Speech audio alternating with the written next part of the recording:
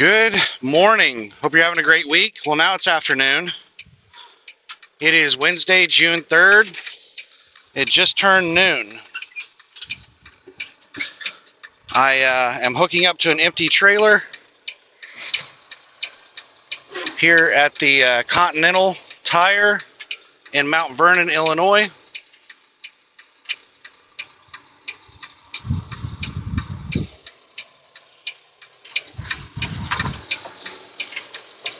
I just had to wait a long time for an empty trailer. I can't remember what time I got here yesterday. I want to say it was about 2 p.m. yesterday is when I got here.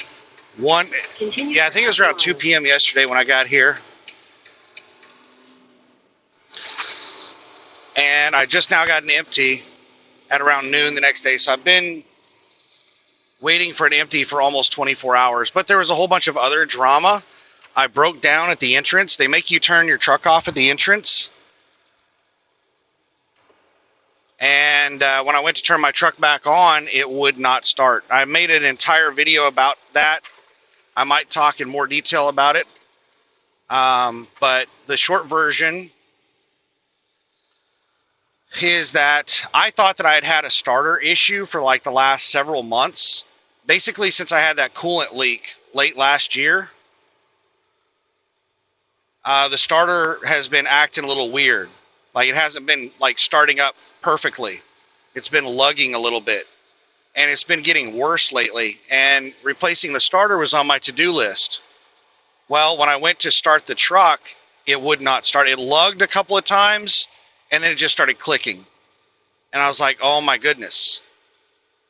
Is it the starter or is it the batteries? If it's clicking, that's typically batteries. So I fired up the APU and tried to start it while the APU is still running. The APU shuts off whenever you turn the ignition on. So I tried to start it while the APU is running, and I did that, and I got it to like, all right, we have an emergency situation. There's a security is escorting an ambulance.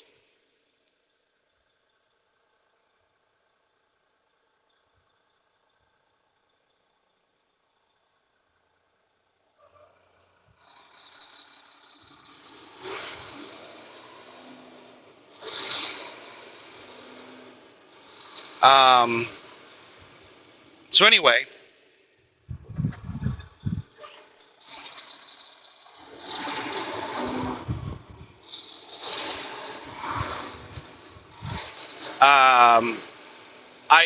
it stopped clicking and it started like trying to start again, but just for a moment, and then the APU died.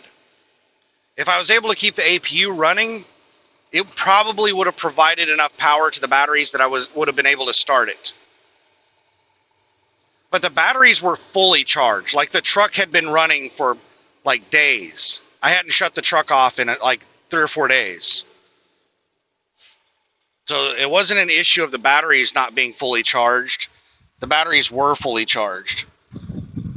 I just didn't have enough battery cranking amps.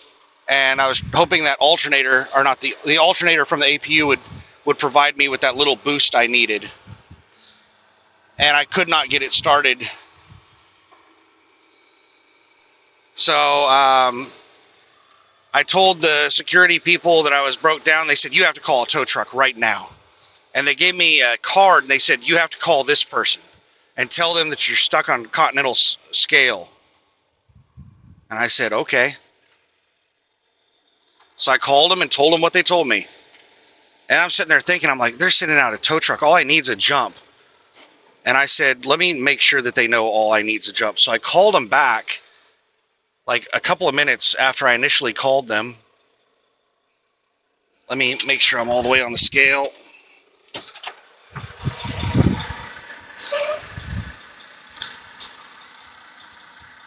With the tandems all the way to the rear. All right, I'm at 34,500.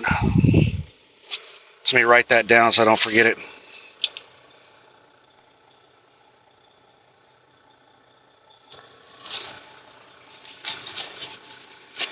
All right, now let's get out of here.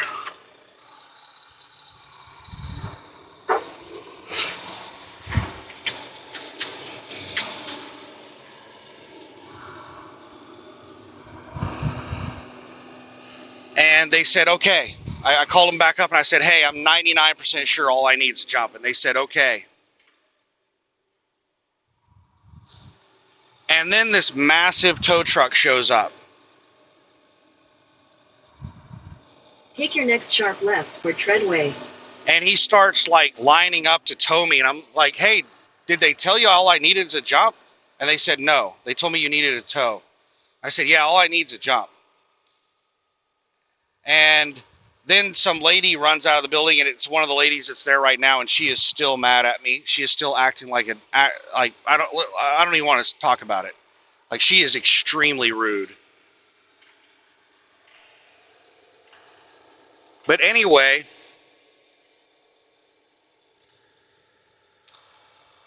take a sharp left for Treadway.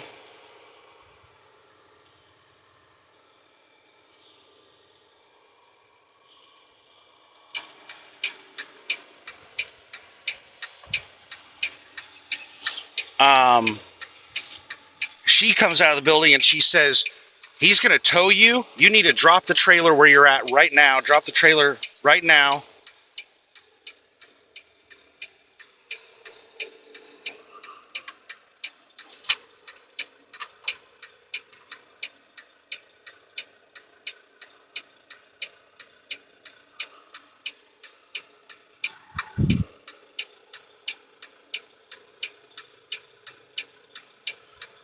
Just a second here. They told me to stop.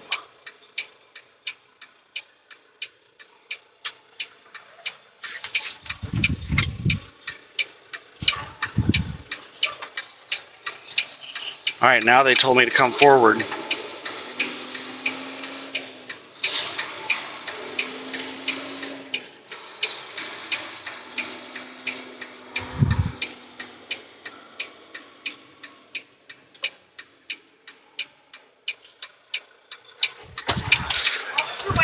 I thought you told me to stop. Just so he could back out. Oh, okay. Thank you.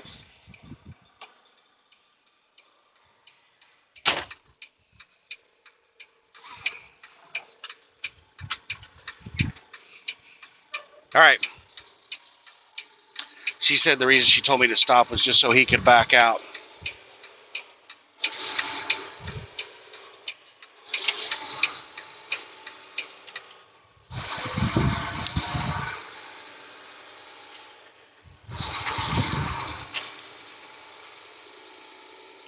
Anyway,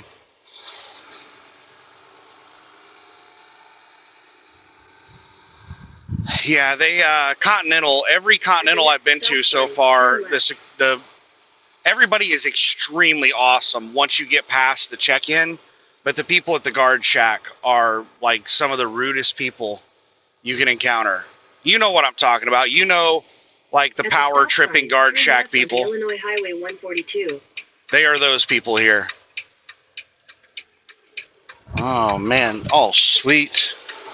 Clear in both directions.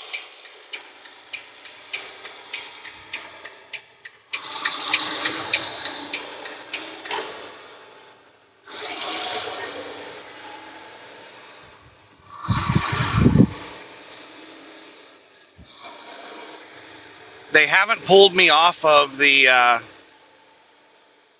Borger, Texas to Anderson, South Carolina load, which is what I was afraid of, having to sit around this long waiting on an empty.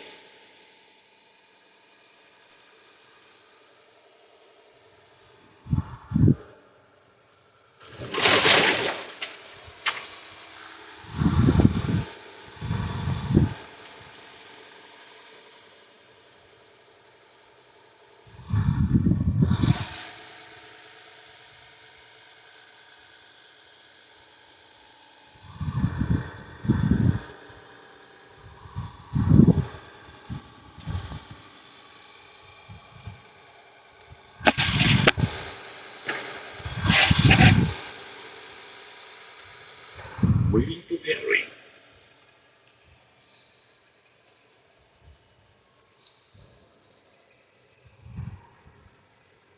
Paired.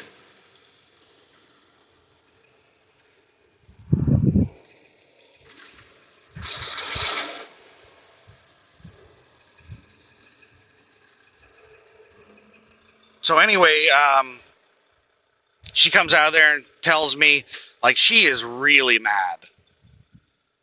And she's like talking to me like we just got into a fight or something. And she starts barking orders at me, telling me, you're going to drop the trailer right here. We're going to have a hostler come up here and pick up the trailer, and you're getting towed off my scale. And I said, all I need is a jump. And she said, you're getting towed off my scale. And I said, it's going to take a lot longer to tow me than to jump me. A jump will just take a couple of minutes. For them to tow me, they're going to have to hook up everything. It's going to be very time consuming. They're going to have to like undo the wheel seals, and the tow truck driver said, continue straight to stay on Fisher Lane, Veterans Memorial Drive. Continue straight to stay on Fisher Lane, Veterans Memorial Drive. The tow truck driver said, I'm not going to have to undo your wheel seals. Continue on Veterans Memorial Drive for 2 miles. Begin class something 2 truck route. Or class 11. I don't know if it's a 2 or 11. But anyway, then he says, I can't jump you. I'd have to have another truck come out here to jump you. I said, are you serious? He said, yeah. I was like, oh my God, you're telling me I have to pay for a tow? Even though I called you guys for a jump, you're going to force me to pay for a tow? How much is a tow? And he's like, I don't know. Anyway, we went round in circles over that, and he ended up hooking up to me and pulling me off the scale just like 100 feet, just pulling me out of the way. And then we got on the phone, and I started talking with him, and I'm like, I told you guys I just needed a jump. And it's the guy's family. It's like the son was the guy that came out in the tow truck, and he looked really young, like in his early 20s. And then it was his mom that I was talking to on the phone to schedule the thing. And then they put their dad on the phone because I was complaining about being towed instead of jumped. And like, he wouldn't relent. I didn't want to pay for a tow. I said, I just need a jump. And he is telling me that they're sending another truck out there to jump me. And I'm complaining about paying for the tow. And he asked me if I was an owner-operator, and I said yes. And he said, well, I can knock the tow down to $500. And he said that it would be cheaper for them to tow me to their facility, and they could jump me there instead of sending another truck out there to jump me. He said it would be the same $500 whether they towed me 100 feet or they towed me to their facility. And I started trying to make a deal with him. He said that they sold batteries. And I said, okay, so why don't we do the $500? I'll buy batteries from you, and you install the batteries for free. And he said, no, I've already knocked off $250 on the tow. I can't install the batteries for free on top of that. And I said, okay, fine. $500 to tow me to your business and jump me. And he said, yes. I said, okay, fine, we'll do that. So I got there, and I ended up going ahead and buying batteries from me. They quoted me $115 on the phone. And then when I got there, they told me $120. And then I told him, hey, these batteries, I just called Freightliner, and they've got them for $105, and you're charging $120. These are the low cranking amp ones. These are 925 cranking amps. Freightliner has 925s, 950s, and 1000s. And the 1000s are $120. So you're charging $120 for the low-end ones, and that's what Freightliner is paying for the high-end ones. I said, how about, like, what can we do on that price to make it more reasonable? And he went into his office probably to check and see what he paid for it. And he came back and said he can do 110. I said, fine. So I bought 4 batteries, 110 apiece. South 42nd Street, and turn right onto the I-57 North, I-64 West ramp to Effingham, East St. Louis. And then $500 for the tow. And they didn't charge me any kind of taxes, so it was $940. Turn right onto the I-57 North ramp.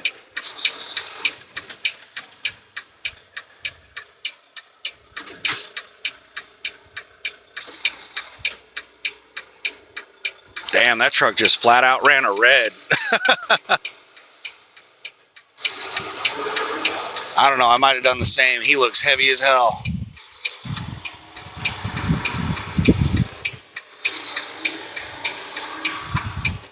In a quarter mile, merge onto I-57 North, I-64 West.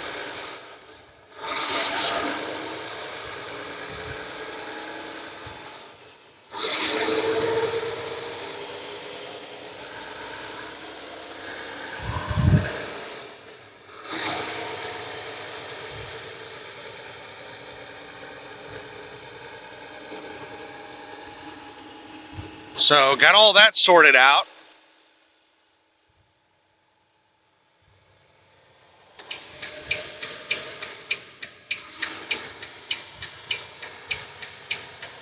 Continue on I-57 North for 2 miles.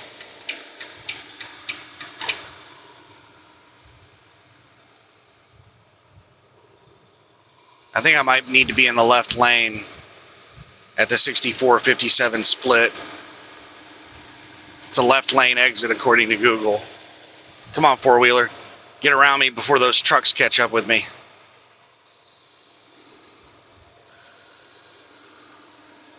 All right, now the four-wheeler just now sped up. It's been sitting there loitering.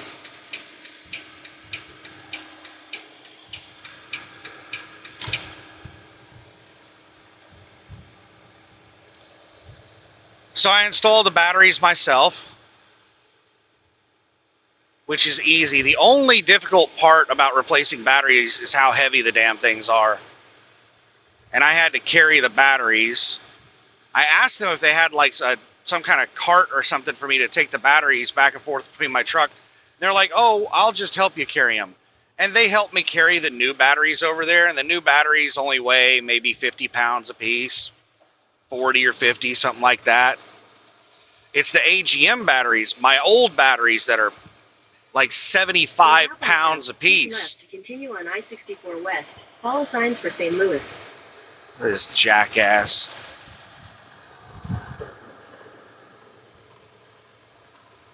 So he helped me carry over I carried over 2 of the light batteries. He helped me carry over the other 2. And then he disappeared when it came time to move the heavy batteries. Keep left to continue on I-64 West.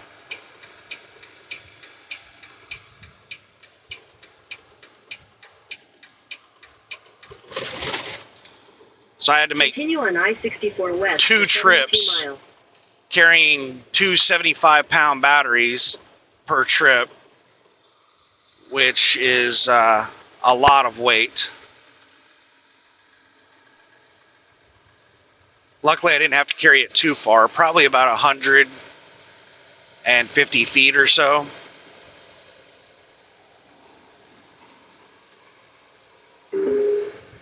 There's a lane closure ahead.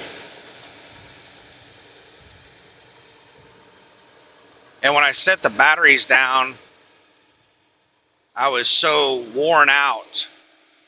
Like I could barely lift the batteries by the time I got to the drop point, that I set one of the damn batteries down on my toe.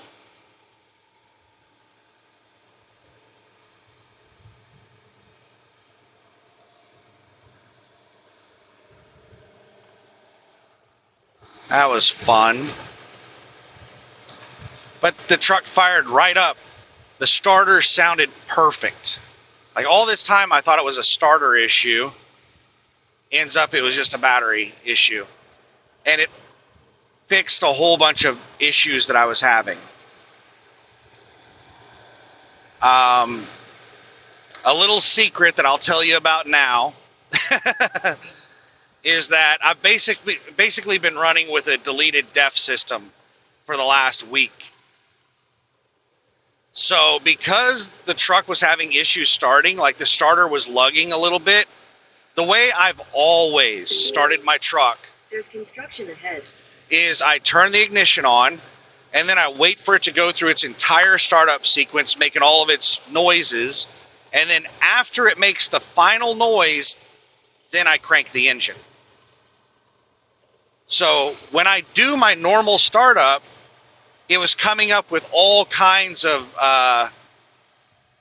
like after treatment errors. Like it was giving me an ACM error, an after treatment control module error. It was giving me an SCR system error, and all like tons of errors related to that completely unnecessary DEF system. And it was warning me that it was going to derate the truck. It was limiting the truck to 5 miles an hour. It was limiting the horsepower. It was doing all kinds of crap. And I quickly discovered that if I just started, well, what I thought was happening was because it was lugging and it was causing like the power in the truck to go out, like all the power was shutting off inside the truck whenever I would start.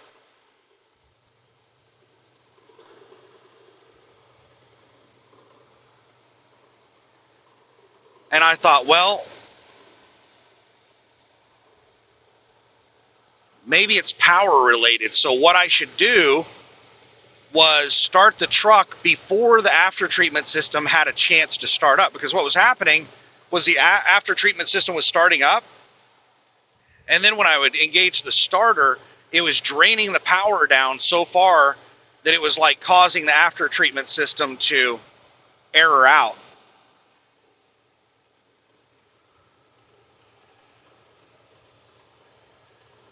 So I thought, well, if I start it up before it's able to start the after treatment system, then that'll probably bypass all the errors. And it worked. So instead of waiting for everything to start up, as soon as I turned the ignition on, I just started it. And it worked. I didn't get any after treatment errors, no derate, no nothing. And what I noticed was that I stopped using DEF.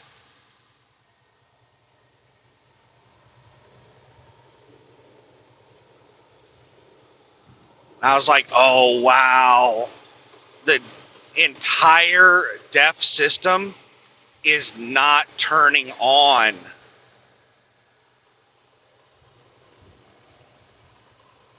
My DEF is basically deleted.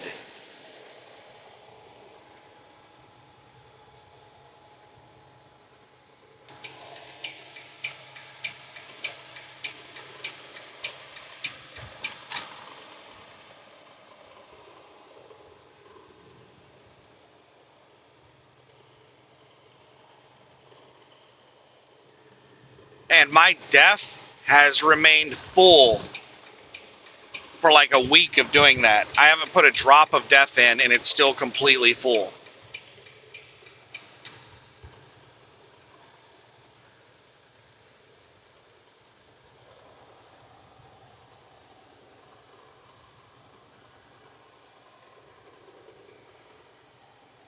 But now that it's starting like normal, I'm going through the normal startup procedure that I used to do, and it's not having any power related issues while I'm starting. The starter is just firing it right up.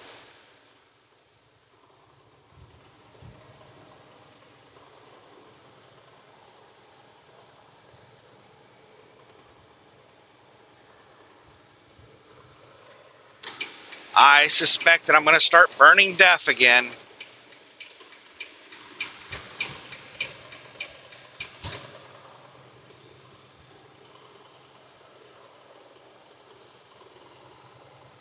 So I'll keep an eye on the gauge, but I'm not getting any errors.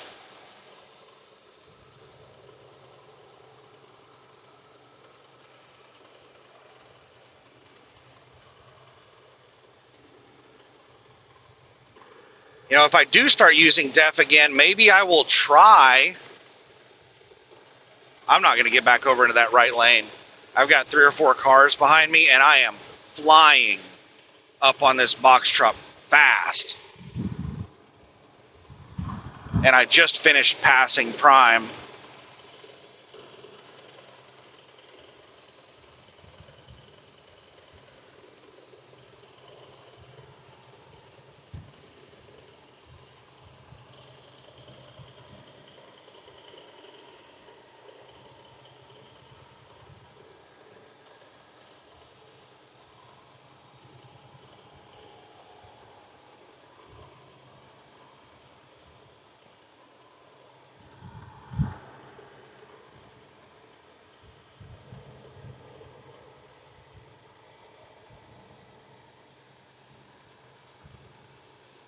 Yeah, four-wheeler just sit there and loiter behind that slow box truck and wait for me to come by.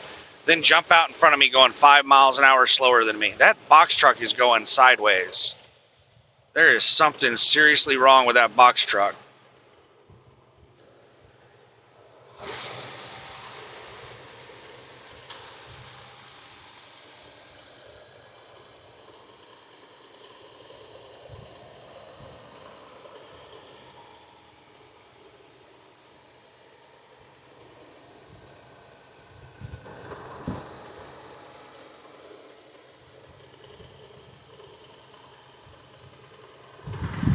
All right, when I get past JB Hunt, I'll finally be past all these slow vehicles, and hopefully we'll be clear for a while.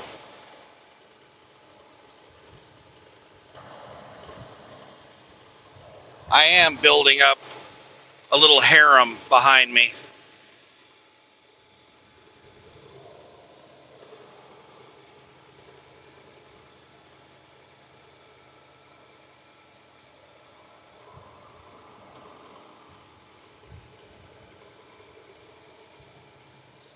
All these four-wheelers out here driving 100 miles an hour.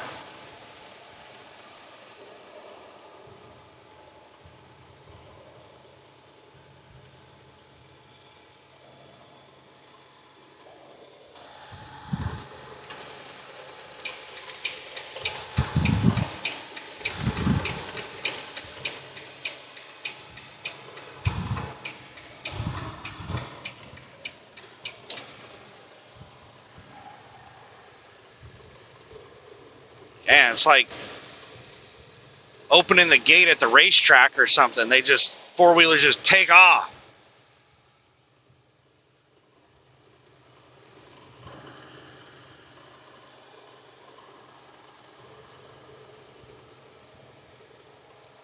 So yeah, I got the batteries installed. Everything worked fine, ran great. Went back over to pick up my empty trailer. They told me there were no empties.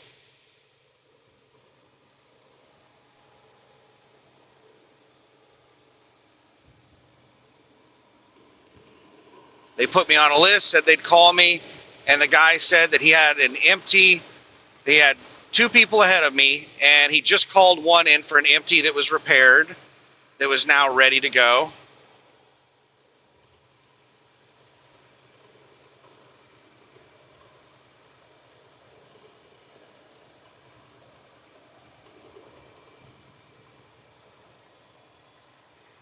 And he said he'd have another empty ready in about an hour. And then he said he should have an empty for me by the time his shift ends at around 10 p.m. And I did not get a phone call at 10 p.m. I went to sleep.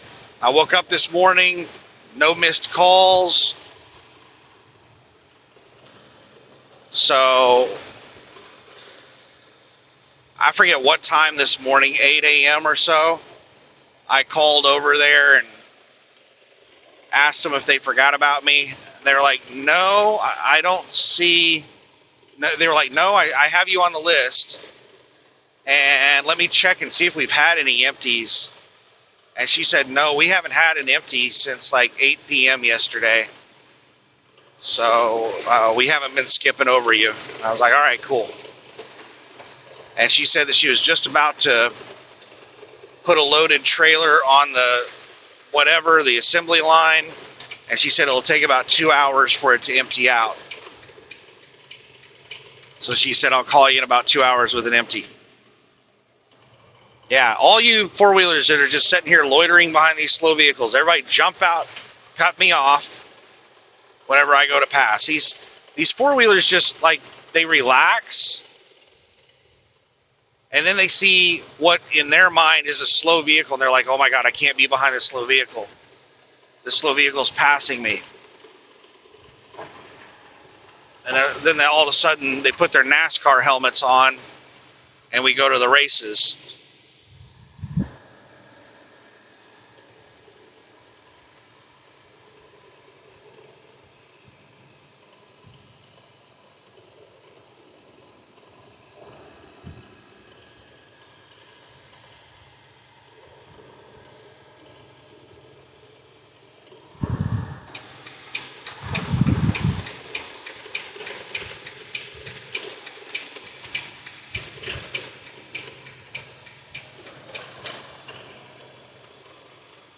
There's some nasty road.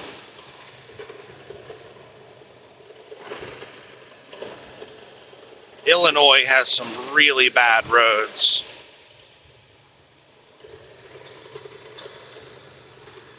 I think it was Illinois that I cracked my rim. My left steer tire started leaking.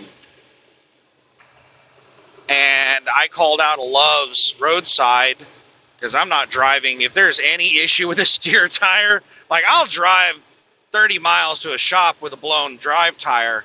But any issue with a steer tire, I'm not moving the truck. So I called Love's Roadside out, and it took the guy like an hour to find the leak. He was trying to tell me there was no leak and just leave. And I'm like, no, there's something leaking. And he finally found the leak, and it was a cracked rim. And it was only leaking when it was above like 105 PSI.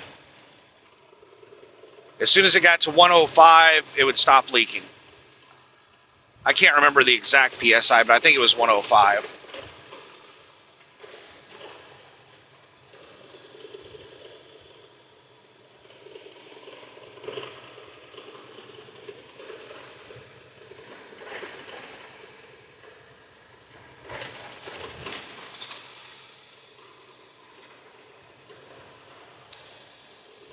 So, yeah, then they called me in this morning and told me the empty was going to be ready shortly. They were calling in a hostler to grab it off the line.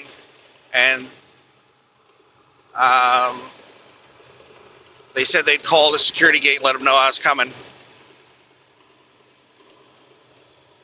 So I headed over there, and it was that same mean woman from yesterday that was like really, really, really mad at me for getting broke down on her scale.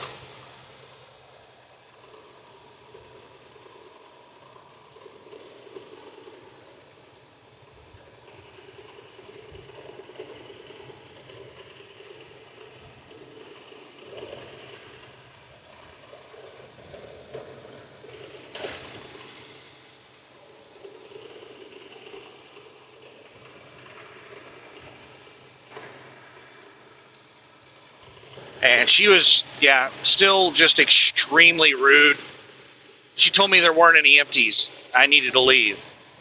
And I said, Crystal just called me. And she just looked at me like, I don't fucking care. Leave. And the other woman in the security shack said, what's your name? And I couldn't hear her. And then the one that was being mean just started like huffing and puffing. And I leaned down and I said, what? And she said, what's your name? I said, Daniel. And she said, yeah, I've got you on here. You can go. And the other one was just sitting there fuming. And I said, all right, am I good to go? And the one that was mad, that was fuming, said, after I get your information. She said, you go ahead and get in your truck. I'll wave at you and you can go.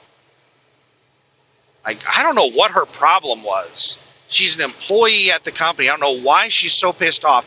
I'm the one that had to pay $500 to get towed when all I needed was a jump because they were being drama queens,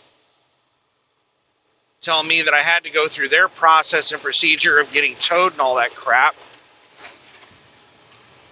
But I tried,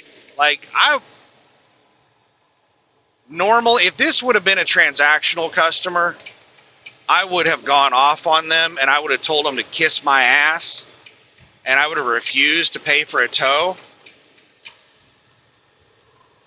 But I do not want to mess up the relationship between the Landstar agent and TSD and Continental. I don't want to mess up any of these relationships. I don't want to screw up any of this stuff. So I just bit my tongue throughout the whole thing and just please and thank you and sorry. While these damn security people just power tripped on me and treated me like shit. And I had to pay $500 for a tow I didn't need.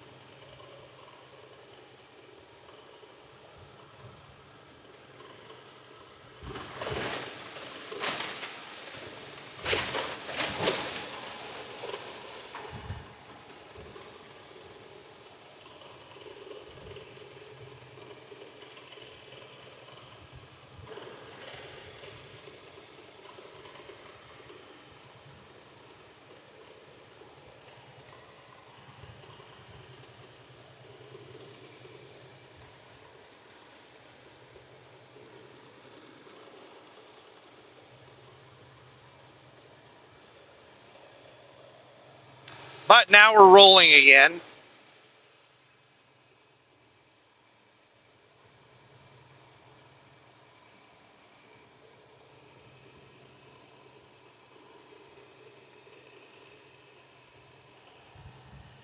I should have sprayed the window, cleaned off some of these bugs. My next stop is my fuel stop. Stratford, Missouri, just east of Springfield. The fuel yesterday, when I checked the prices, when I was trip planning yesterday, the fuel was $3.64 a gallon, and today it's $3.73, so it's gone up 9 cents a gallon.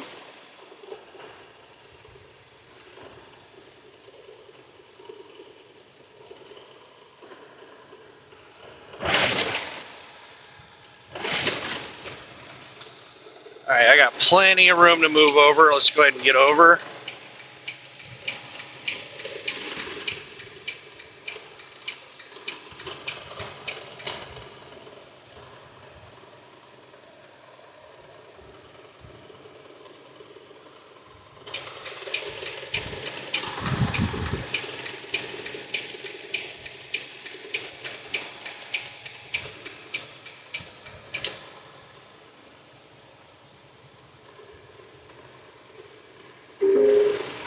There are police reported ahead.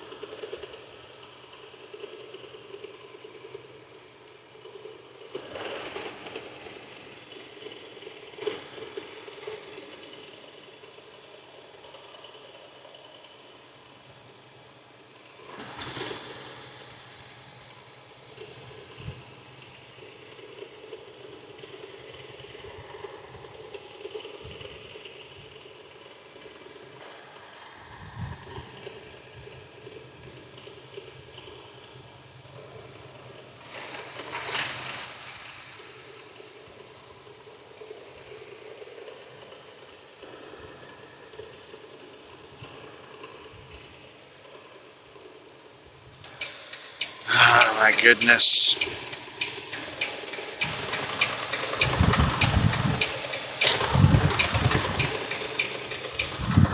Just run the big truck out of the lane so this little car can merge on.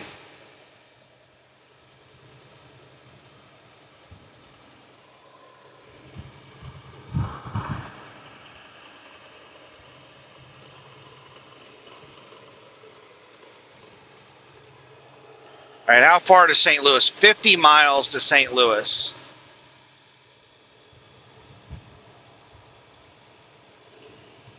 So we'll switch from the 64 to the 44 in St. Louis.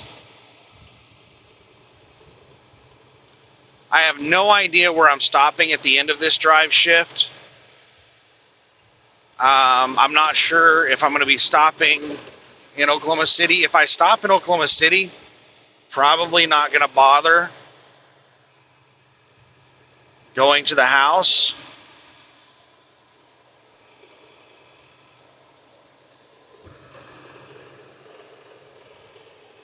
Just a second here. I'm trying to watch this car. I should have just pulled out in front of this damn car. All right, it did. At least it didn't slow down alongside me. I was trying to wait for this car to pass before I got out and passed Central. I had plenty of room to get over when I caught up with Central, but I don't like slowing people down. Are you kidding me? Now this car is going to go 70 right here. It's going the exact same speed as me now. I should have gotten out in front of this asshole.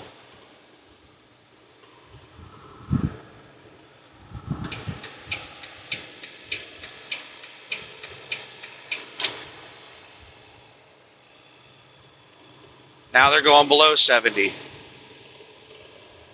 What is going on with this person? He's putting something in his ear, so he's getting a phone call or something, and he's like trying to put in his Bluetooth. He's not paying any damn attention. Now he's speed matching me again.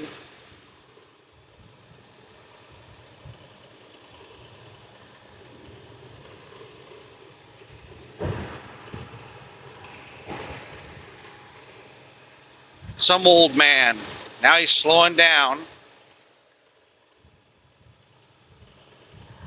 Yeah, I should have pulled out in front of this dumbass. I'm building up traffic behind me because of this asshole.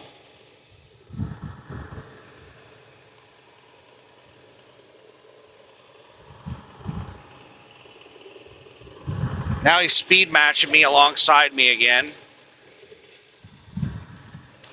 Now he's speeding up.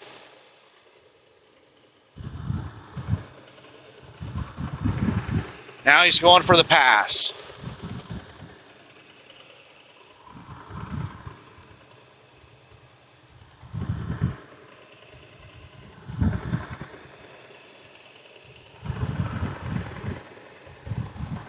And now people are starting to pass me on the damn right.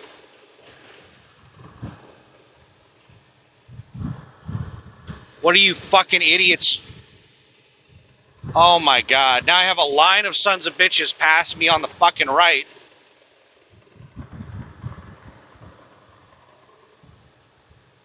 And this asshole has slowed down in front of me again.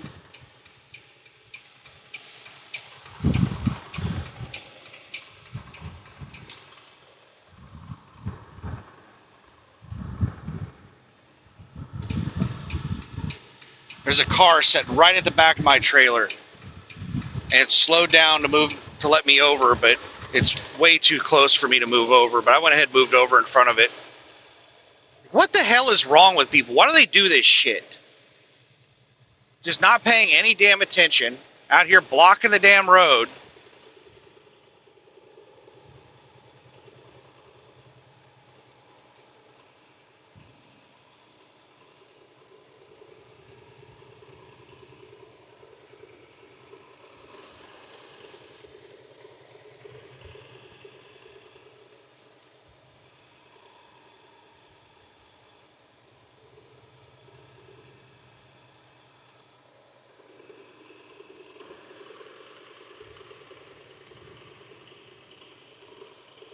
I need to call the Volvo dealer in Oklahoma City and see about like what the price is for a steering shaft.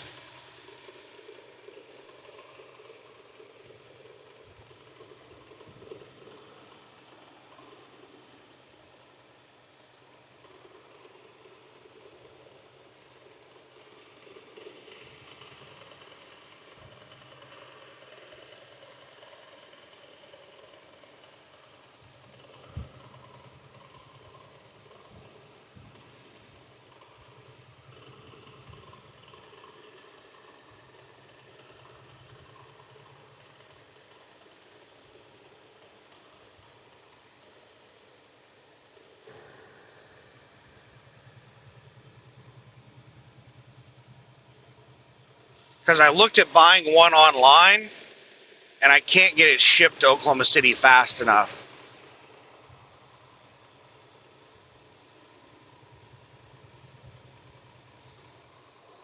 If you haven't been following along, my drive shaft, or not my drive, my steering shaft is loose.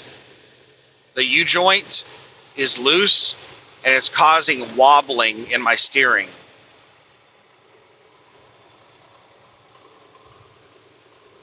My last DOT inspection, they tried to fail me on it, and they said there's zero tolerance for movement in the U-joint. And I said, no, there has to be a tolerance. Because, like, a little bit of movement is normal. I'll be constantly replacing my steering shaft if zero tolerance is the... And he argued with me. We went back and forth, and I called the Volvo dealer, and I called Landstar. And everybody told me that the tolerance was a 32nd of an inch. No, 1/16 of an inch. And he tested it, and it was a 32nd of an inch movement. So it was like well within tolerance. It had half the movement that it could possibly have.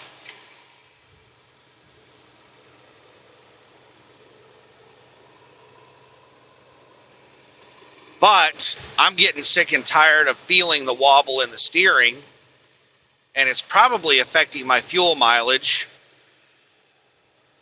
So I would like to get it fixed. And it might be like, as it wobbles, it's going to get worse and worse. So it might actually be out of spec on my next DOT inspection. So I want to get it replaced. And the part cost is the main thing. It's the price is all over the place. I found them for as cheap as like $250, and $1,000+ at some places.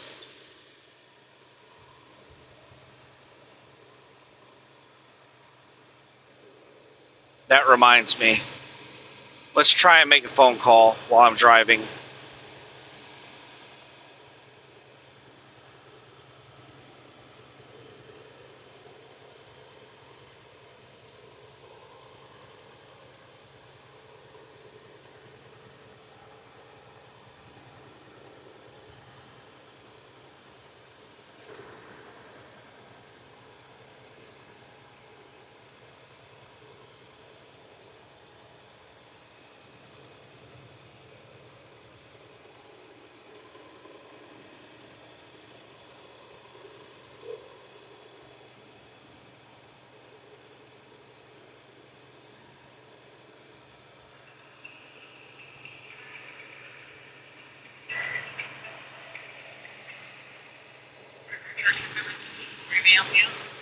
Hello, I'm trying to get the price on steering shaft on my Volvo. Yes.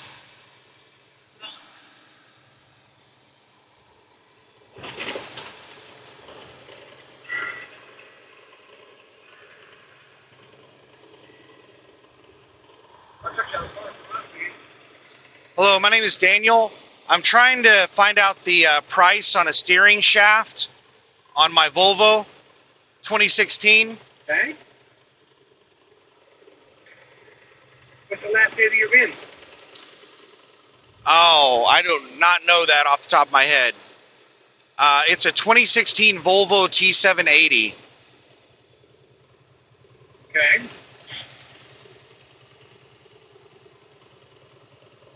Without that VIN number, I don't know which shaft you got in your truck. Okay. All right. I'll look that up and call back. Can you give me like a rough estimate? Like, is that something that's generally around $300 or $20,000 or what? No, I would say 3 to 5. 3 to 5. And do you know if you carry steering shafts in stock? Like, is that a normal part you carry, or is that an order? Well, I gotta see which one your truck calls for if I got it in stock or not, because there's too many different ones. Okay. All right. I'll call back when I got that. Thank you. You got it. All right. $300 to $500. That is reasonable.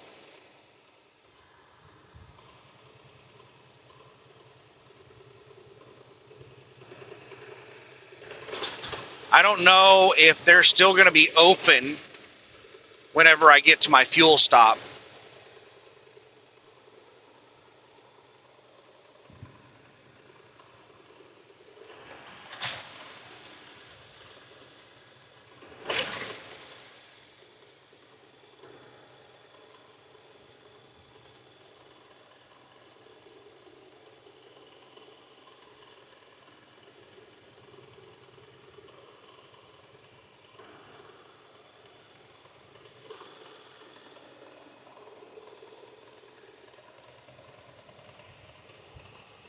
Trying to think of how to do this.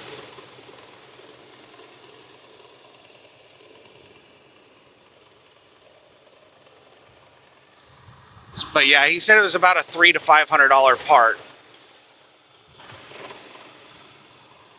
generally speaking, but he doesn't know for sure without my VIN number.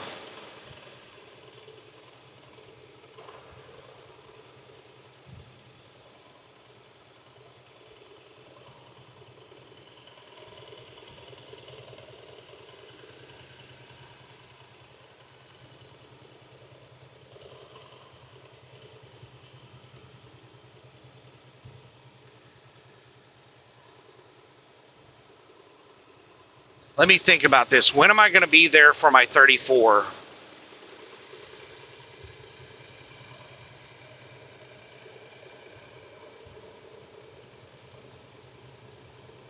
All right, let's do some trip planning in our head. I do not know the mileage. We're going to have to guesstimate mileage. So I am 237 miles from Springfield. How far is it from Oklahoma City to Springfield? I think Springfield to the Oklahoma border is like 100 miles.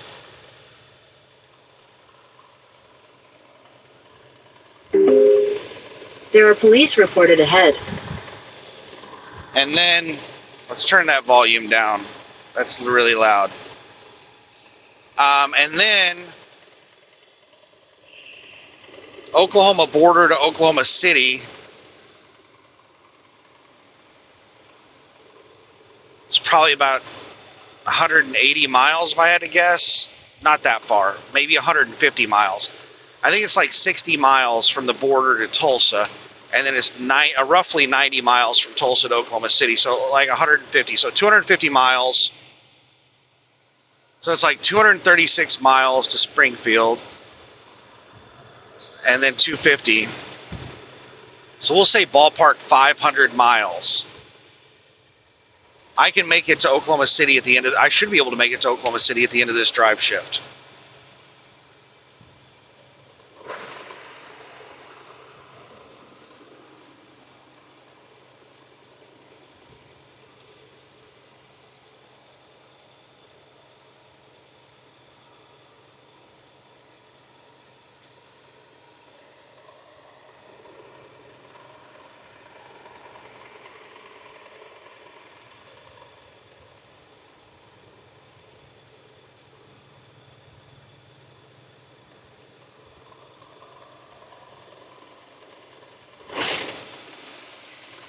So I could take my 10-hour break at the TA in Oklahoma City, and they can install the crap during my 10-hour break.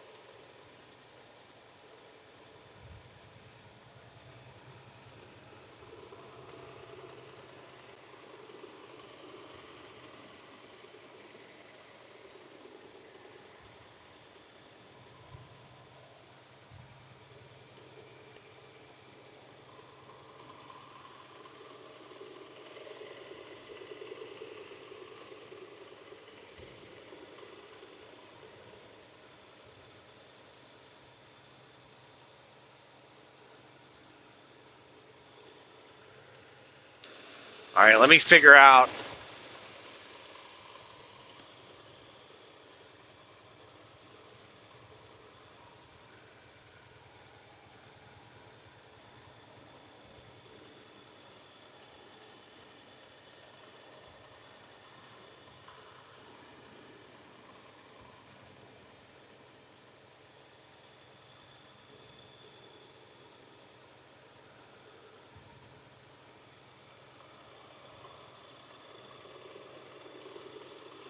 When am I going to get to Stratford? When am I going to get to my fuel stop?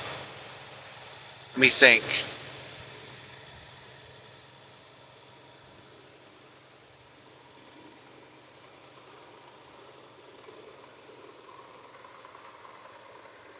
Four hours approximately, and it's 1 p.m. right now, so it'll be right around 5 p.m. when I get to my fuel stop.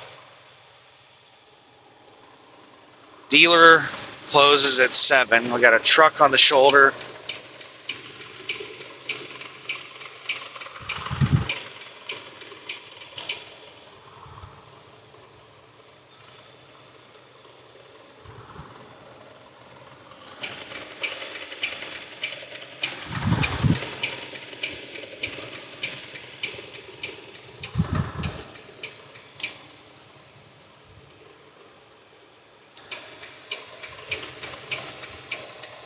You son of a bitch.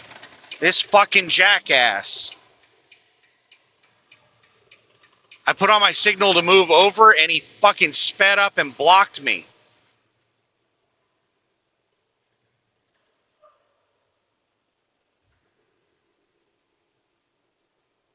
I had to slam on my brakes. I slowed all the way down to 45 miles an hour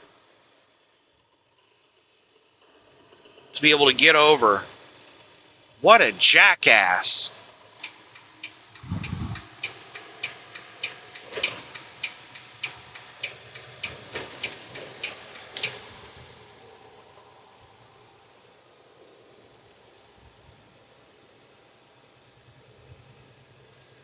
What in the hell? The cops got pulled over on the other side of the road. Looks like an RV or something.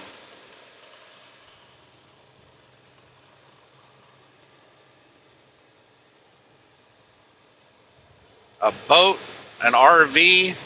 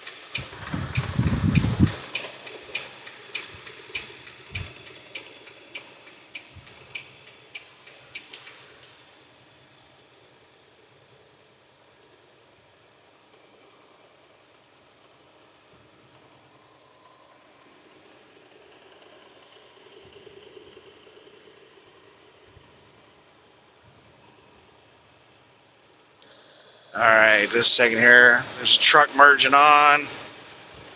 And looks like I'm going to make it to the end of the on-ramp before they get there.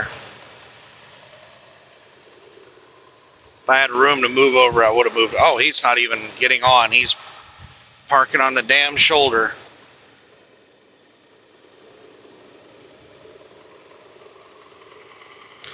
All right, so whenever I get to...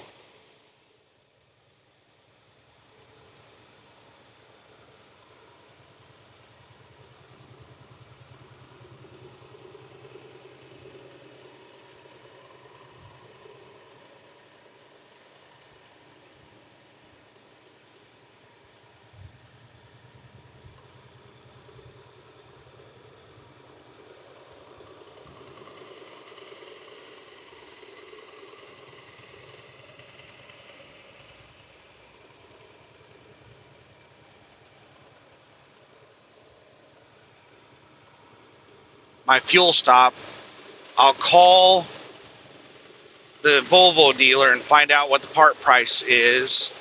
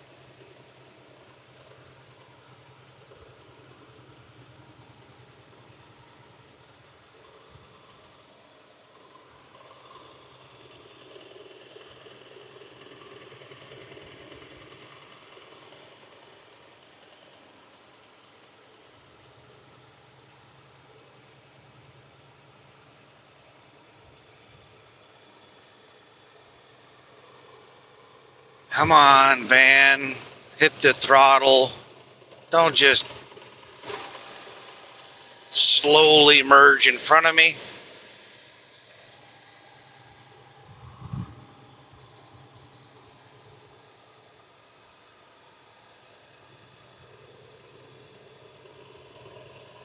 I think if people understood what it's like to drive one of these vehicles and how dangerous cutting one off is, I think people would be a lot more respectful, a lot less dangerous around these trucks.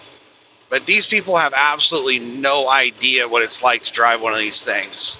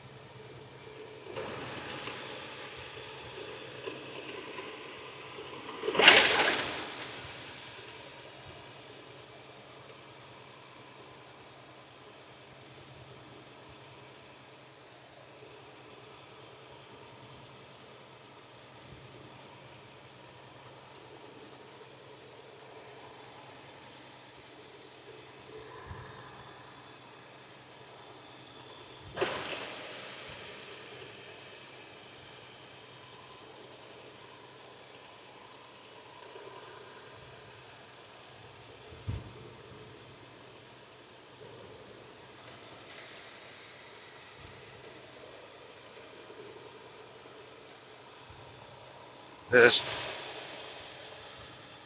I mean, oh, we got another lane.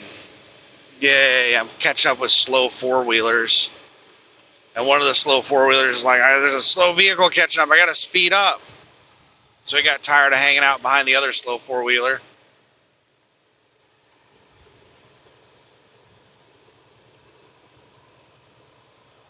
St. Louis is a pain in the ass to drive through. It has some really old roads.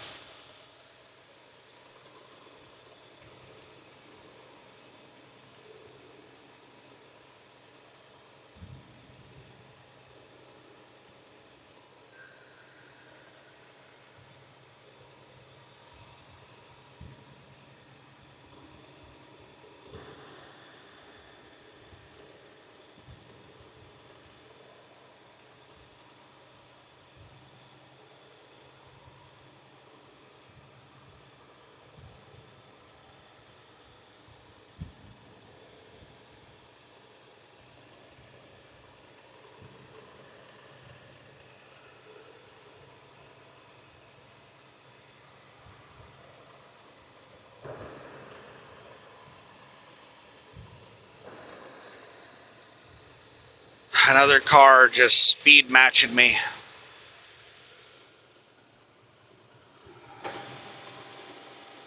This car on my left just passed me, got alongside me, and started speed matching me.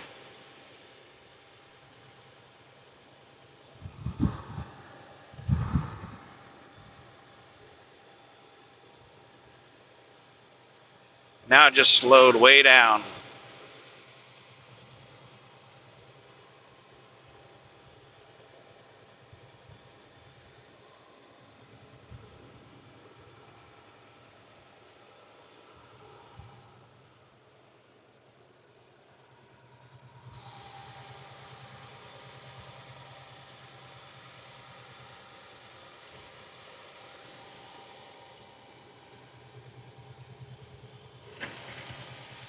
19 miles to St. Louis.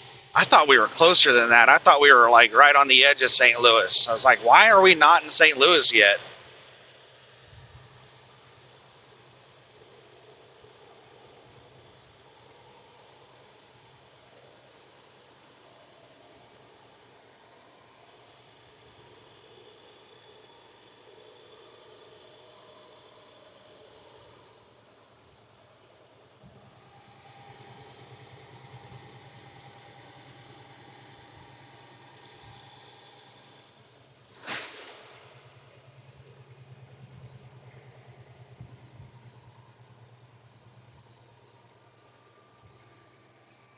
I don't want to pass this truck. Speed limit drop for construction.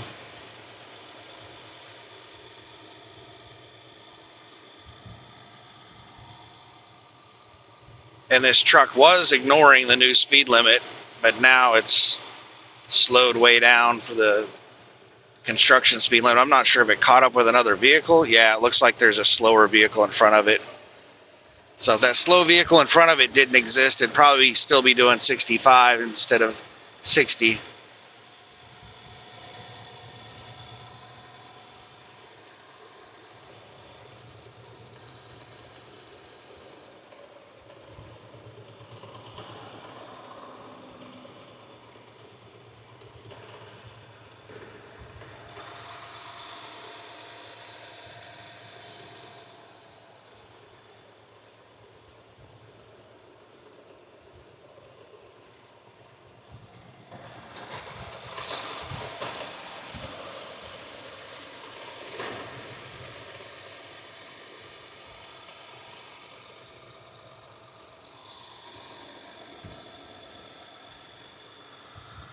Right lane closed, 2 miles ahead.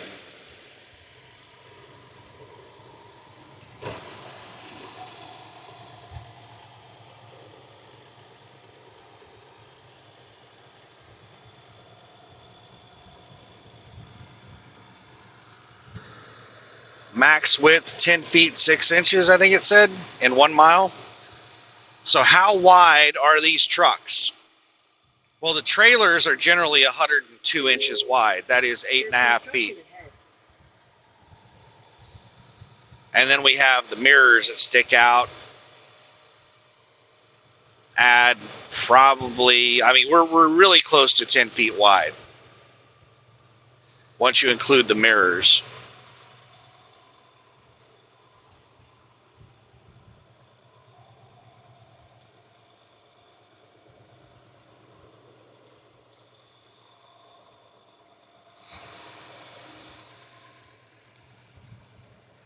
All right, traffic is starting to build around me. The lane's closing. I gotta slow down and create space for these cars because their lane is ending.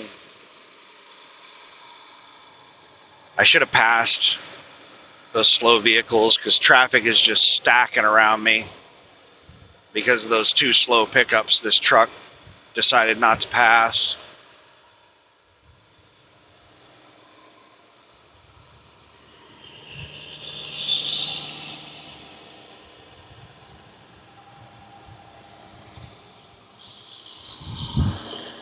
And I still have dumbasses in the right lane that are passing.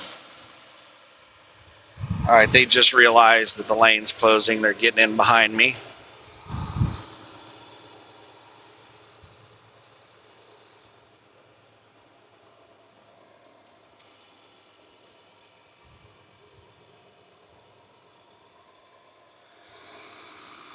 All right, I'm tired of this shit. We're doing it. I'm tired of being jammed in behind these slow pickups up here. Just getting dangerous with traffic stacking around me.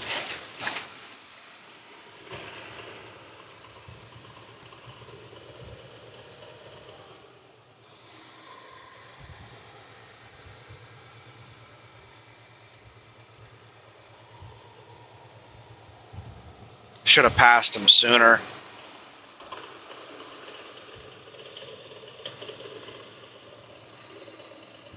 It's this pickup with the tire trailer and then the pickup in front of it. I think the 2 of them are traveling together. Come on, four-wheeler. Either speed up or get back over in that right lane.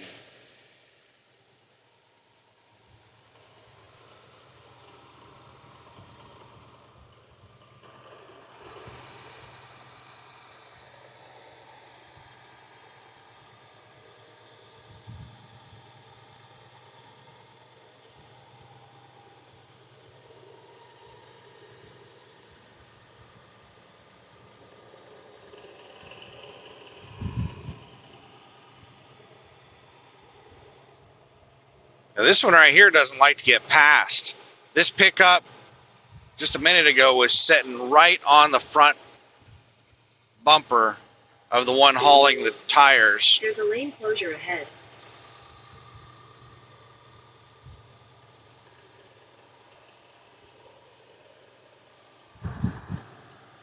And then everybody started passing him, and he sped up.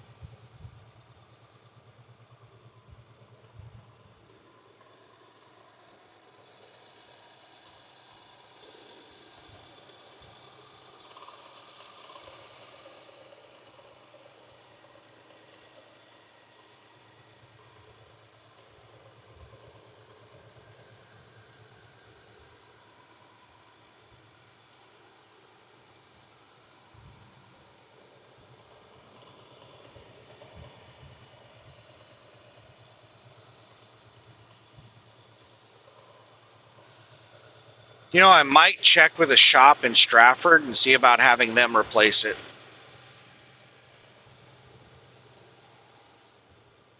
Because I have a feeling that the shop in Oklahoma City is going to tell me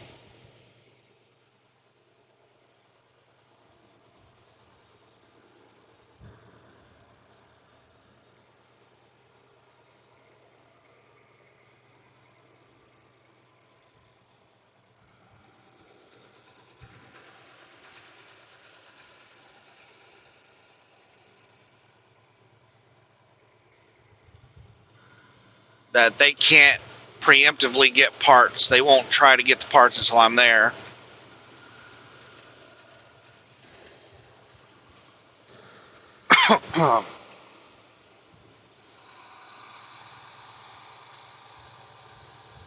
Springfield is a bit of a trucking hub. There's one of the, you know, sorry, my throat is just dried out really bad. End road work, end work zone speed limit. Yay. One of the biggest over-the-road trucking companies is based out of Springfield. I think there's several trucking companies based out of Springfield. You have Prime Incorporated, and what's their sister company, Wilson Logistics.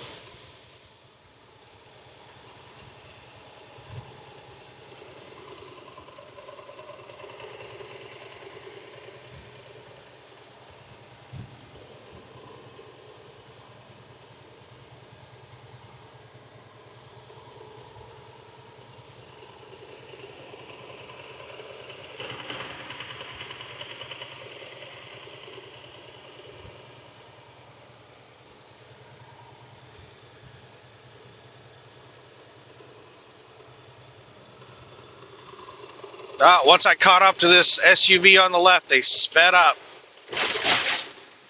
Like, I'm not getting passed by a truck. Oh, and now you're going to cut me off? Are you serious? Like, I was going faster than them. They sped up and then moved over in front of me. Like, what a complete dick move.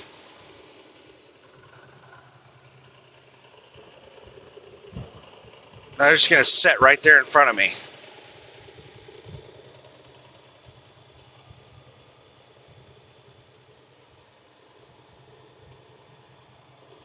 $14.3, $14.7. The low end on the right is $14.1 on the bridge.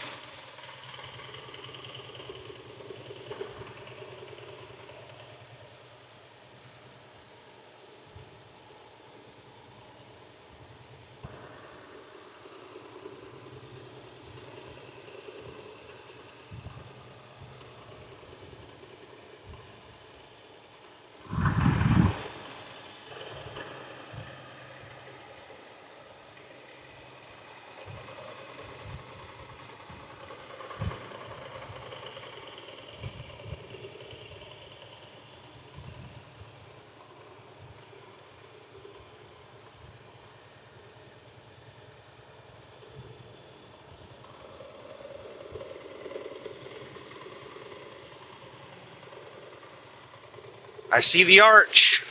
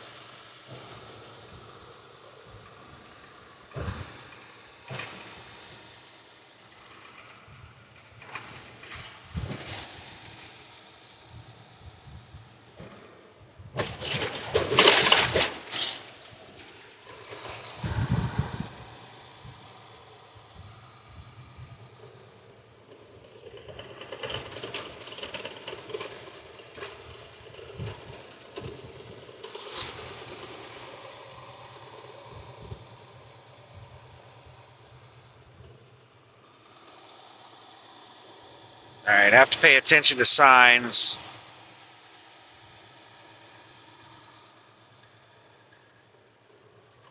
And St. Louis is kind of notorious for just like 20 mile per hour exits and 20 mile per hour turns on the interstate out of nowhere.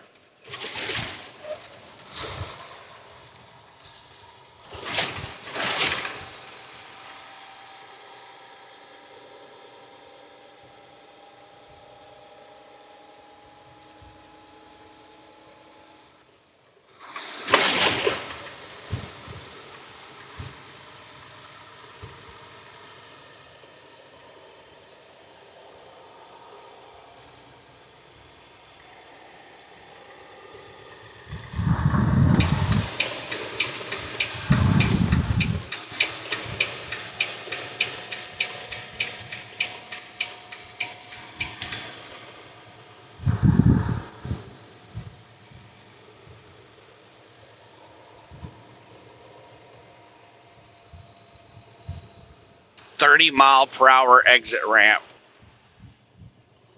In half a mile, continue straight onto I-55 South, I-64 West.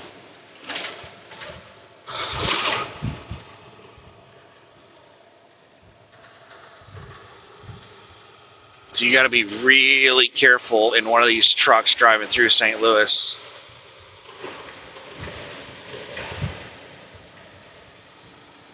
What in the shit is going on with this four-wheeler? Continue straight onto I-55 South, I-64 West.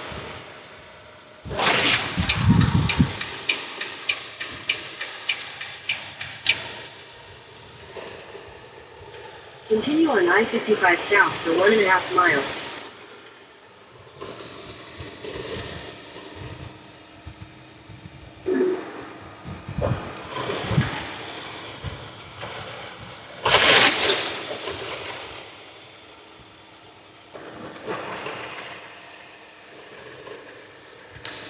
This is really confusing to a lot of people. The interstate splits, and they both meet up in the same place, but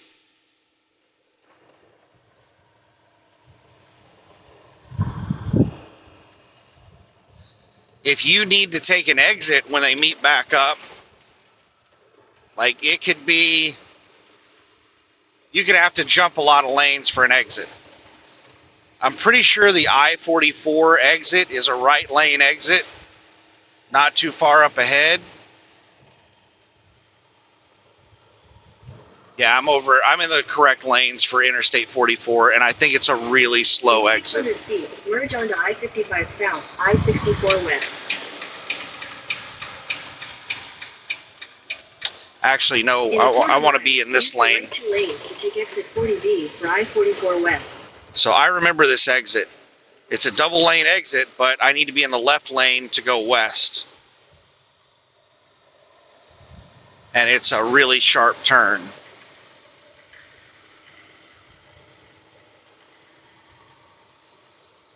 Welcome to Missouri. Use the right 2 lanes to take exit 40B. Then you'll use any lane to take the I-44 West, I-55 South ramp to Tulsa, Memphis. 20-mile-per-hour exit. Use any lane to take the I-44 West ramp.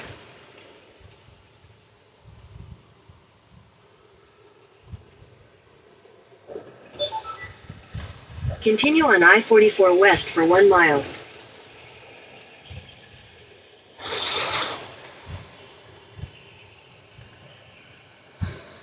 All right, now we're on Interstate 44. We just got off of 64 to 44.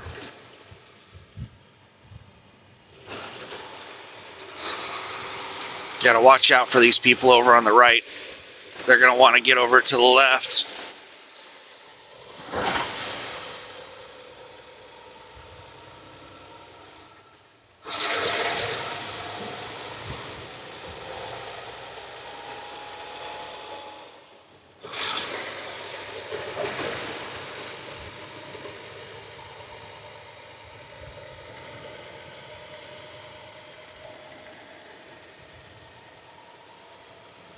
Yeah, the interstate going through St. Louis is a cluster.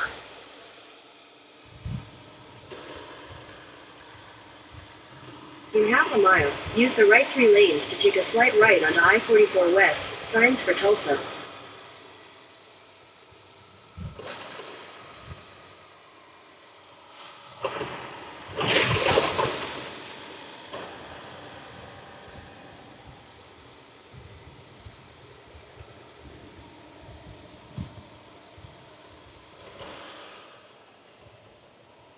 Take a slight right onto I-44 West, signs for Tulsa.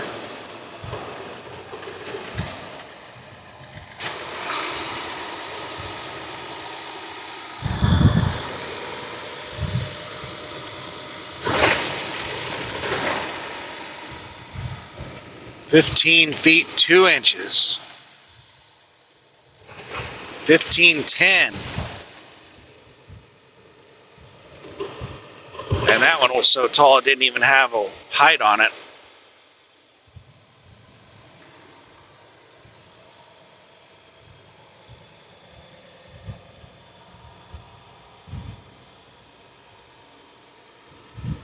Left lane, no trucks. And that is the end of the crazy interstate through St. Louis. Now we're getting out at the edge of town and things are not nearly as bad.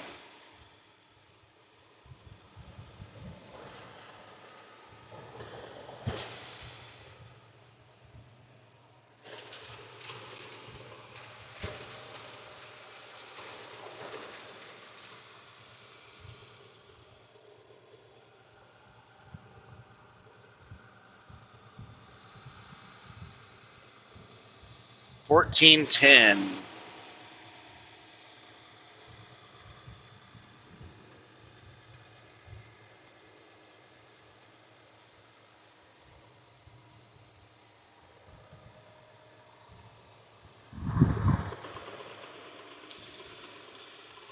All right, I don't like to spread the love with the trucks across multiple lanes. I want to be over right one lane, but Swift is loitering in this lane, and so is the truck in front of it.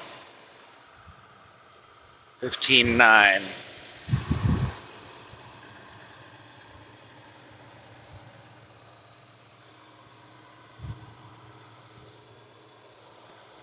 So I try to stay in the same trucks, the same lane all the other trucks are in, unless I'm passing. I don't really want to pass.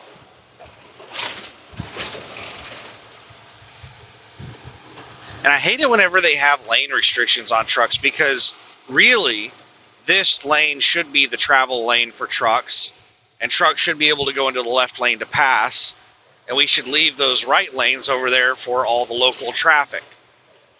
It's completely backwards how they have the laws and the road regulations, the rules and stuff like that. It's just really stupid.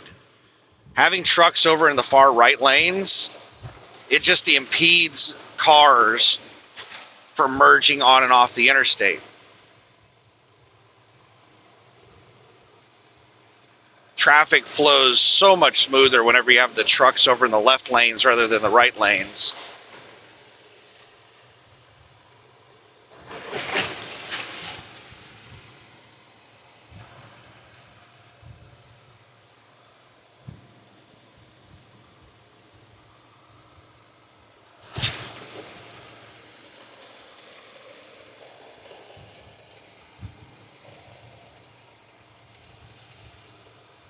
Swift is going for the pass.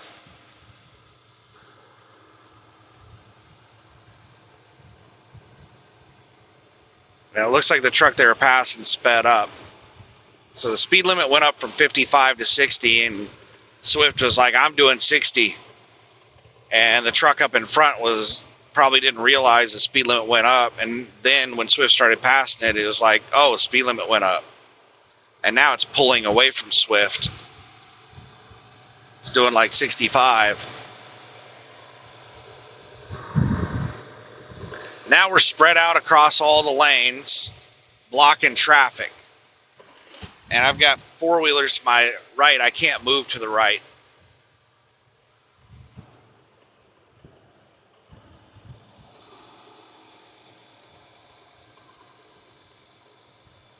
This is the reason I was trying to stay in the same lane as the trucks, is to avoid this situation we're in right now. All right, I've got room to move over. I'm going to get in behind Swift to try to free up the lanes a little bit.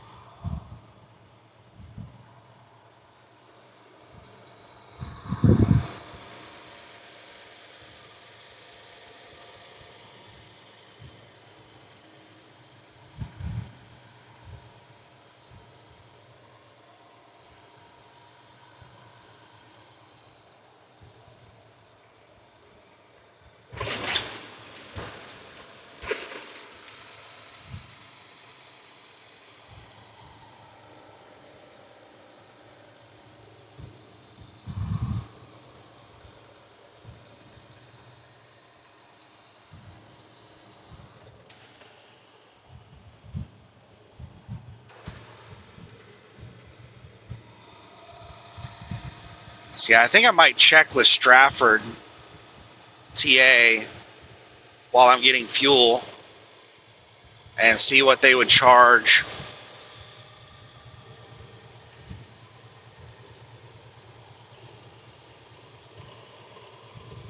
See how backed up they are. They're probably going to be really backed up, and they're not even going to be able to get me into a bay and for like 3 or 4 hours, and by then the parts places are going to be closed. I'm not even going to mess with that crap. It's a waste of time. Getting, something replaced on the truck that requires them to go to part warehouses to get it, dealers and stuff like that, that's something you really need to be in a bay early in the morning.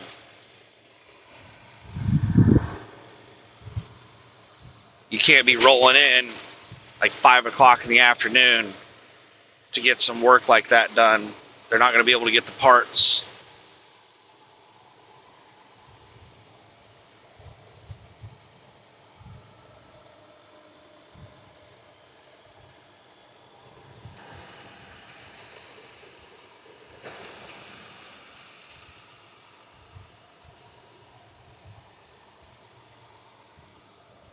All right, big truck, you do realize that when you're hugging the right side of the lane with your tractor, your trailer's in my lane, you need to be hugging the left side of the lane in that turn.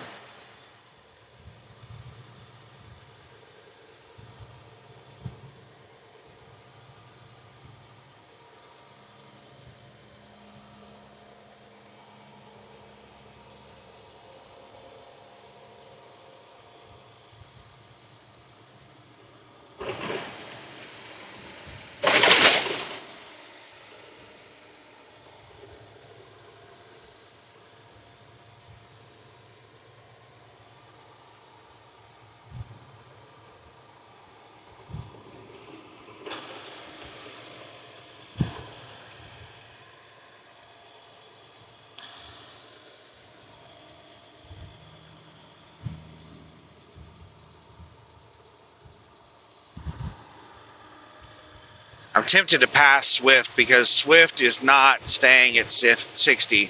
Swift is bouncing between 55 and 60, and it's getting a little annoying. And then we've got all the super truckers out here doing 65 to 70 flying up on us.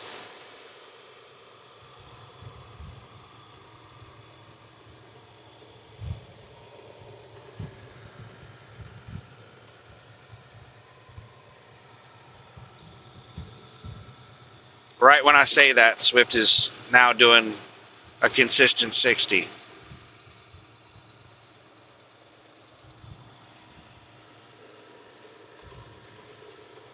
I think we have a new driver at the wheel at Swift there, because the main reason they were slowing down appeared to be turns, like curves in the road that they did not need to slow down for. They were dropping like 5 miles an hour.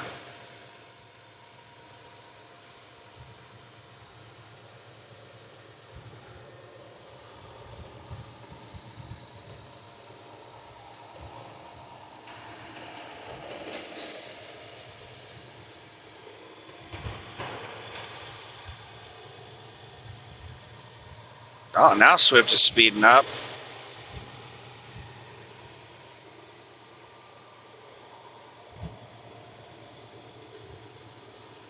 We're up to 63. Speed limit is 60.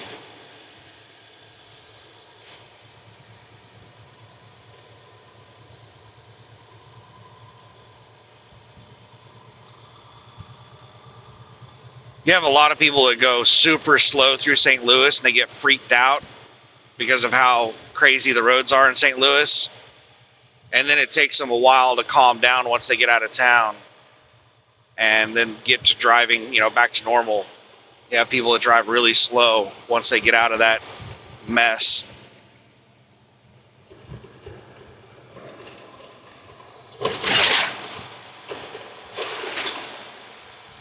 What in the hell is going on with that truck up there? Just got out into the restricted lane to pass a four-wheeler.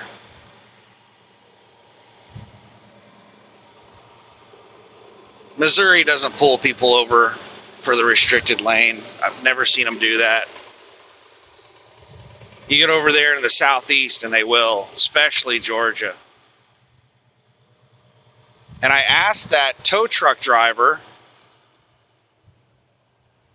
like, do they ever get called out to tow people parked on shoulders or at truck stops that are paid parking that are, not paying and stuff like that? And he said, no, never.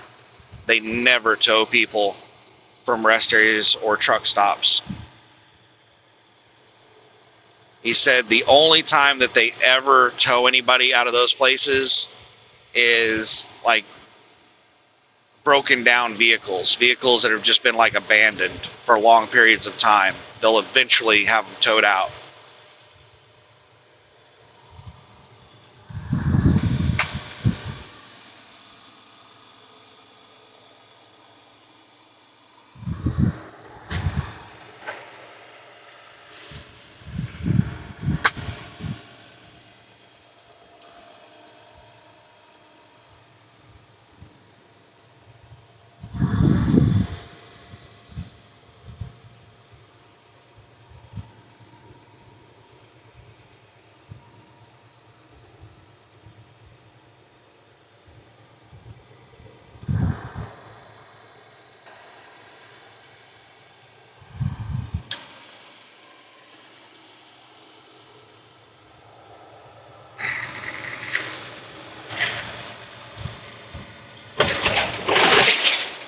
Uh-oh, we're losing a lane.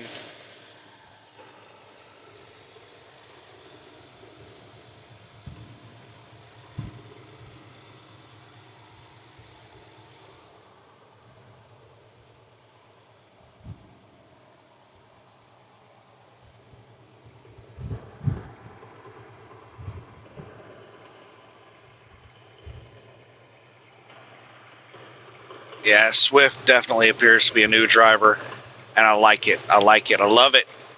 I would much rather see a new driver being skittish and overly cautious than seeing some new driver out here driving like they're in their four-wheeler, weaving through traffic, speeding, acting like a jackass.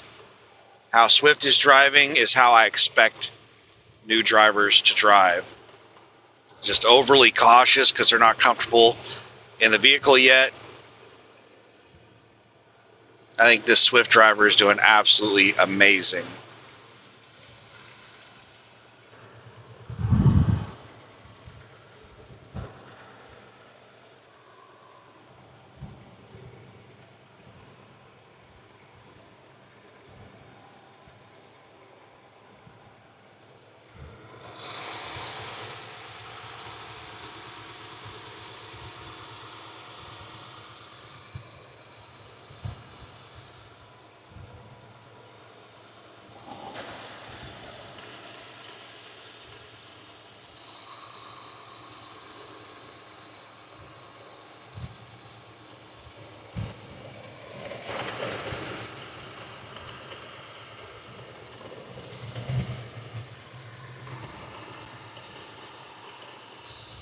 All right, we got a little bit of congestion coming up.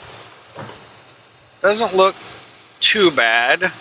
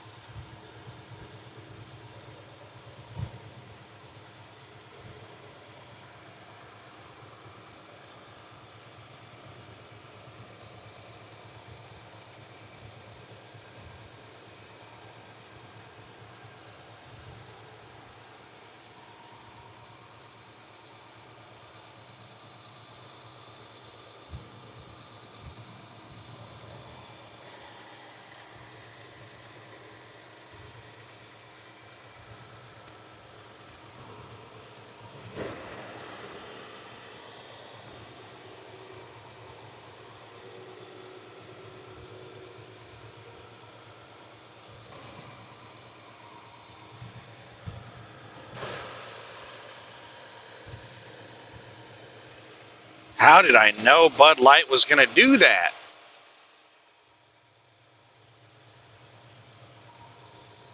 Now Bud Light is rethinking their life choices. They're like,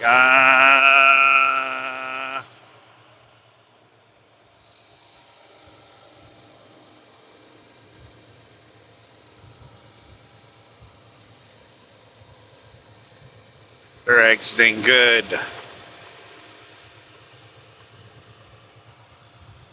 Whenever you see somebody flying up on slower traffic in a lane next to you and you have space in front of you, they're typically going to cut you off. Whenever somebody flies up on slower traffic, they're usually intending to change lanes.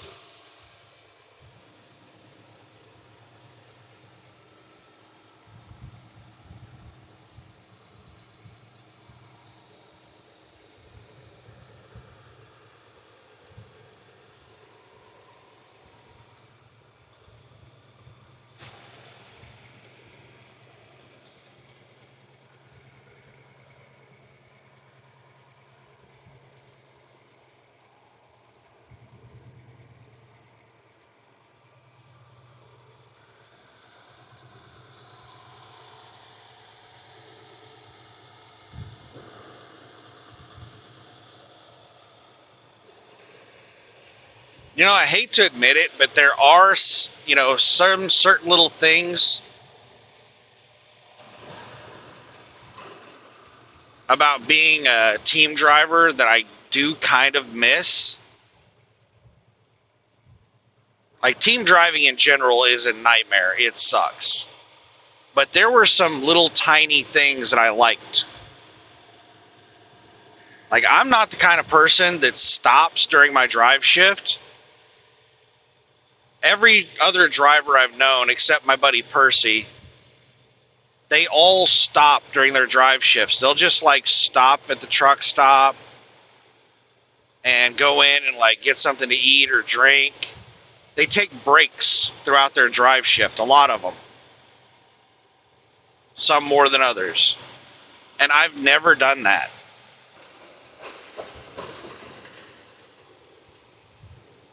Back before the 30-minute break rule, I wouldn't stop for my entire drive shift. I would just drive the whole thing through. And I have never peed in a bottle while driving. I just hold it. You know, occasionally there are times when you have to use the restroom, you pull over. That was very rare.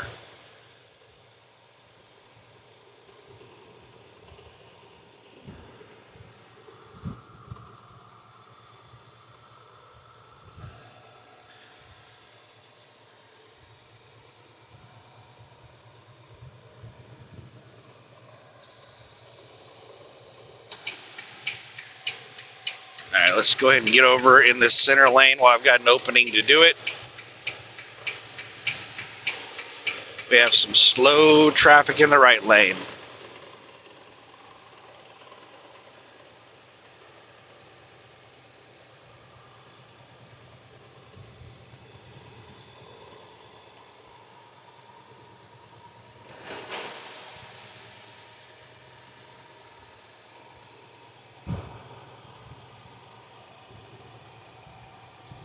All right, I think it's time to abandon Swift.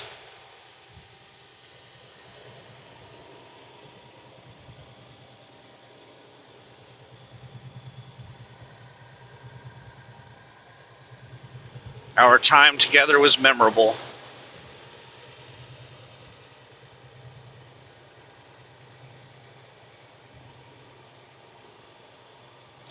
Transmex. Oh my goodness, it isn't even a Swift driver, it's Transmex. Well, Transmex was doing a good job.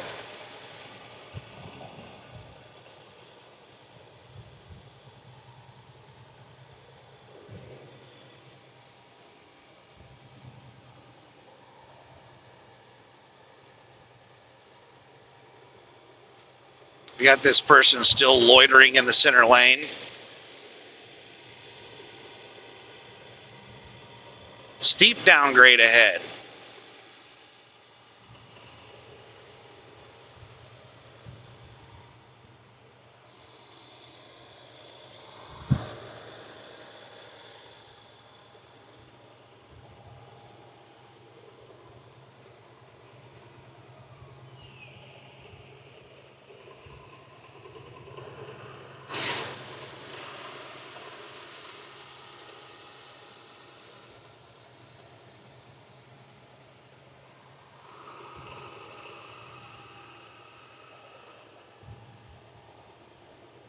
All right, I want to get around this Lessons Incorporated, but they are blocking shit.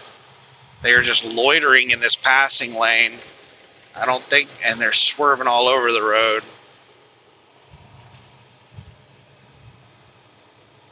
The person driving this Lessons Incorporated truck's a moron.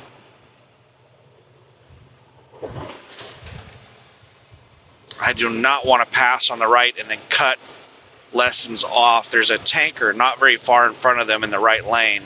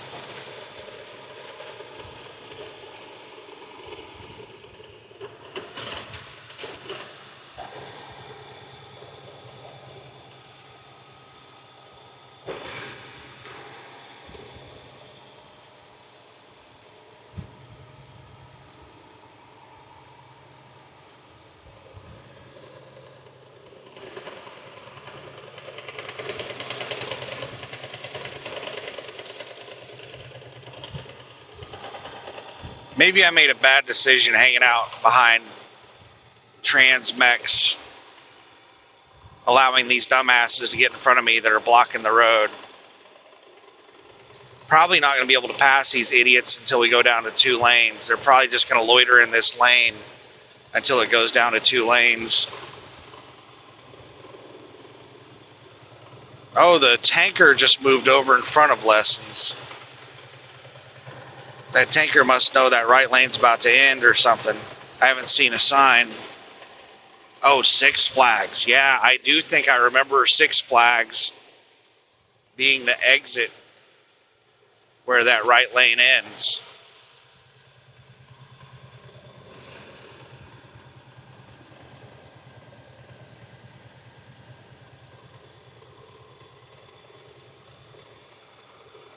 All right, I'm going out into the restricted lane.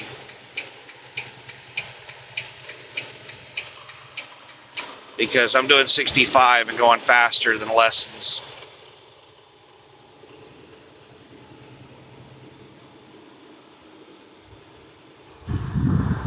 It's a woman.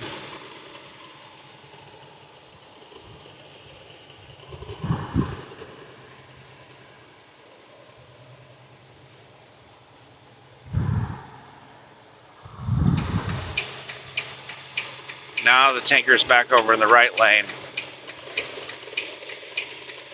4 minutes until Six Flags. I think that's where we lose that right lane, is at Six Flags.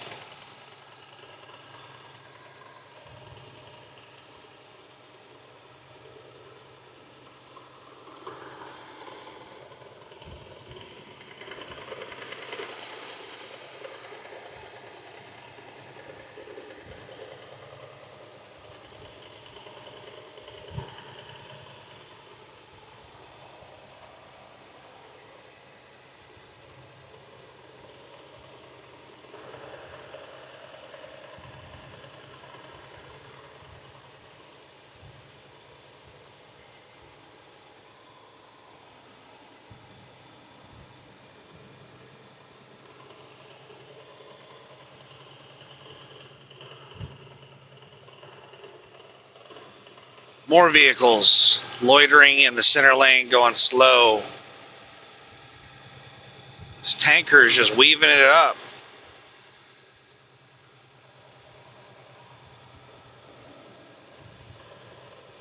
And there's the exit only for Six Flags. Now let's wait and see if this tanker gets out of that lane. Oh, no. That's a new lane for Six Flags.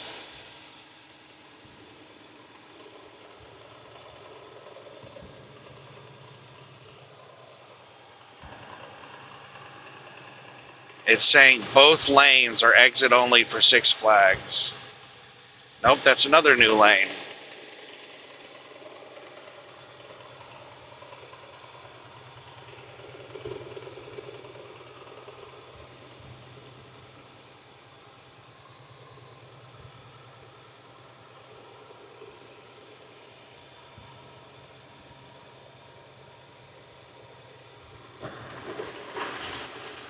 I don't want to get over in that right lane because I think it's about to end.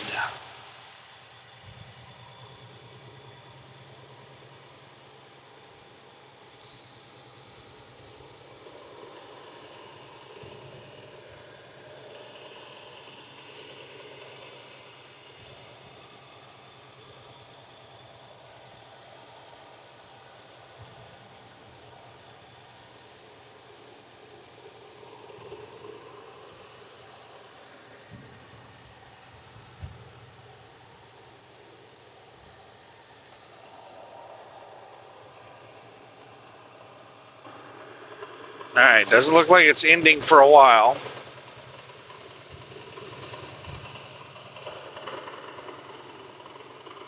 We're about to go up a steep grade. The tanker is placarded. That doesn't necessarily mean it's heavy. It might be partially empty. I'm not sure about all the rules with placards and tankers on if they just have I forget the term for it, but just having like residue, just a little bit of fuel.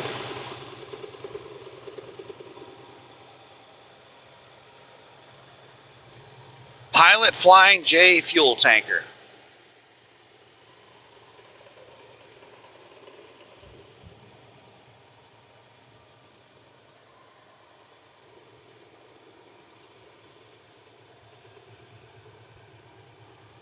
Got somebody on the shoulder at the top of the hill.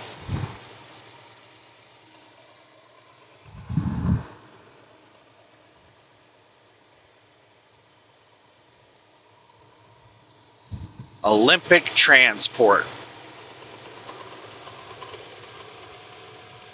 We got somebody on the shoulder at the next hill. Oh my goodness.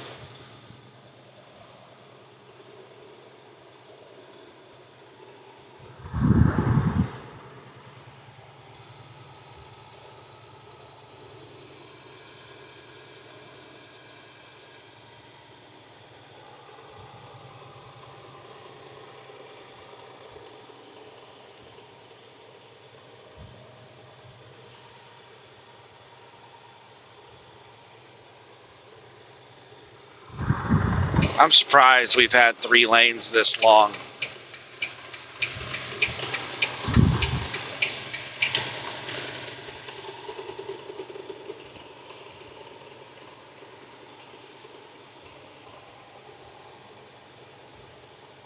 Google's telling me to keep left in 6 miles. That might be where we lose the 3rd lane.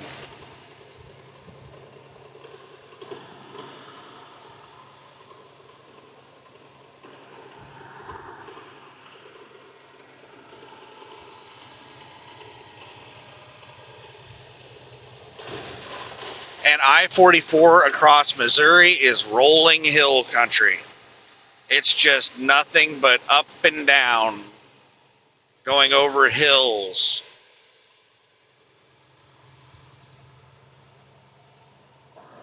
And you have to look out for Woody Bulger.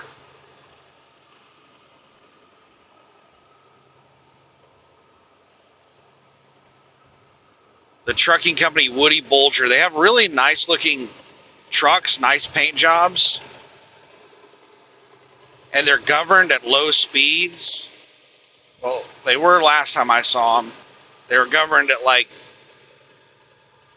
I don't know what, 65, and they run heavy.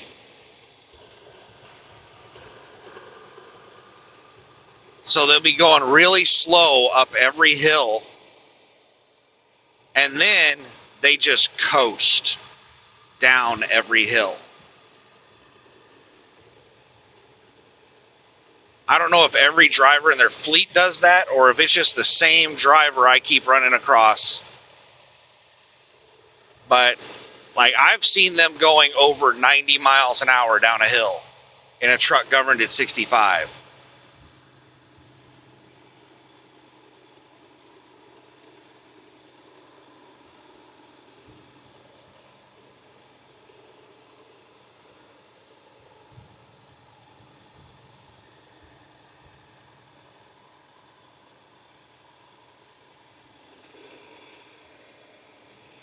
So another thing to keep an eye out for, aside from Woody Bulgers going 100 miles an hour downhill, I've got a truck that just now went for the shoulder, is Missouri is one of those states that doesn't believe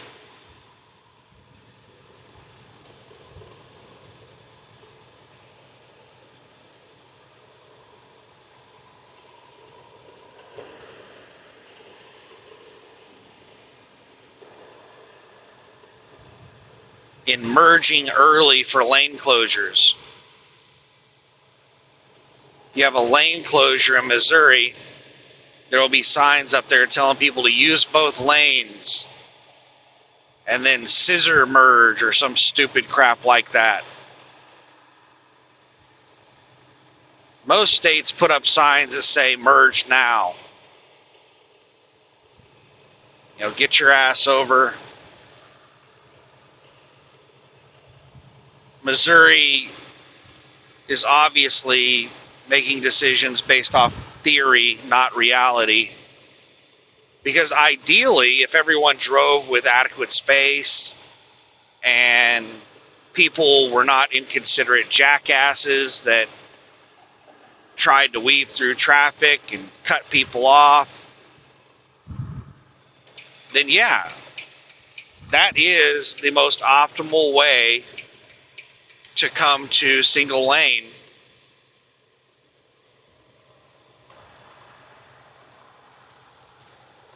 Is to use both lanes, and then you just merge into the space in between. There it is. There is the lane ending right here. Oh, you fucking kidding me? We finally get to the spot where the lane's ending, and I've got traffic merging on in front of me. And this jackass to my left is trying to speed up and block me.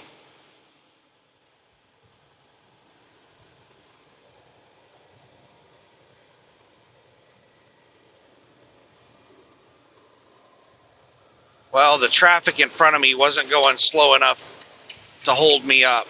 I was able to speed up and get around that asshole. I was going faster than them at 70, and then they sped up whenever they saw that exit only. In half a mile, keep left to continue on I-44. Tried to force me to hit my brakes and fall in behind them.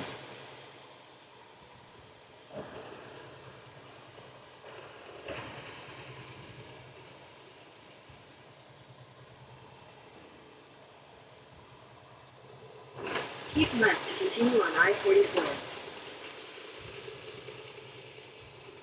Could you imagine people acting in person the way they act behind the wheel of a car? 163 miles. People would get their asses beat. These people have not been bullied enough in their life. They get behind the wheel of a car and they just feel like they can take on the world. They're untouchable.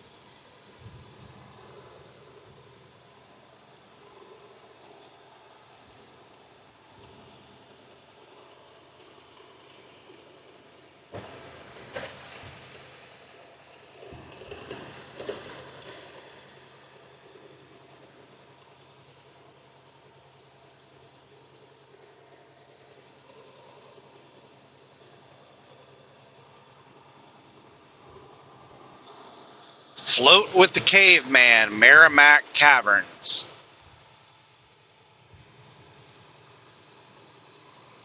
You see a lot of that stuff on I-44 in Missouri, like tourist attraction stuff. You know, pull over here for, you know, this cave or this lake or world's biggest gopher or whatever. Tons and tons of stuff like that.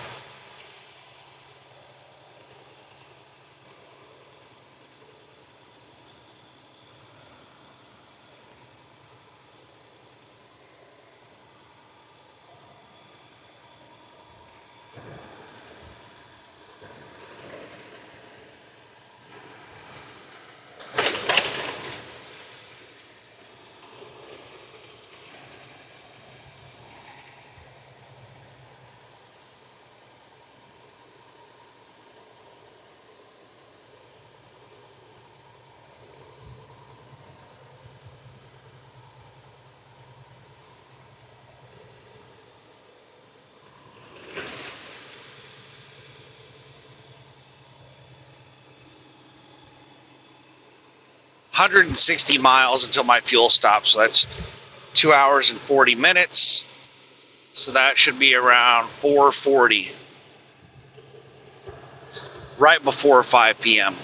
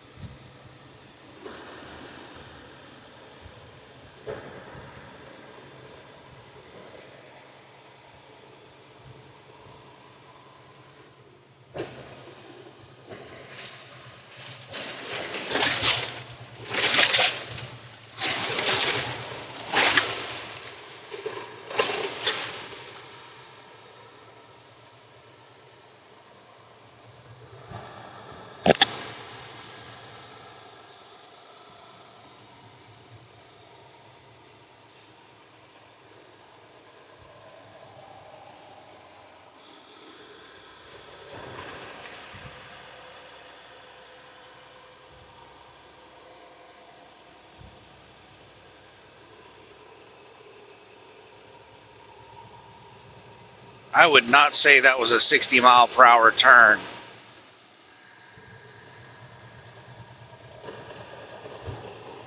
And it happened right at the beginning of a hill. Slow down to 60 right as you start in a hill.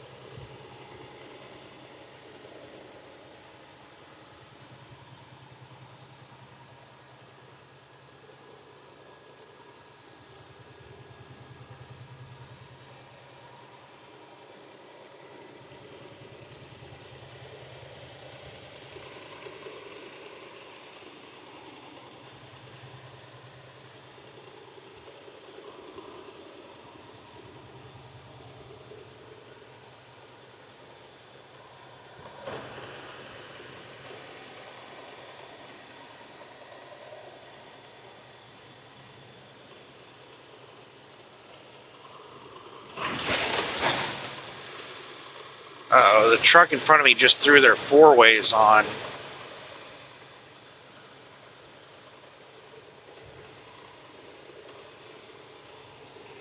To change lanes. Maybe their turn signal doesn't work.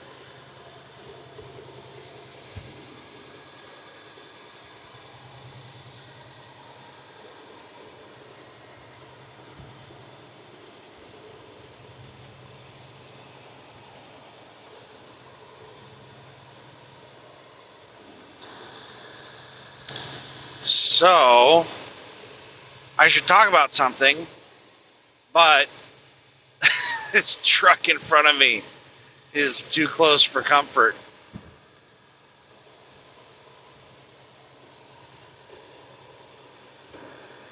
Trying to figure out what to do about them.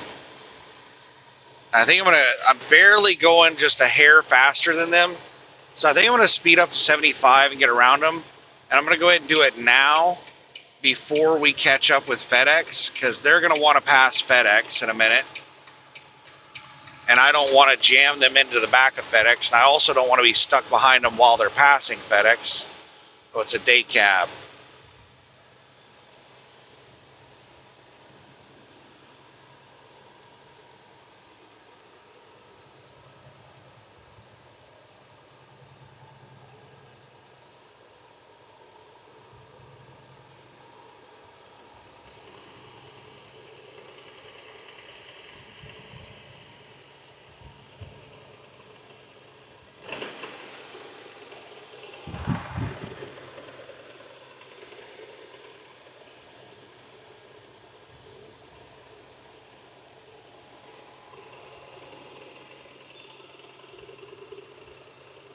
Damn it.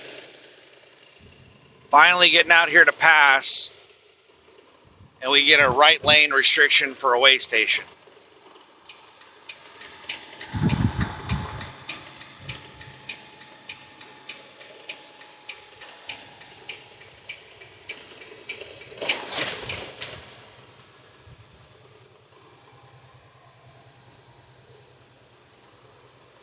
Way station closed. Yay!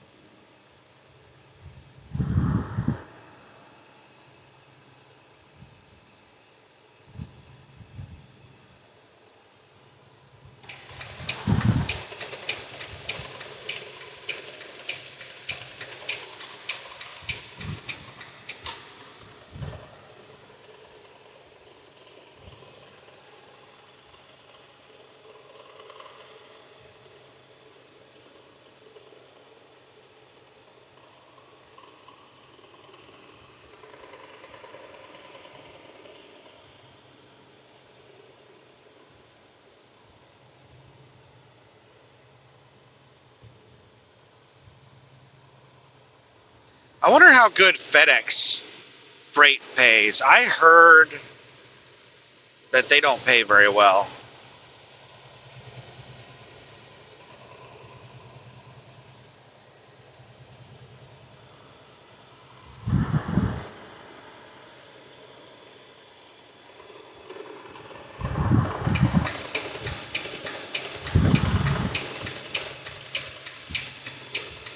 I don't remember very much about FedEx, but if I recall correctly, I heard that, ooh, there's four-wheeler on the shoulder. I just got over to the right lane, and I got a car coming up to pass me. We're good. If I remember correctly, there were some FedEx jobs that paid really well, and some that just paid crap.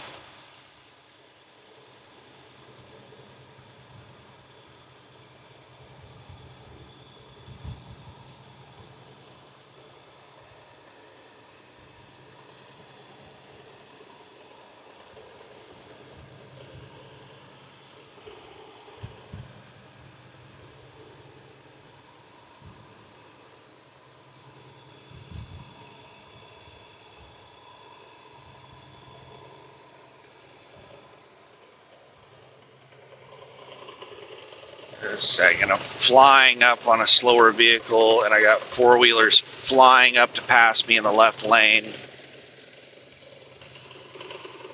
These jackasses can see that I'm behind a slower vehicle, and they're just trying to block me from getting over. What the fuck is going on, man? This is crazy. That pickup just brake checked the shit out of the two of us. That truck in front of me and me. Going down that hill, this jackass in the pickup right here just brake checked the shit out of us.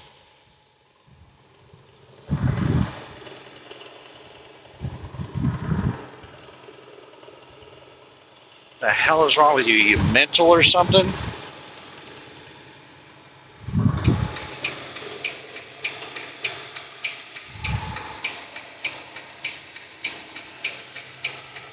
Merrimack Caverns, next exit.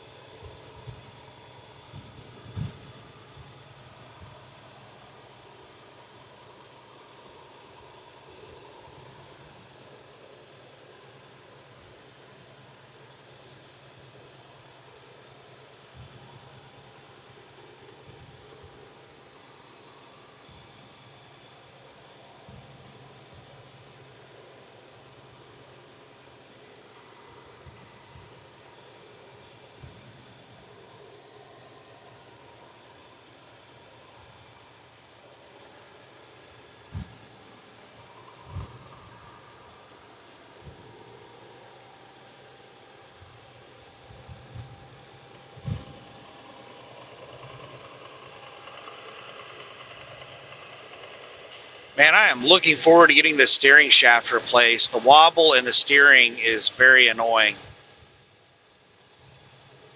It just comes and goes. There are some times where I can drive for 30 minutes or more without a single wobble, and then other times it's just constantly wobbling.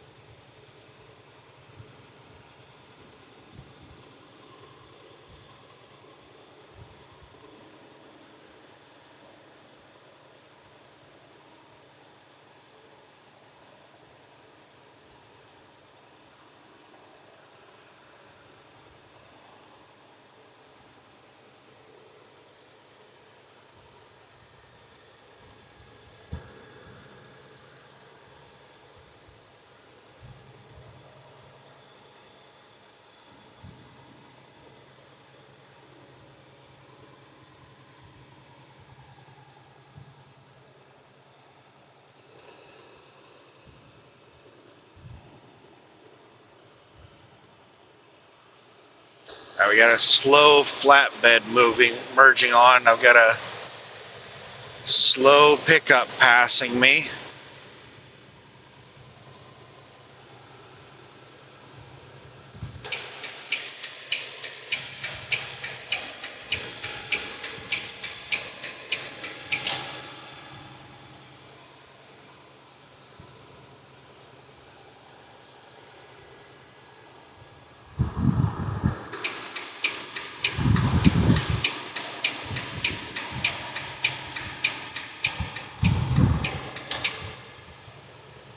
Teach that slow pickup to shit or get off the pot. Don't just loiter in the left lane behind me.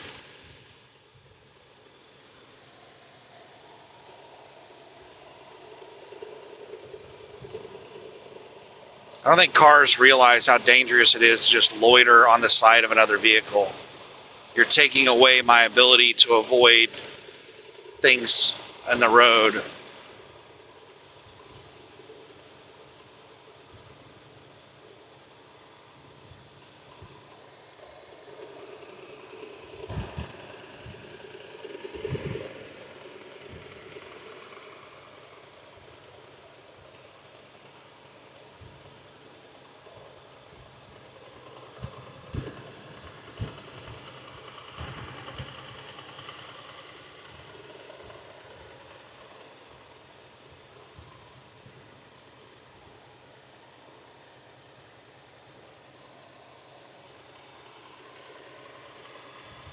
All right, they're passing me this time instead of loitering alongside my left. It's this pickup right here hauling the trailer.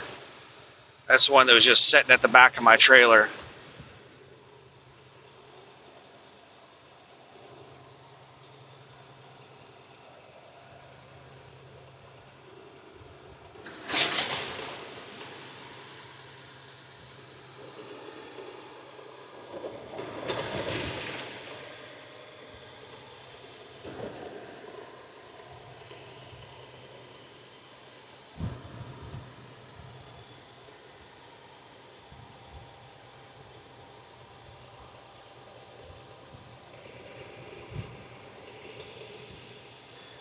I need to put a damn list of things to buy while I'm at the house, because I'm going to get there and I'm going to blank out. I'm not going to remember anything.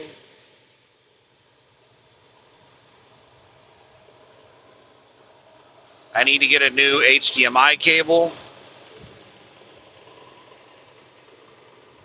I might actually have one at the house.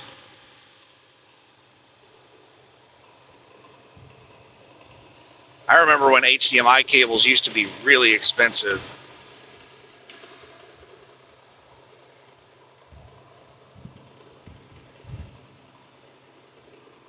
Used to be like $5 a foot.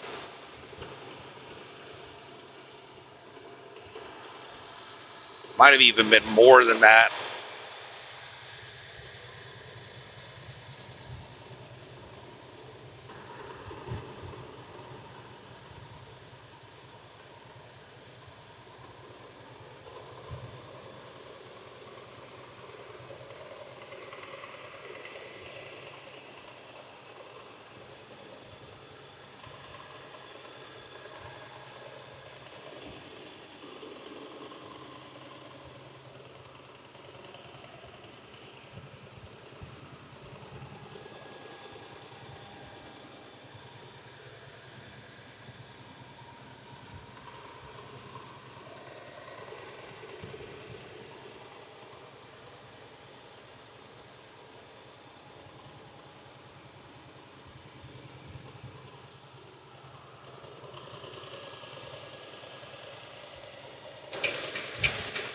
Yep, as soon as I threw my turn signal on, that four-wheeler, it's like, fuck, I can't get passed by a truck.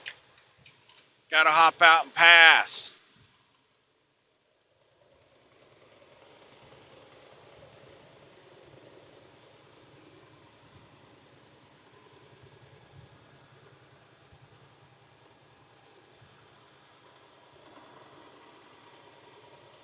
Now the passenger bus is going faster than me, and the truck is going almost the exact same speed.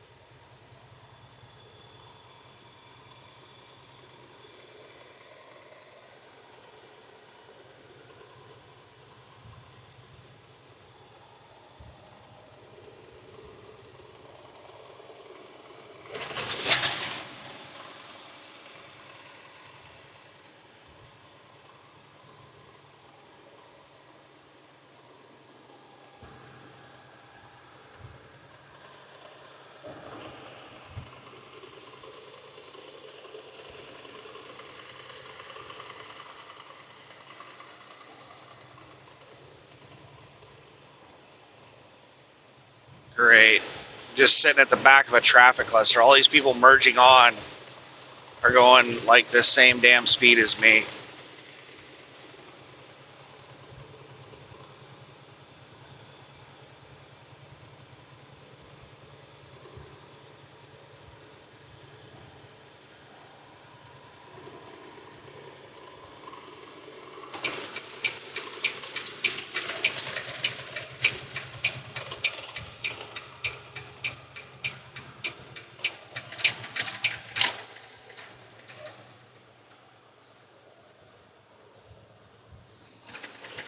What's this dumbass in the pickup doing?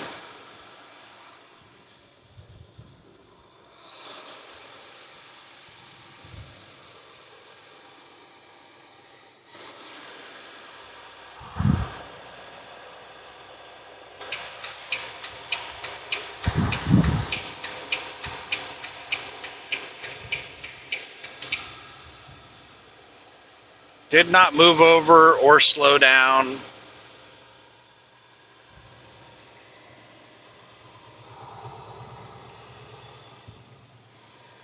$134 miles, 2 hours and 14 minutes. That'd be 428 plus 14, 442.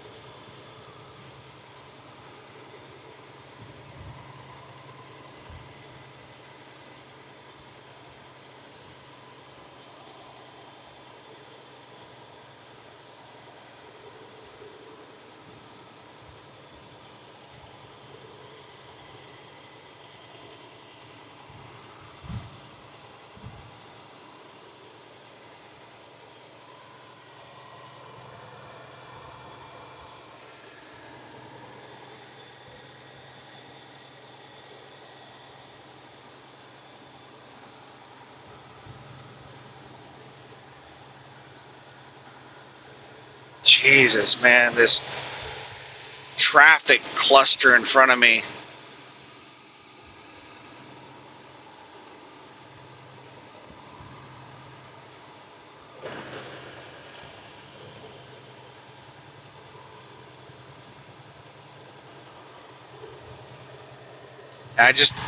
Their four-wheelers are speeding so much that there's just more and more four-wheelers just keep packing up around me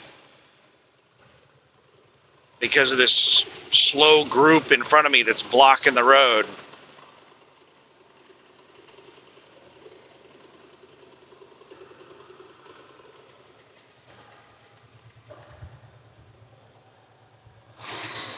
This RV is doing 60 miles an hour.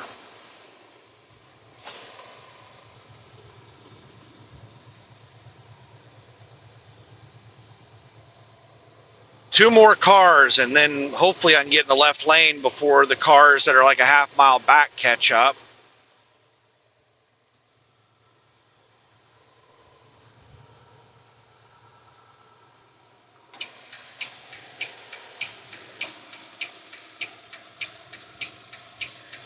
I don't know if the RV is driving with those four-wheelers that are right in front of it.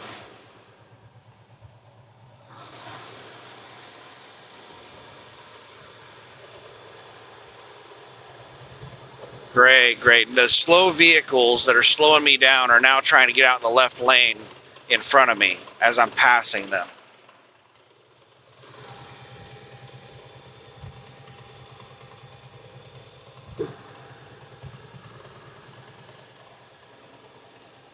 Well, they didn't get in front of me. I had space. They could have moved over in front of me. They chose not to.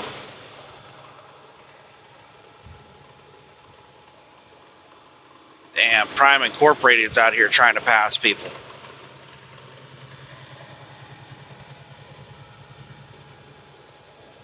I'm not going to get back into that right lane and get jammed in. The slow vehicles I just passed are now riding my ass.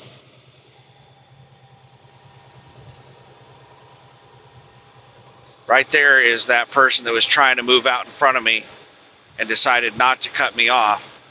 They just flew past me in the right lane.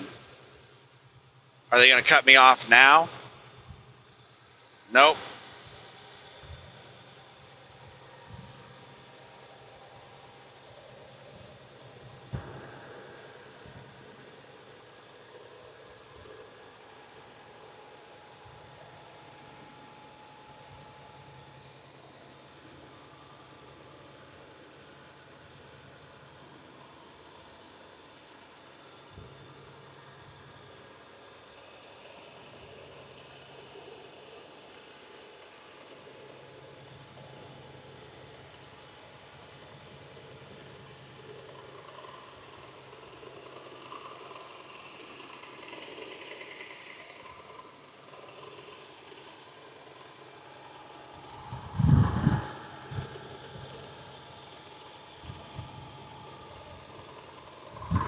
All right.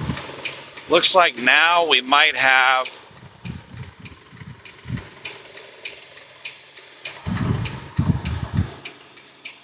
the vehicles spread out.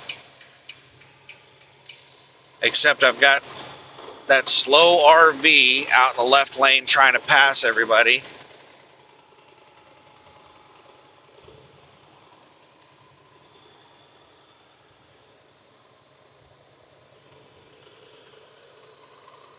And the four-wheeler out trying to pass everybody.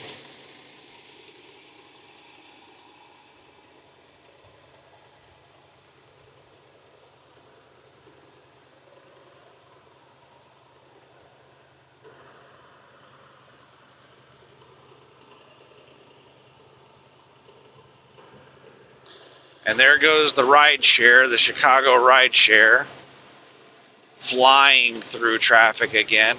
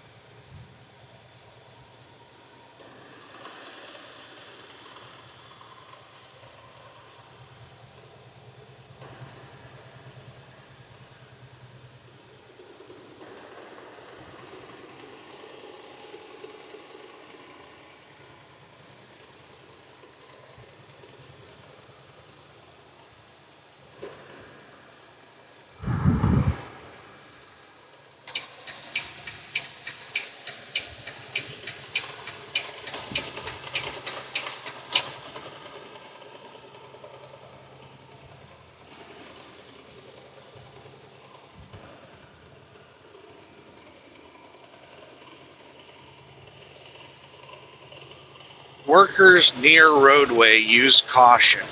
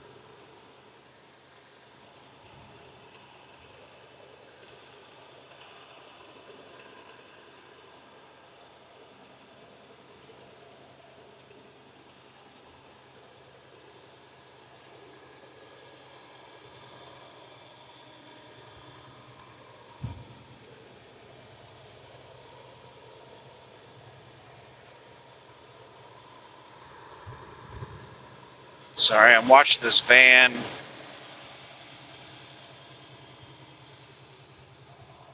I talked about Iran.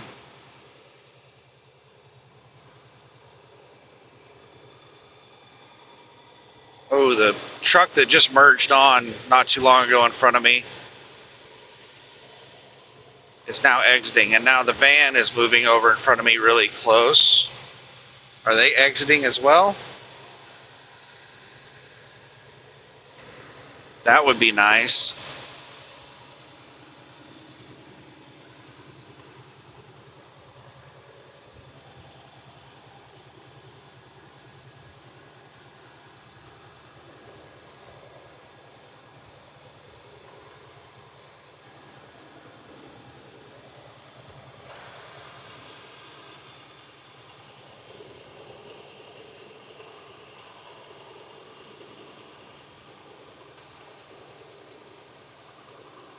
Come on, throw on that signal, van.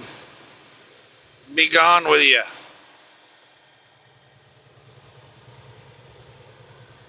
Damn it.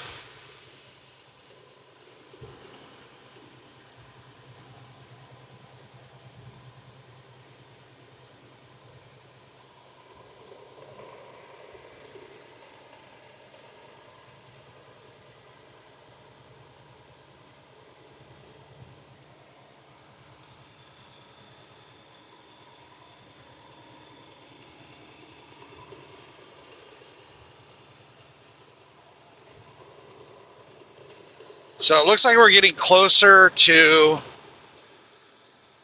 the fighting starting back up in Iran.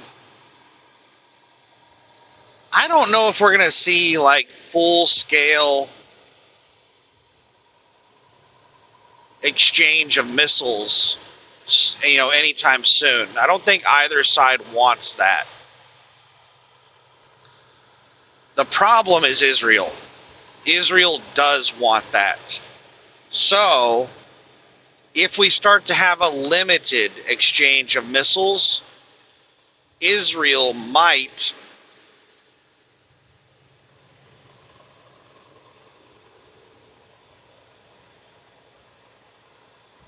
try to escalate that situation by attacking infrastructure or doing something to Iran that would provoke them to, that would provoke a strong retaliation. Sorry, I'm watching a truck passing me.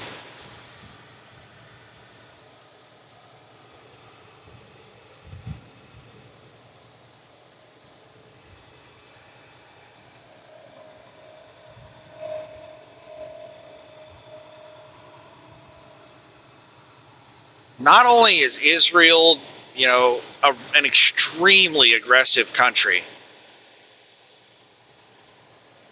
just an evil, evil country.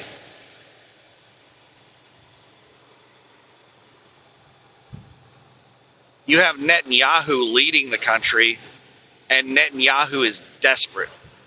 If Netanyahu were not the leader of Israel, he'd probably be in prison right now. If he loses his position, he will probably go to prison.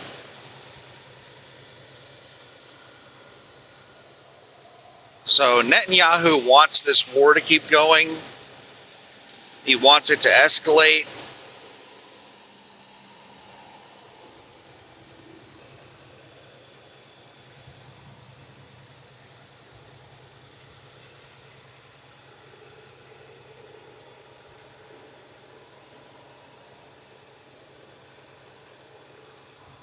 He's also a religious zealot.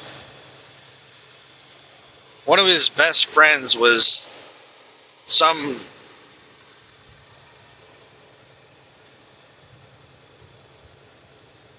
why in the shit would you get over in between me and that van? We're going like the exact same speed.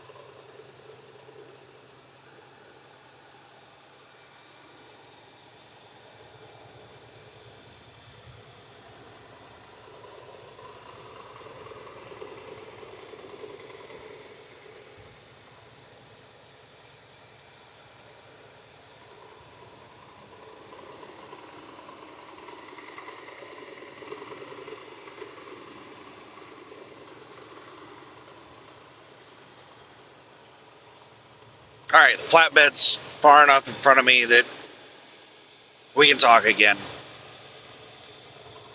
So yeah, it's Israel is very dangerous in this situation. They are the most likely point of escalation.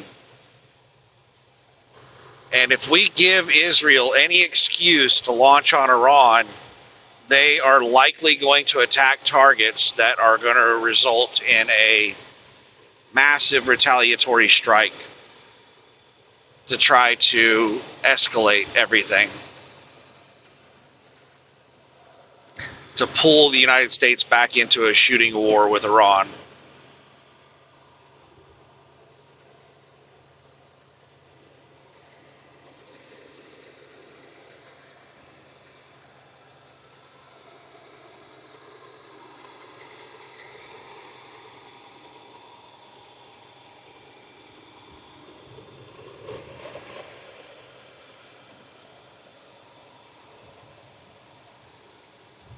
And as far as the economy,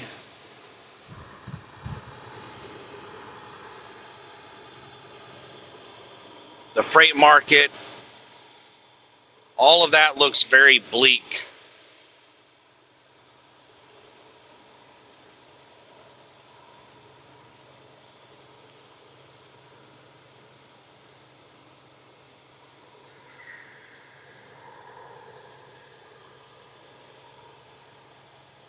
We are likely looking at very high fuel prices in the near future, a slowing of the economy, which is going to result in layoffs, companies going out of business.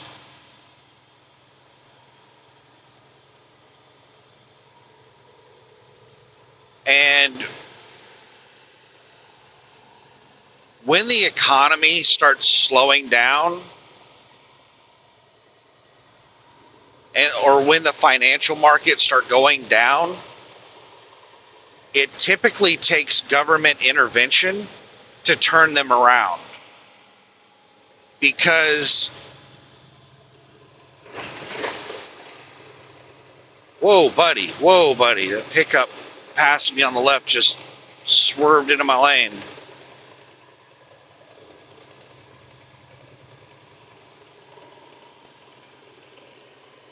Because think about this. Think, the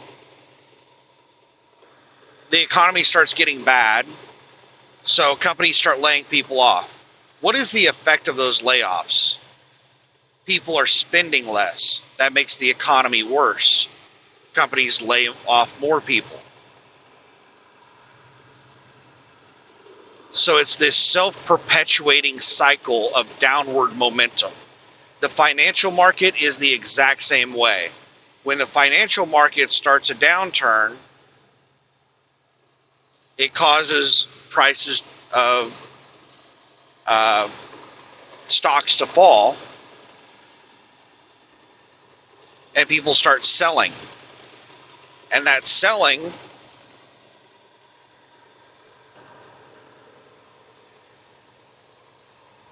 causes more selling, which causes prices to fall more, which causes more selling, which causes prices to fall more, which causes more selling. So whenever the economy starts going downward, it wants to go all the way downward. It wants to go all the way to the bottom. Are you fucking kidding me? This flatbed just cut me off while I was trying to pass it.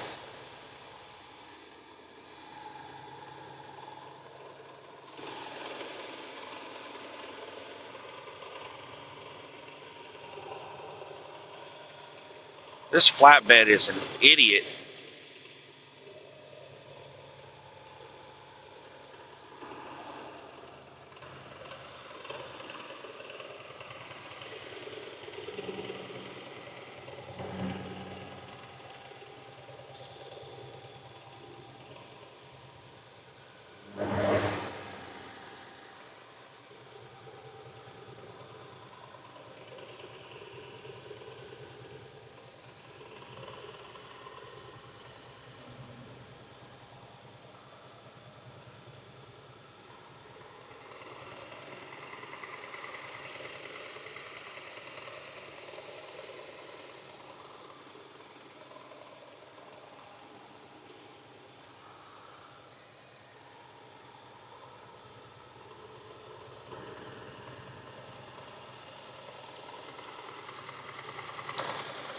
So there is a strong possibility, and every day that goes by and every thing that further happens to make the problem worse increases the likelihood that something really bad's going to happen. We are likely going to go into a recession next year.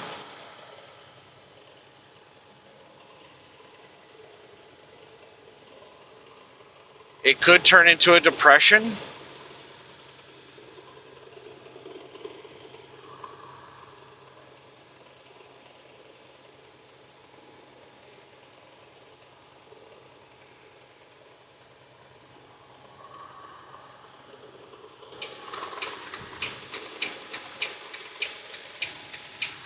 And we could see a stock market crash. I mean, the longer this problem goes on and the worse it gets, the more likely we're going to have a depression and we're going to have a stock market crash.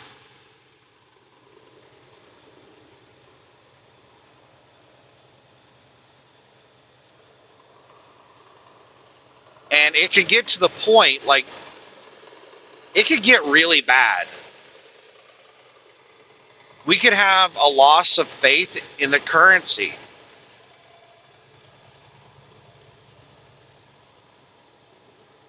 We could have, the government could be forced to raise interest rates in order to save the currency. Because what we've been doing up to this point is just creating massive amounts of currency to try to pretend that the economy is really great. And it's not. The economy is not good. The financial markets are not good. We've just been dumping tons and tons of money into it. We've been sacrificing the value of the US dollar to create this artificial economy. And what's about to happen is likely going to cause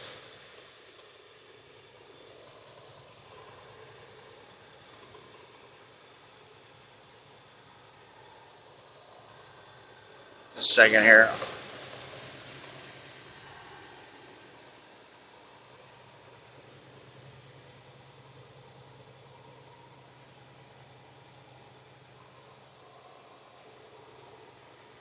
Stagflation. It's likely going to cause stagflation. Now, what normally happens whenever the economy starts going downward is you have deflation of the money supply because there's less money moving around. So prices go down, the money becomes more valuable. But we've got so much money in the system right now that just the interest payments alone on our debt causes inflation.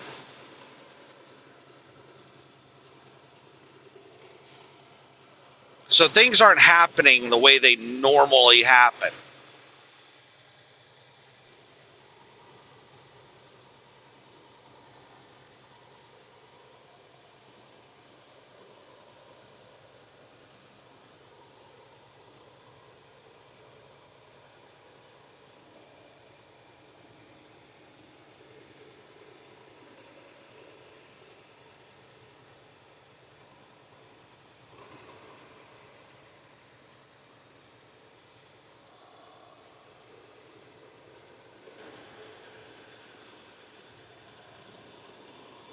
I am tempted to go to this Love's.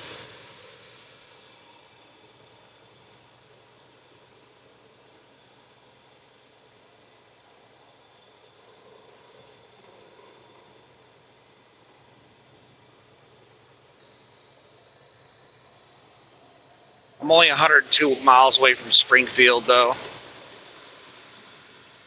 I want to go somewhere where they definitely have parts available. And Springfield is like a trucker city. There's all kinds of dealers and shops and everything in Springfield.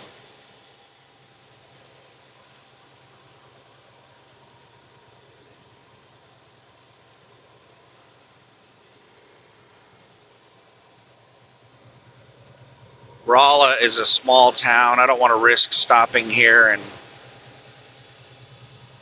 they don't have the parts, or they got to drive all the way to like Springfield to get the parts.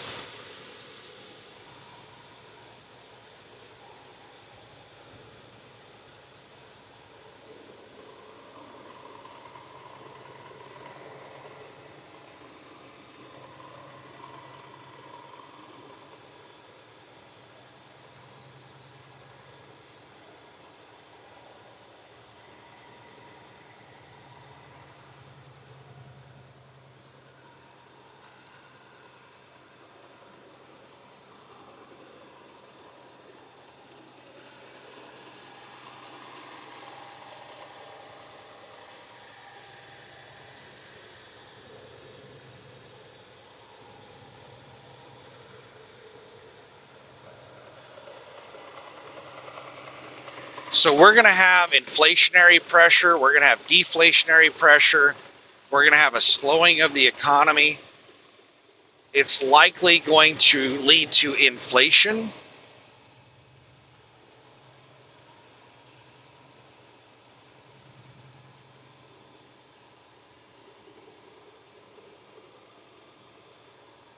During a stagnant economy, which is known as stagflation.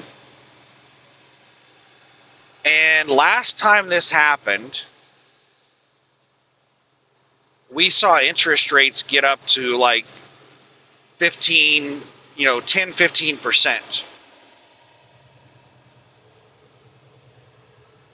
There's no way that interest rates can get that high with how far in debt we are and how much currency we have. If the interest rates got that high, then the interest payments on our national debt would probably start to dwarf the GDP or get close to it. Like right now, the interest payments on our national debt are already higher than our military budget. We spend more on servicing our national debt, paying interest on it, than we spend on our military.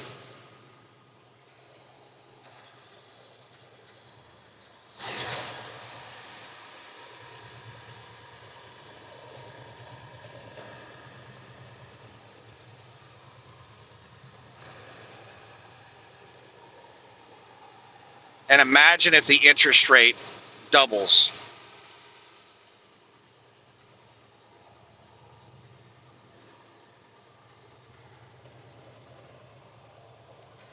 We would be putting so many dollars into circulation.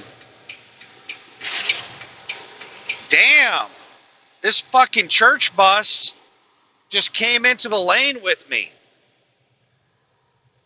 What an idiot. If I wouldn't have started changing lanes, they would have hit me. Like, they just started coming into the lane with me, assuming that I was going to change lanes.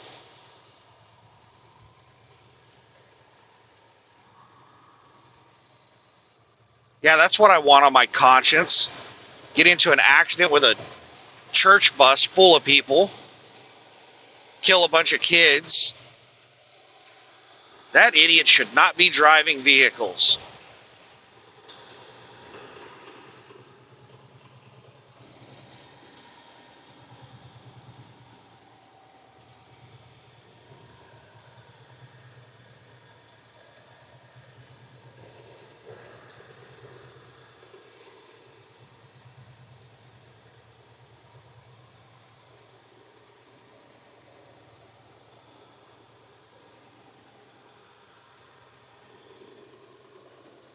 $3 p.m.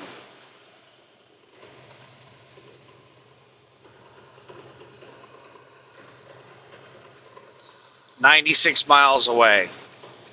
So about 436 ETA.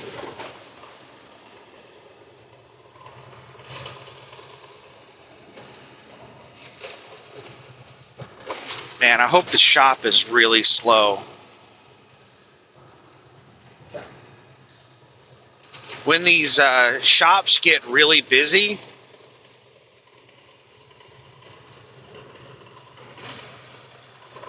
then they can become very difficult to deal with. You'll walk in there and they'll be like, we can't get to you till tomorrow. Like they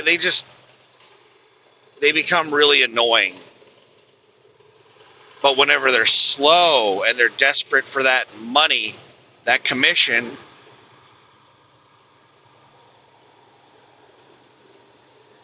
that manager talking about how they're going to have to let some people go, or you're not going to get your hours this week because we're so slow, then, and they'll bend over backwards to get your business. They'll do anything that they can to get you to work with them. But you also have to be really careful in there. They'll try to get you to do stuff that you don't need to do. Which is when they, my last DOT, oh, not my last one, the DOT inspection before that one in Oklahoma City at the TA, they failed me on a bunch of crap on my DOT inspection. It was actually the steering shaft that's wobbling and a U-joint. They failed me on them. I was like, no. Like back then, there was not really much of a wobble at all. It's just within the last few weeks that the wobble has gotten bad. I didn't even notice the wobble back then.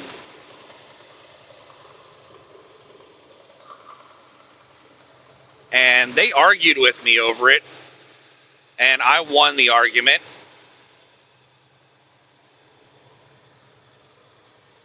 It was within specifications.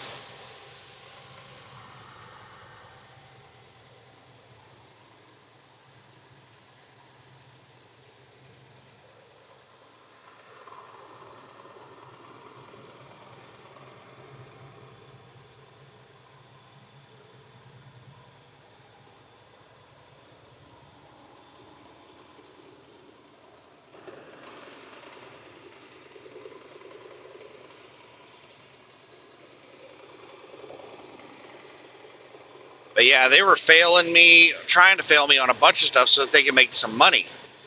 I think that was a holiday week or something like that. And when I walked in, I knew like I should have just walked right back out of there. Whenever I walked into the service desk, every single one of the mechanics was standing there talking. None of them were working. I was like, oh my God, they just see, I walked in the door and they just see a fucking paycheck.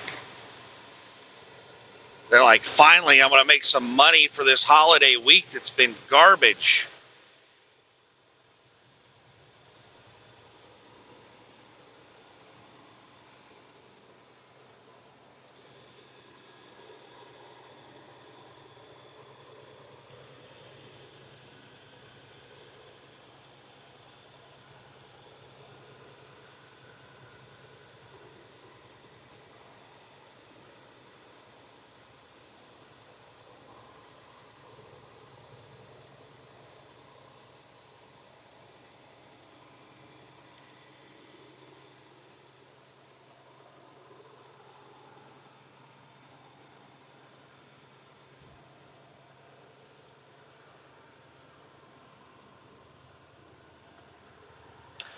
Seeing that Stuckey's sign remind me of a restaurant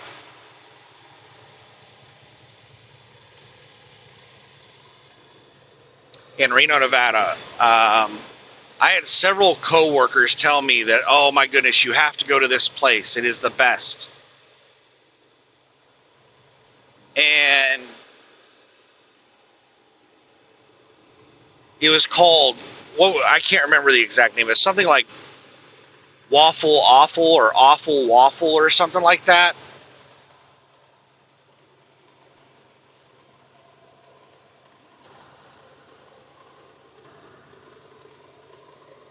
And it's in like an alley in downtown Reno. You enter into it from like this little tiny alley. It's if you didn't know it was there, you wouldn't find it. It's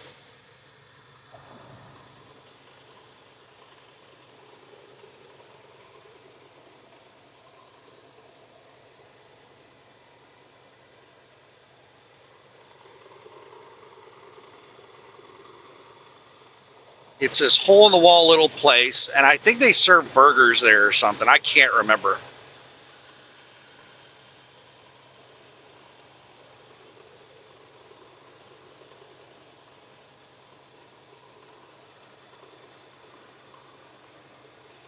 But I remember finally going and giving it a try.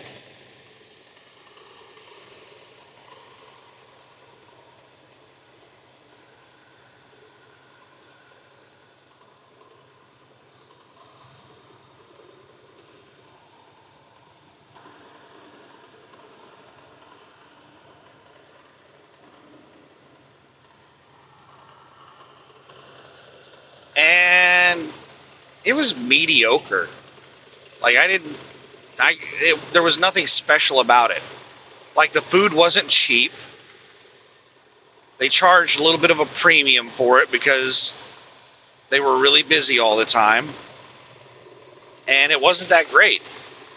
Like there was nothing special to me about it. I think the allure to it is that the locals knew about this place, and it was one of those places where if you didn't know about it, like you didn't even know it existed. Like you were not going to run across this place because it was off the beaten path in an alley that hardly anybody goes through. So I think that's the reason people thought it was so amazing. And I was like, yeah, it's not that great. The place that I was going around telling everybody about that was amazing was what in the Miguel's? I think it was called Miguel's. It was this family-owned restaurant off the main street just before you got to downtown. It was just south of downtown. This hole-in-the-wall little Mexican restaurant that could probably only seat about 20 people. And getting into the parking lot was a pain in the ass. It had a tiny little parking lot behind the building that had this narrow little alley that you had to go through to get back there.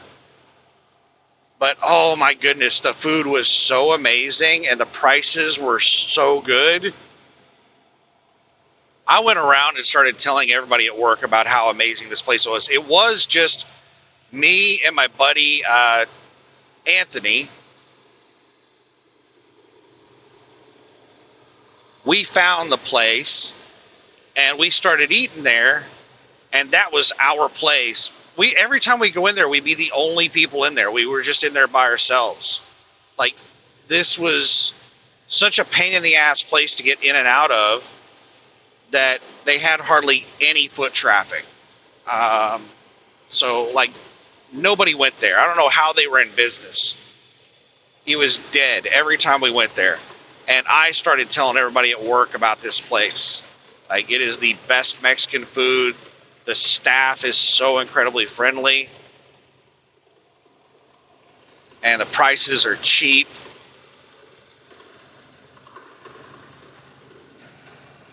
And then it got to the point where I couldn't eat there anymore.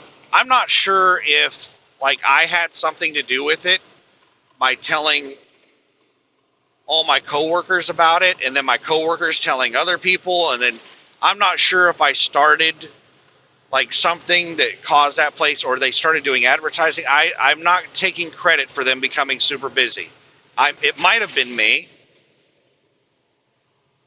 I might have been the cause, because I had a lot of coworkers that told me that they went and ate there and it was fantastic, and they thanked me for telling them about it, and they told me that they told all their friends about it. So it might have been me that caused them to get so. They got so busy that I couldn't eat. I never ate there again. There was nowhere to park.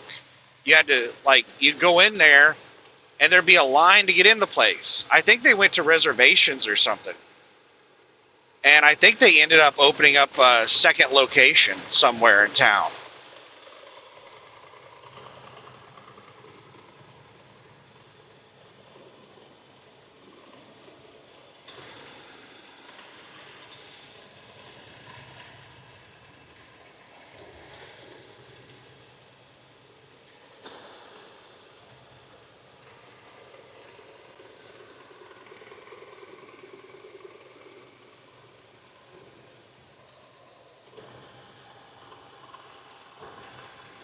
So I kind of regret telling anybody about it, but at the same time, I'm happy for them because, you know, they were an awesome little restaurant, and I'm happy that they became very successful.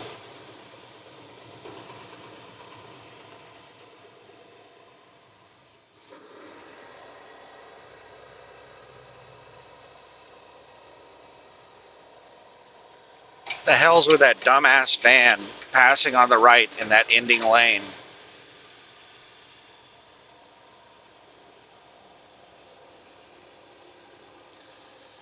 I think they were trying to make a point to that semi that it should have been over in that right lane, and it should have.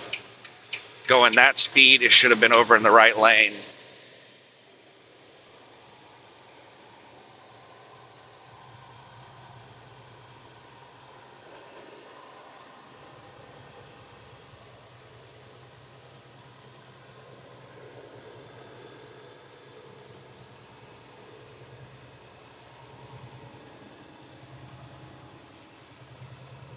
Real quick, should you top off fuel? Well, this video is probably not going to be uploaded while we're still on today, but I'll say it anyway. Should you top off fuel today or wait until tomorrow? Are fuel prices going to go down tomorrow? Hell, it's really hard to guess because the financial markets are so disconnected from reality. But I think prices are going to be higher tomorrow. So, top off today.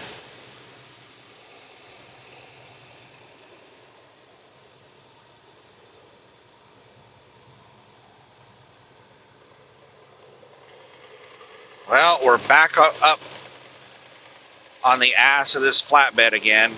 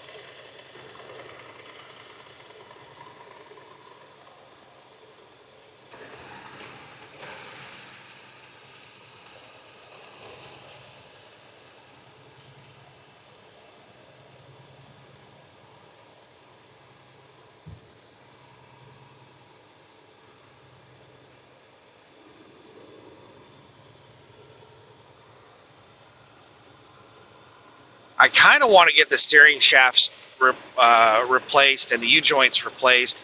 I'm not 100% sure I'm going to get the U-joint replaced. If it's not a very expensive part, then I'll tell them to replace both of them.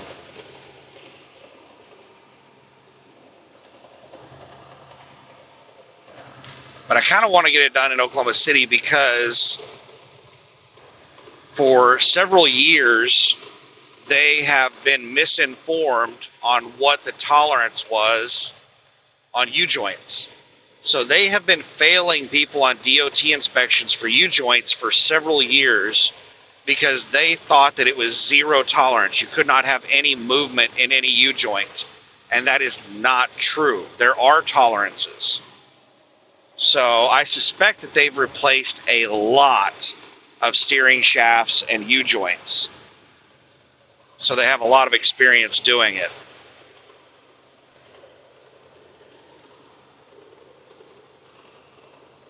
But I'm getting tired of waiting to get it fixed. I'm getting tired of the wobble in the steering wheel, and it's getting worse and worse.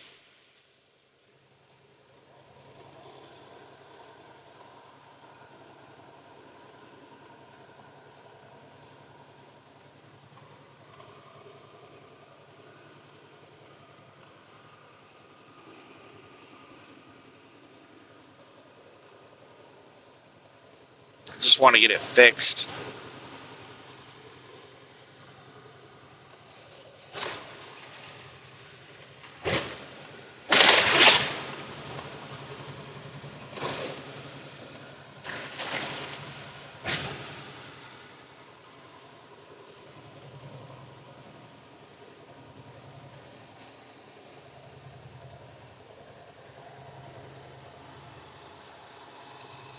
So what I could do, let me think of here. Oh, that would be sweet. If they could get me in and out, would a sleeper split do me any good? I don't think a sleeper split would do me any good. I guess it could. If I were here for like 3 hours, or let's say 7 hours. If I were here for 7 hours, I'd probably just take a 10-hour break. I'd probably just stay here for another 3 hours and take a 10.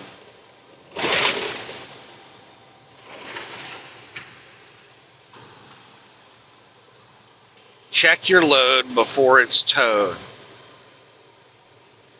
All right, we got another super trucker here that's not willing to get into the climbing lane.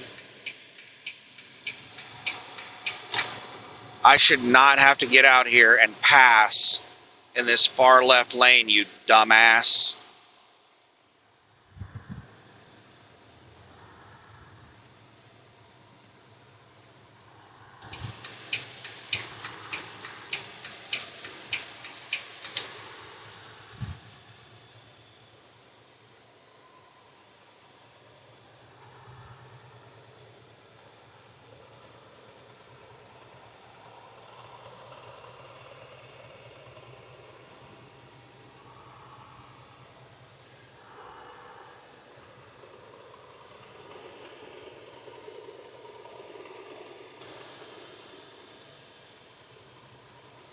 This flatbed in front of me is pulling hills really well. Like, I'm empty, and this flatbed is pulling the hills like they're empty.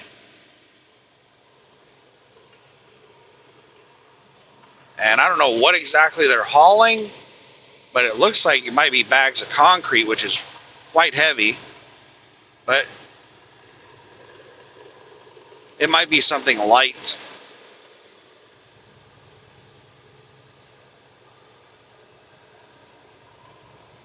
And they're going really slow now.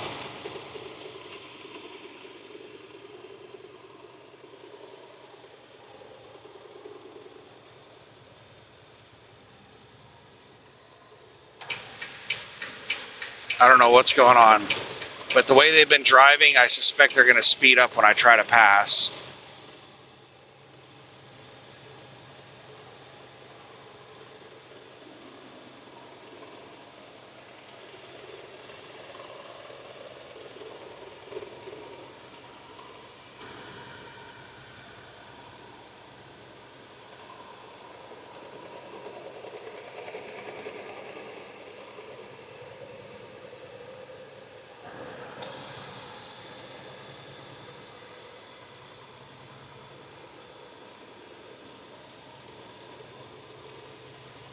Maybe they're about to exit. Maybe that's the reason they've slowed down. They've been quite aggressive up to this point. When I tried to pass them earlier, they just cut me off when I was going out for the pass.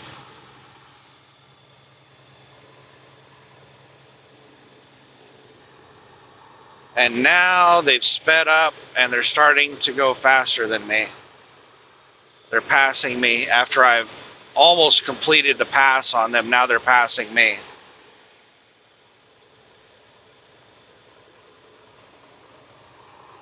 Now they just backed off a little bit.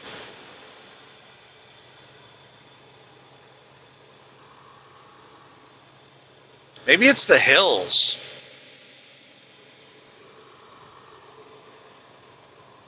Alright, I'm tired of this shit.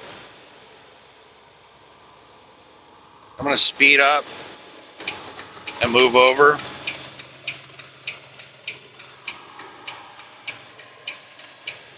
Tired of this jackass hanging me out in the left lane.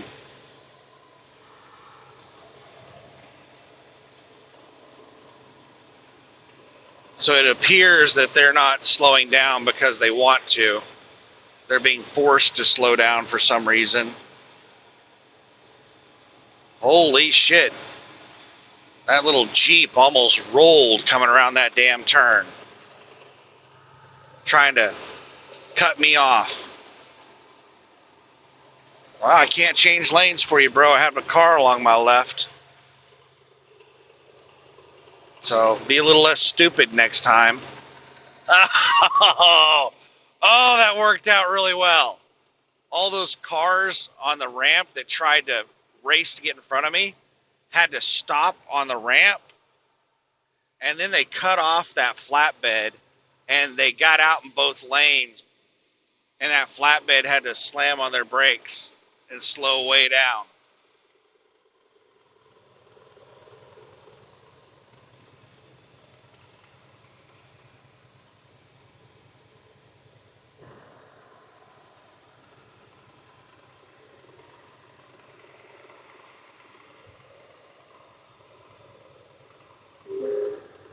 There's construction ahead.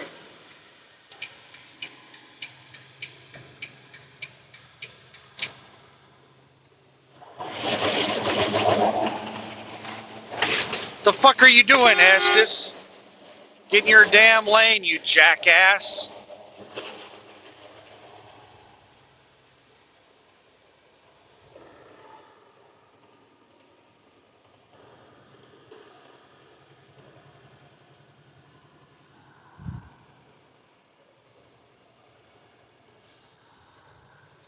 This Estes driver is a moron.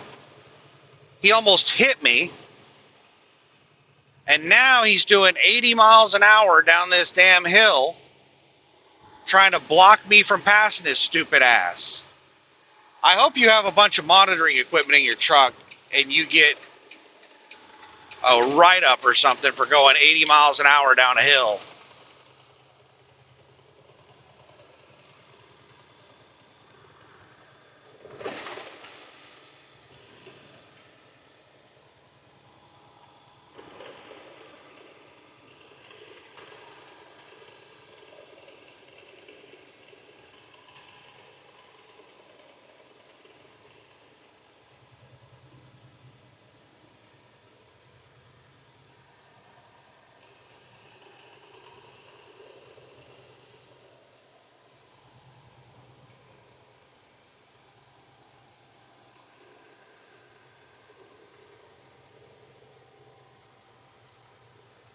People are just so aggressive. Why would you do that?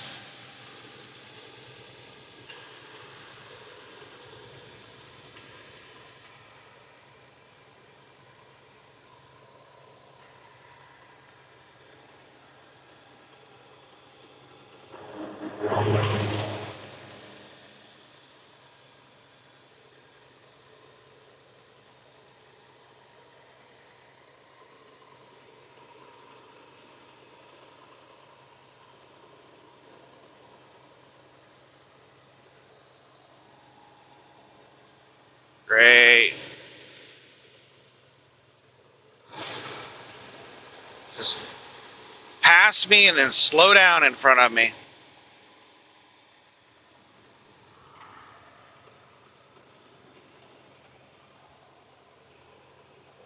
All that room behind me, and people just have to pass me, cut me off, slam on their brakes, and take an exit.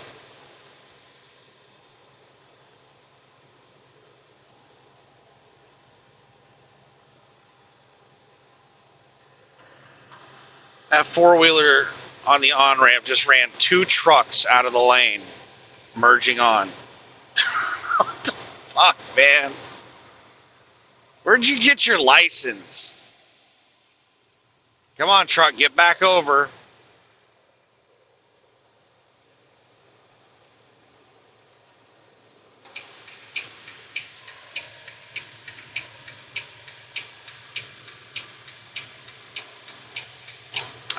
Four-wheeler. Let's go.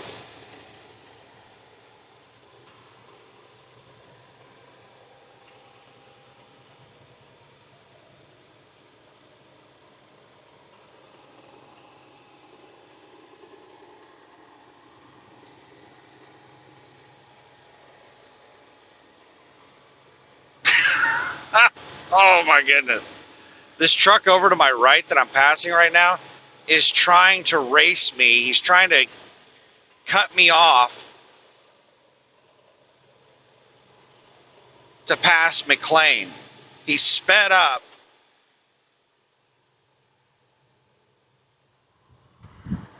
Some foreigner. Balya Transport. Got their Balya Transport duct taped to the side of their truck. He looks Indian.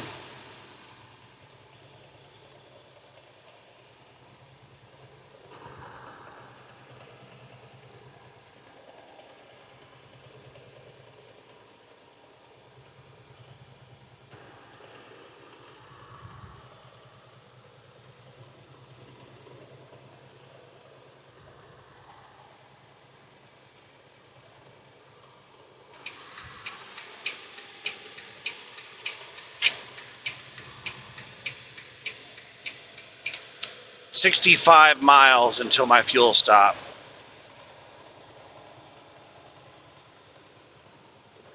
All right, are they taking this exit? They're moving way over to the right side of the lane. No, they are not. All right, we're passing them.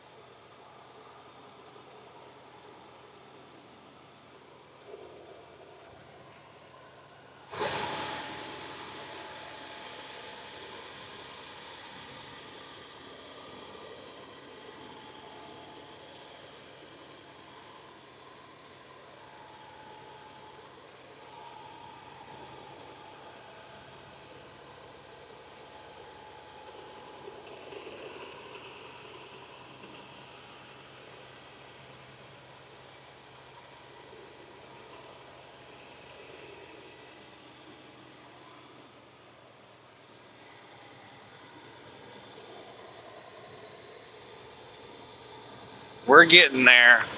63 miles to go.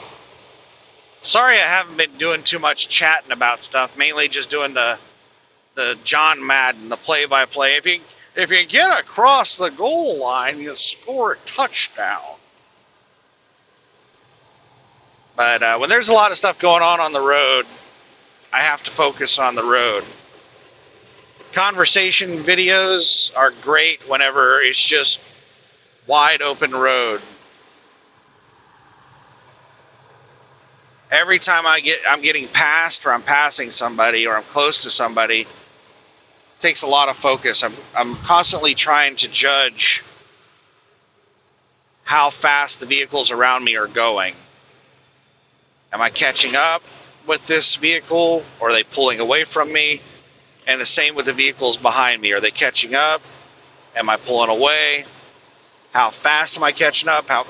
And whenever I'm coming up on somebody to pass, I'm trying to judge the speed difference between us. How long is it going to take me to catch up to them? And then the people behind me, how long is it going to take for them to catch up to me? Like, am I going to get jammed in behind them?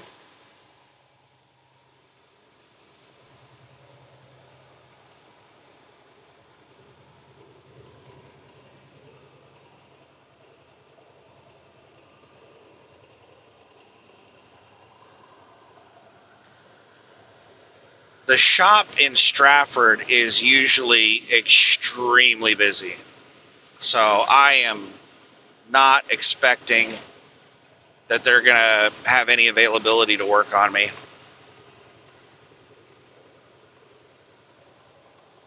But we'll see.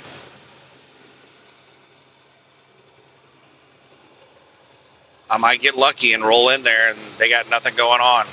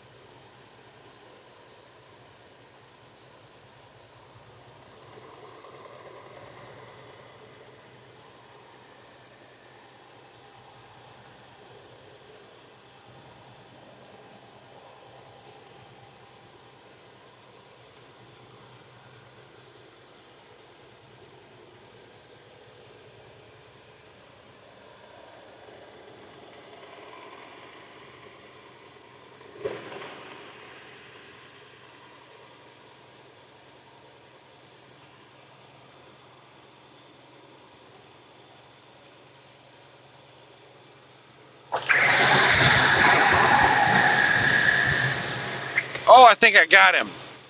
I have a fly that's been buzzing around in here, and he got close to the window, and I rolled the window down. I think he got sucked out.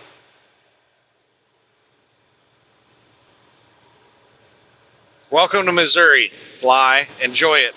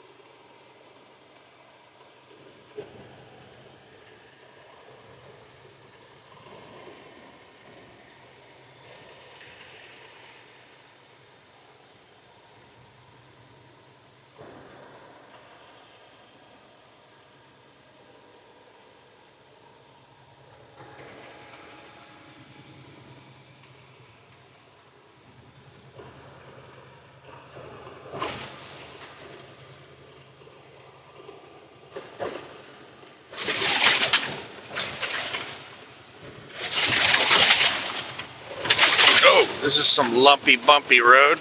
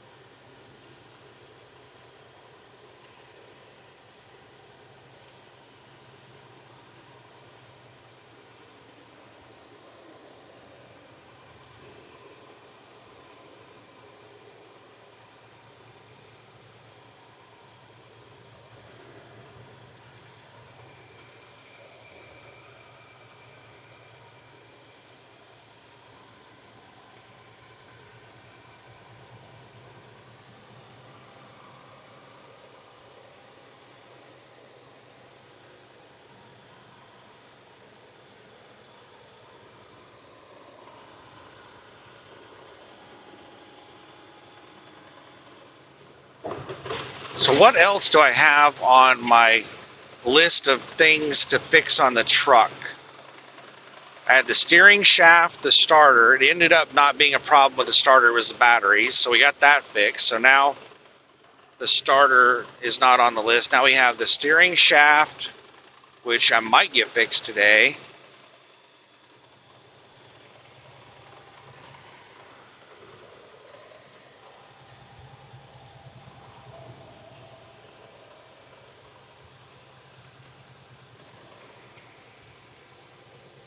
And what else?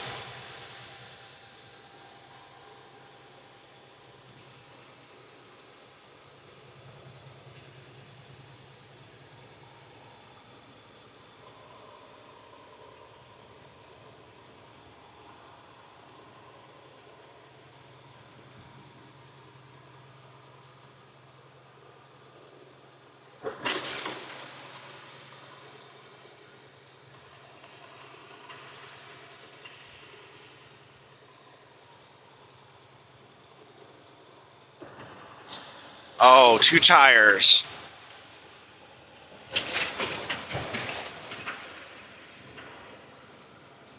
I would like to get 2. There's only 2 tires left that are not fairly new.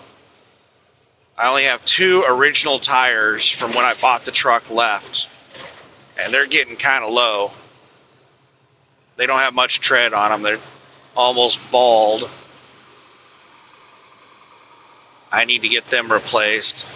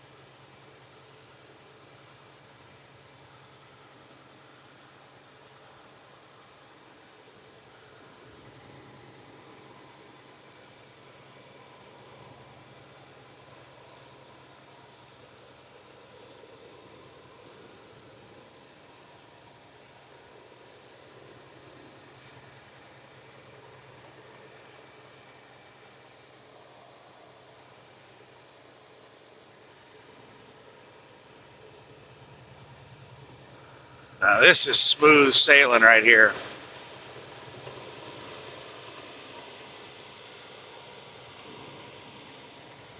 Finally.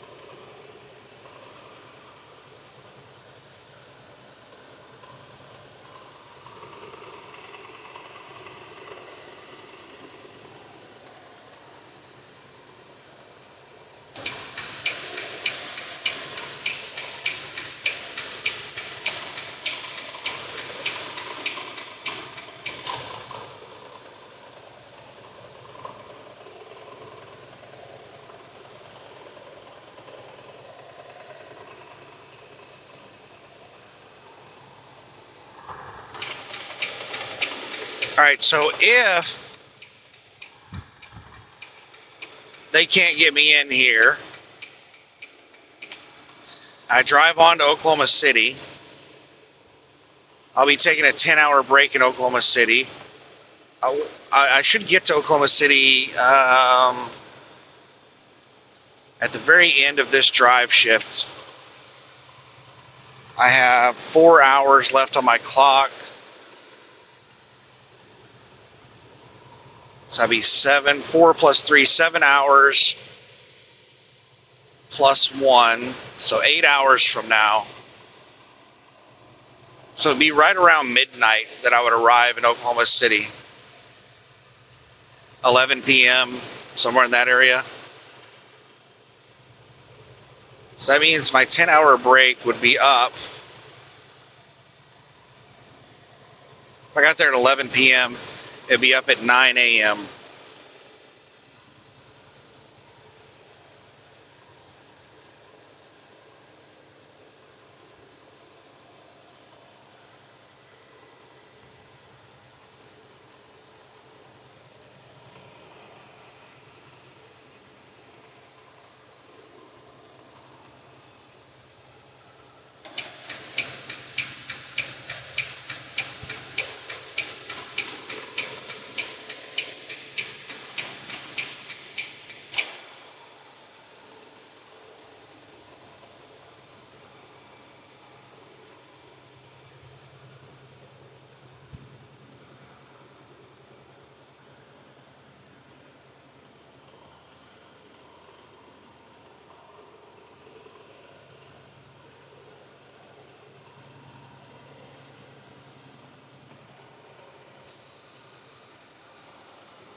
p.m. to 9 a.m.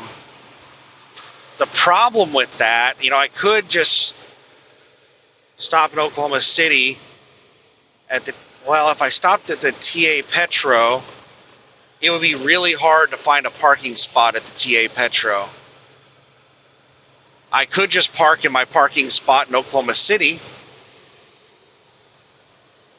but then I would have the problem that I would have to drive across town. I'd have to wait until my 10-hour break was up to be able to check into the shop.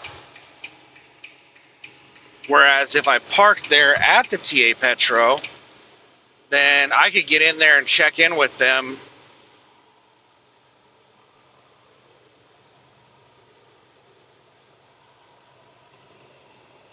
early, and they can start working on my truck as soon as the parts store opens up at 7 a.m.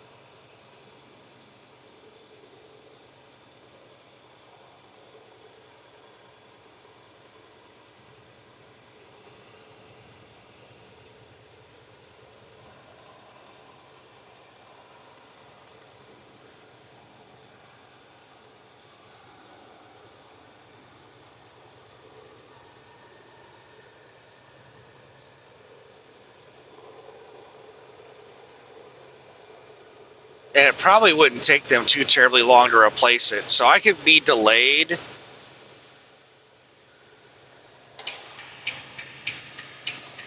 by a few hours.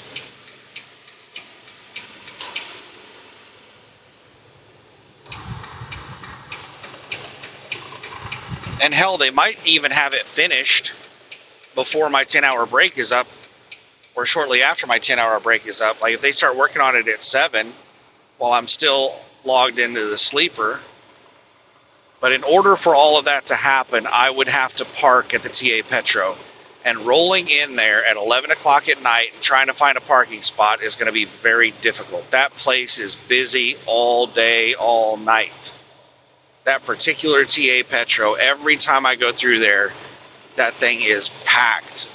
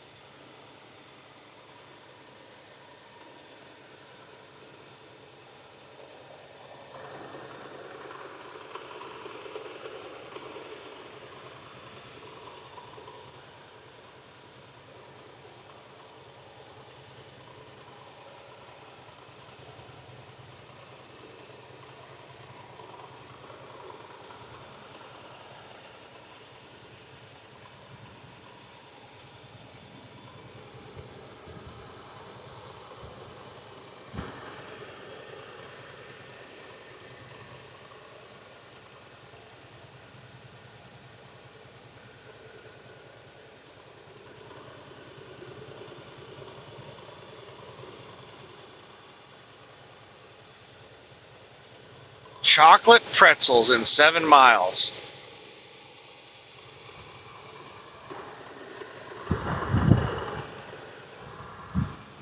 People really going to exit for chocolate pretzels? They sound good. Yeah, chocolate pretzels are amazing. They're that really nice mix of sweet and salty. I might exit for some chocolate pretzels.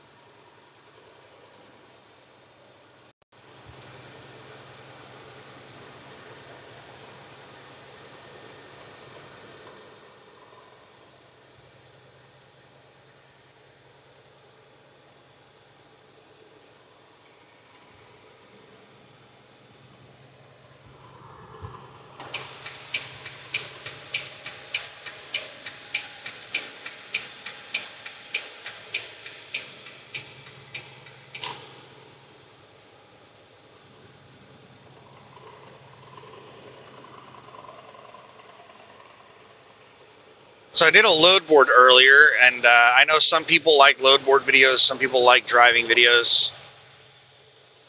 There was actually a tour on the load board video. I haven't seen a tour on the load board video in a long time. It wasn't paying that great. It was a 40-day tour. I think it was paying $53,000. And I think the cut on that was like 37. So you'd make $37,000 in a month. A little over a month, 40 days. It's actually closer to a month and a half for 37 grand. And it's only 8,000 miles.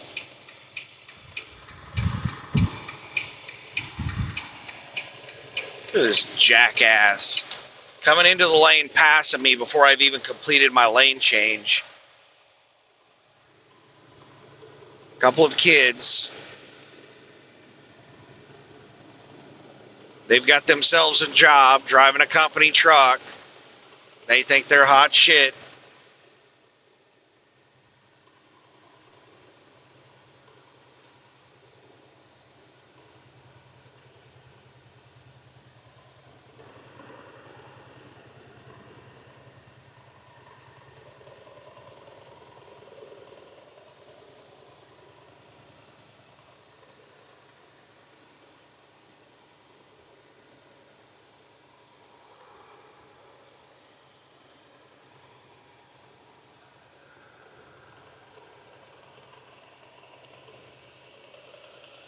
Candy Factory, next exit. Is this where they got peanut brittle, world's largest gift store, and the chocolate pretzels?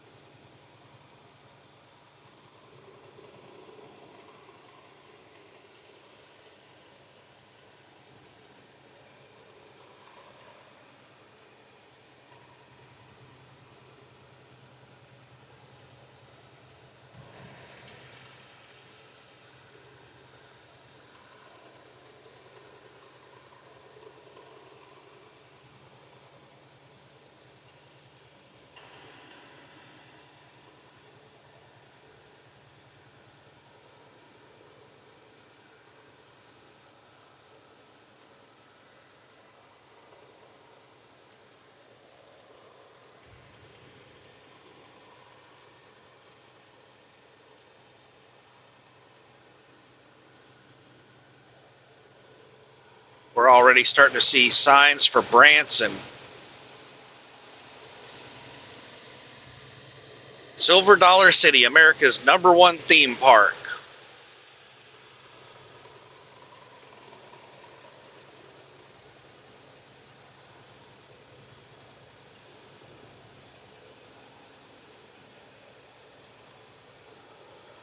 I-44 across Missouri reminds me of like Vegas, except instead of the road being full of signs for casinos, the road is full of signs for like redneck pleasures.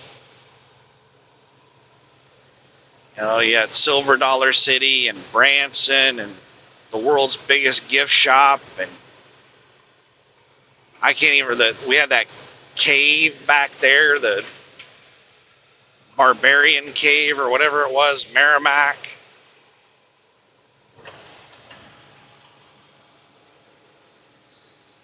Redmond's Chocolate Twinkies.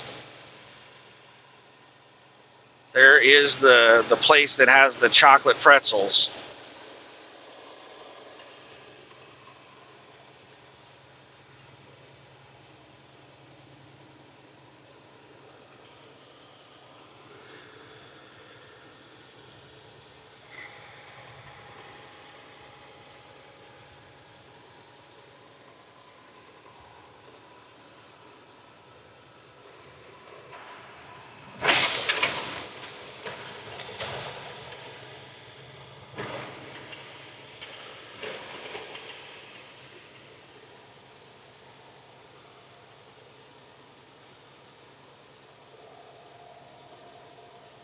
This person passing me is heavy. They just lost all their speed going up this tiny little hill. Like, I don't even know if I'd call it a hill. Come on, man, you can do it. That means that they're going to move over in front of me, and we're going to start climbing this long hill here in a second. So they're going to get right in front of me and then slow down.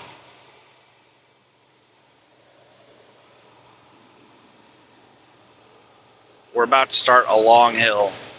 It's not very steep, but it's a long, easy grade.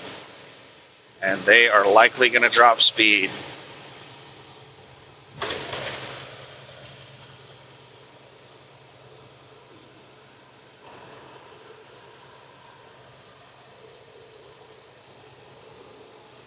Joe's Transport. And now we have a slow van in front of us.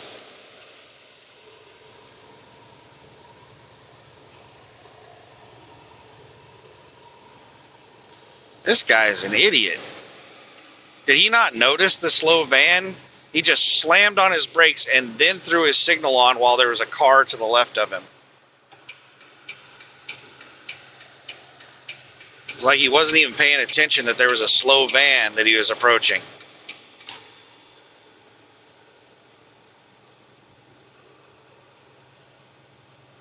I thought he was going to cut the car off so that he wouldn't get jammed in.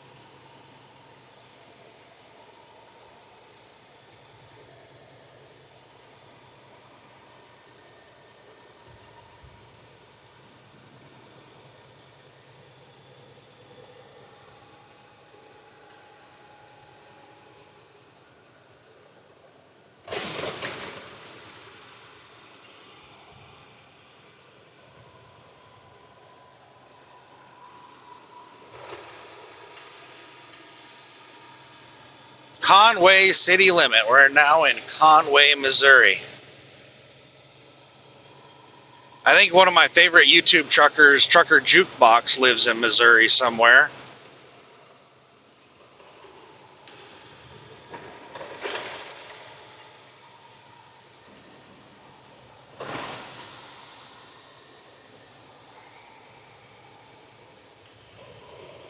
I don't even think he's driving truck anymore. He had a heart attack or something. I don't think he can pass a medical exam anymore.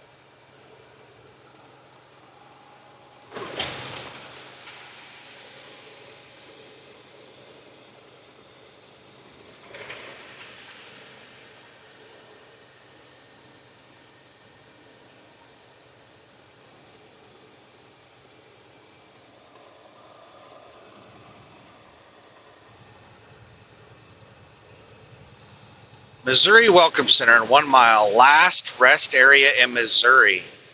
What? We're still 112 miles away from the border. That's mile marker 112 right there. There's not a rest area for 112 miles in Missouri. Now, I know that you have Springfield and Joplin, but that's no excuse, Missouri. Just because you have towns doesn't mean you don't need rest areas.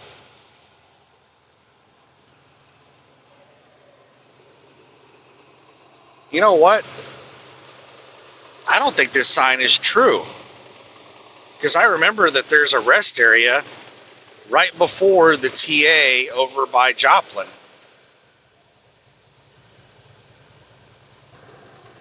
Unless they shut it down.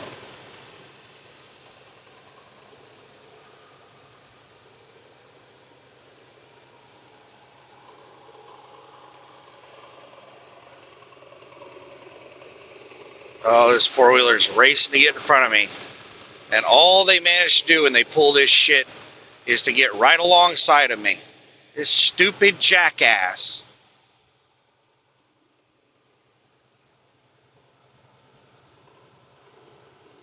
That was extremely dangerous, you moron.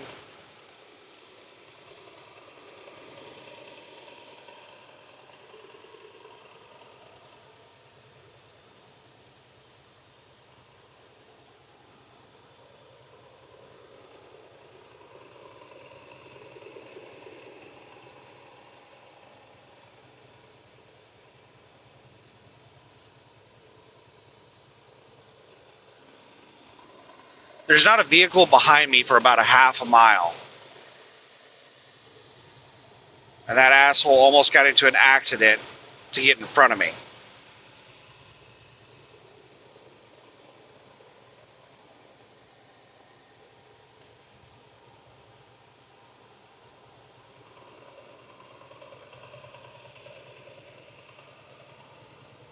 "21 miles until the TA. So what I think I'm going to do is I'm going to park at the fuel island, and then I'm going to go over there to the TA, to the shop, and ask them like how backed up they are.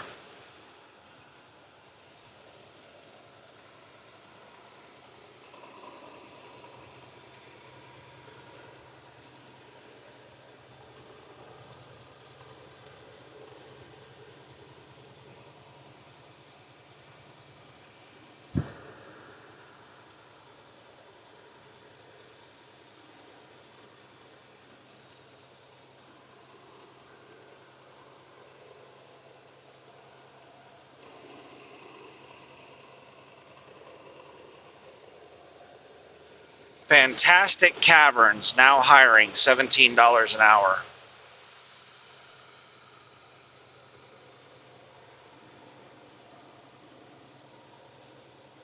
Right now, I think is an absolutely amazing time to be a teenager. Living with your parents.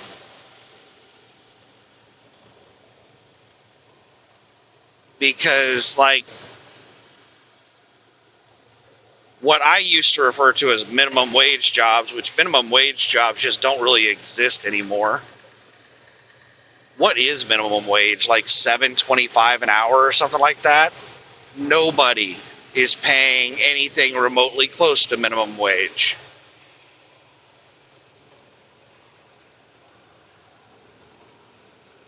You would get laughed at by everyone if you were advertising jobs for $7 an hour. That's crazy. So as a teenager right now, yeah, living expenses have gone up a lot, but think of it from the perspective of a teenager where you don't have living expenses. All your food is provided, your roof over your head, all of that's provided to you. And all the money you make from your little high school job is just pocket money. And instead of making $4 an hour like I did in high school, you're making like $20 an hour.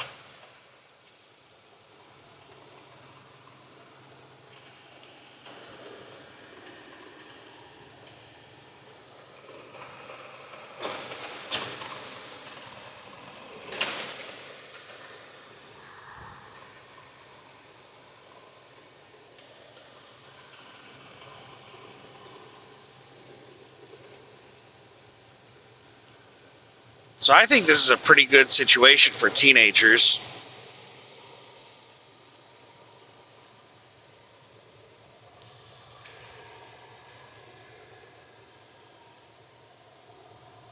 But the shock of moving out after high school, that could be brutal.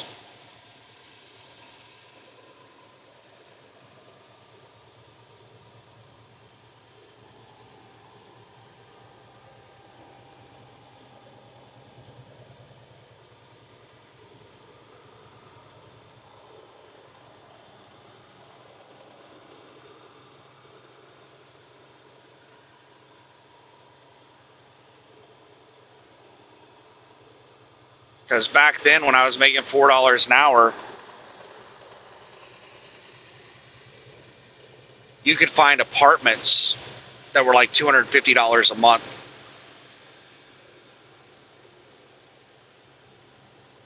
I rented, my very first apartment that I got was a studio apartment. I think it was all bills paid. And it was around $275 a month or something like that. And my second apartment I got was a 2-bedroom, 2-story apartment. Not a very big apartment, but it had, an upstairs room, like a loft, and it had a washer and dryer. And it was, I think, $350 a month.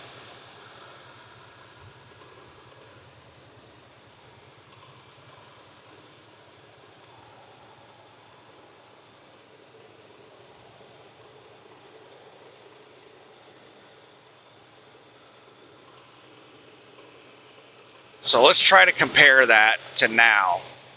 So for my $350 a month apartment,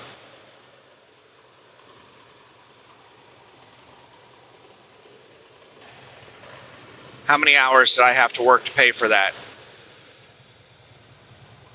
I was making, well,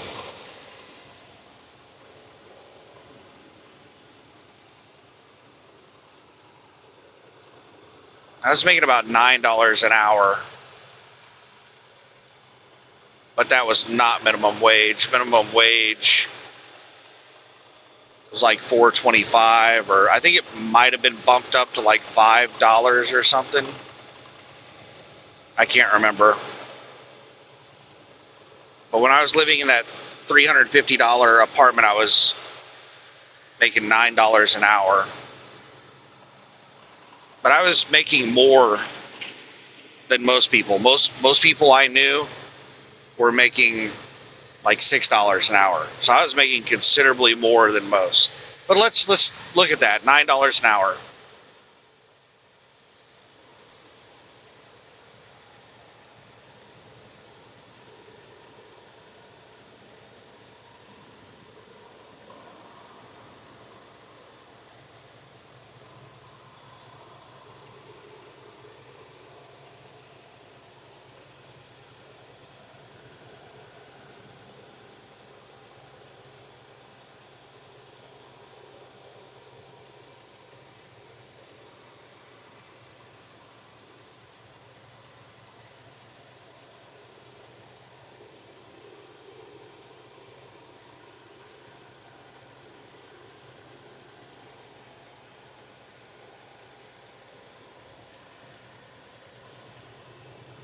So I think it's somewhere around 38 hours. I'm not going to try to get the exact math, but you need to work about 38 hours. So it's roughly a full week. One full week of pay went to paying for my apartment. Let's see how that compares to now. I don't know exactly what rent is in the Oklahoma City area right now, but let's say it's $1,200 a month. I think that's a pretty good guess for a fairly cheap apartment.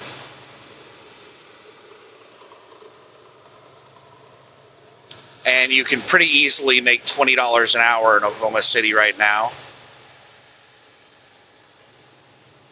So that would be what?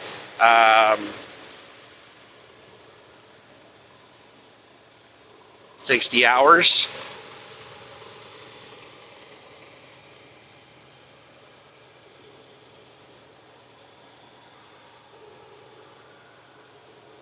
The problem is I'm not really sure what the rent is these days.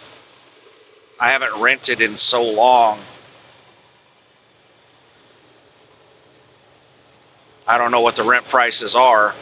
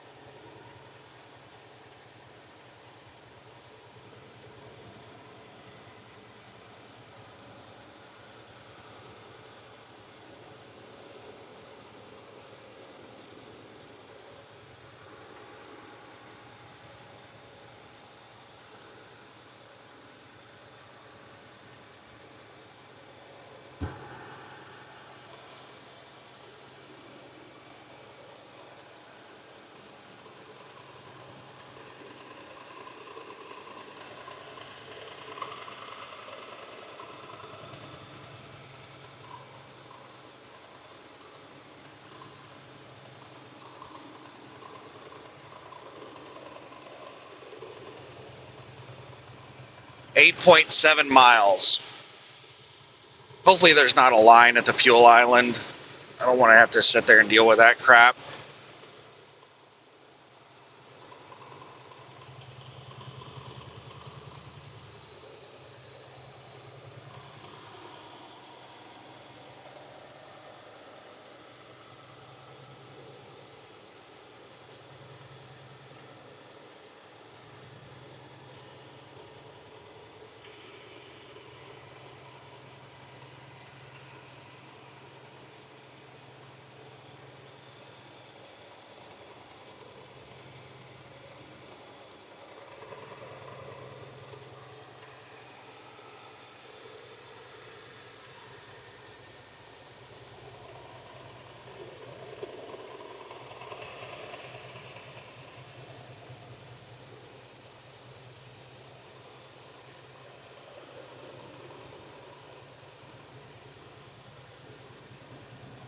Maybe I should just get the... All right, here's the reason I'm thinking about getting more than just the steering shaft replaced, is because my theory is that if you have a loose U-joint that's connected to other U-joints, that wobbling is going to wear out those other U-joints. So I should replace all of them at once. If I don't, then I'm probably going to end up having to replace the steering shaft again when I end up replacing the other U-joints.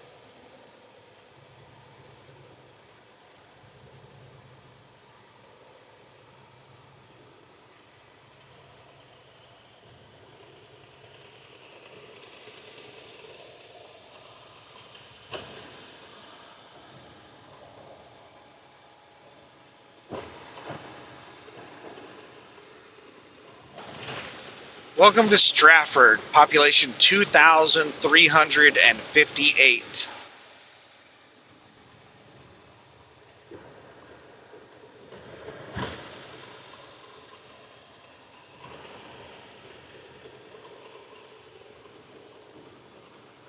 Boom, there it is. Fireworks.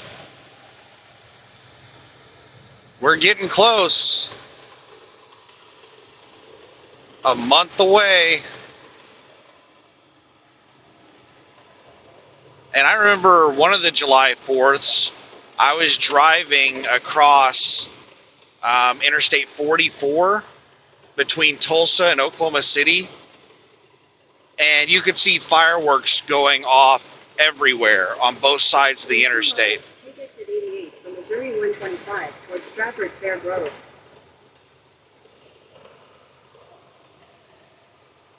I hope that this July 4th, I'm cruising down the road and somewhere where I can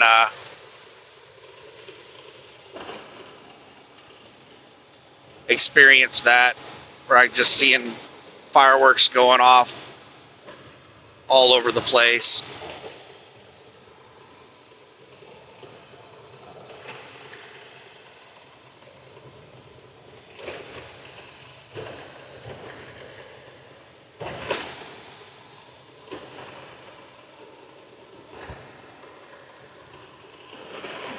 All right, our exit is coming up.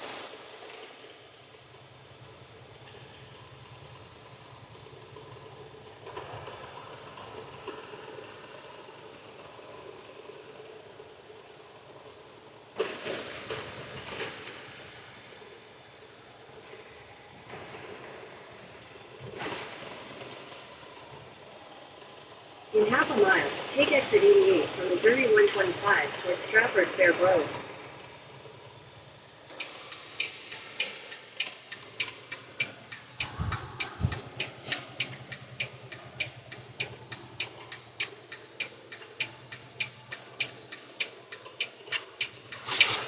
Take exit 88.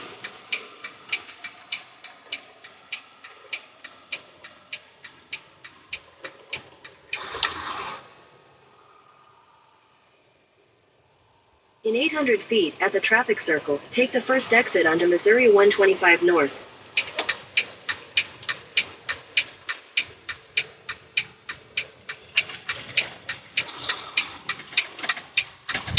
Put in a damn traffic circle. Sons of bitches. I hate traffic Exit circles. the traffic circle onto Missouri 125 North, then turn left onto East Evergreen Street. That was not here last time I was here.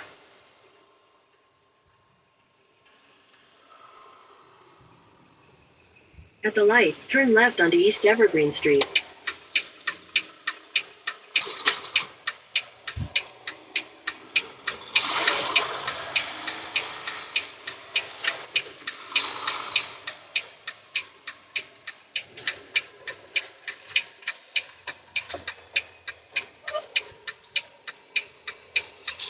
Bob's Nightly Truck In Parking. 800 feet, after Subway restaurants, turn right into the parking lot.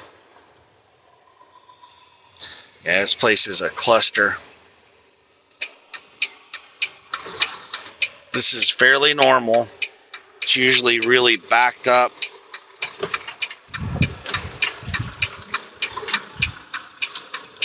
You got somebody sitting here not even pulled. Oh, that fuel pump is closed. He parked there to go grab something to eat. Oh, sweet.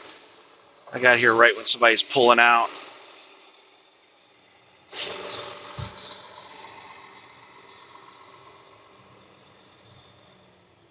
Your destination is on the right.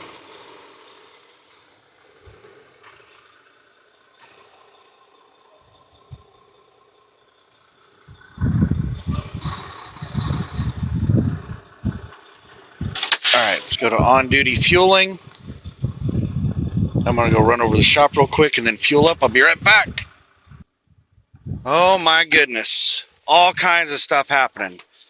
I've been here for about an hour past my 30-minute break. Getting this steering shaft situation figured out. And now bear with me while I try to get out of here without hitting anybody.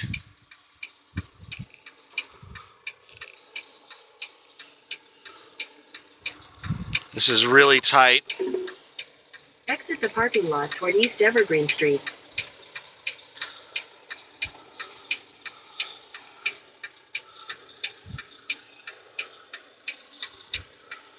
Alright. Alright, we're past Turn left everybody. to East Evergreen Street. We're good. Now, I need to turn hard back to the right so I can see to the right.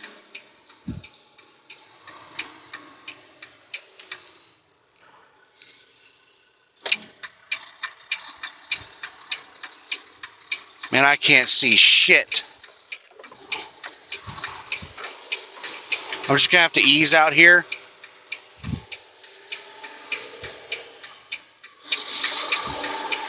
In 800 All right, feet, luckily there turn was right nobody to coming. Missouri 125 South.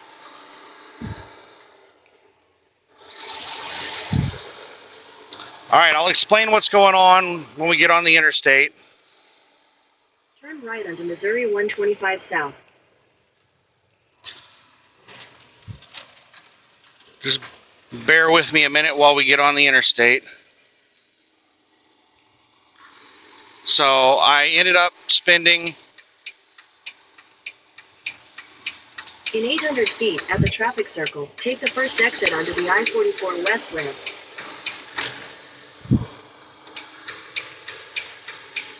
a bit of a premium.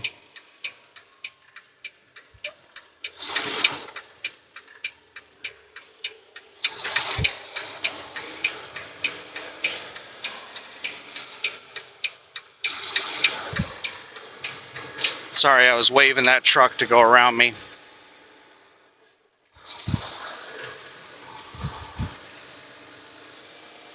Exit the traffic circle onto the ramp.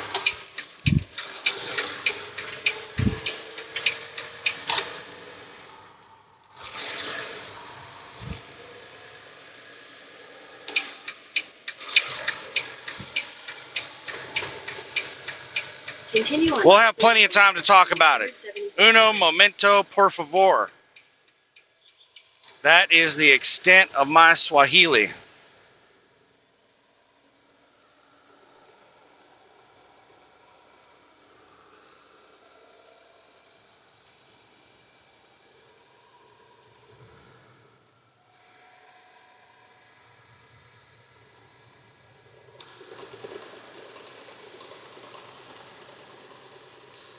So I have already purchased the steering shaft.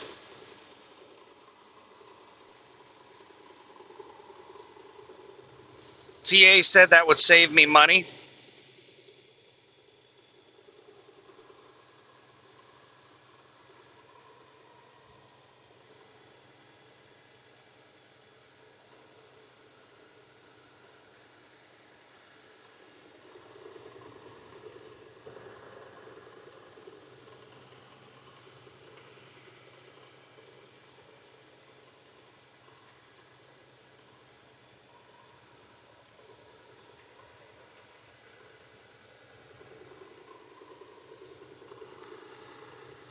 So, yeah, the steering shaft ended up costing, that dealer premium.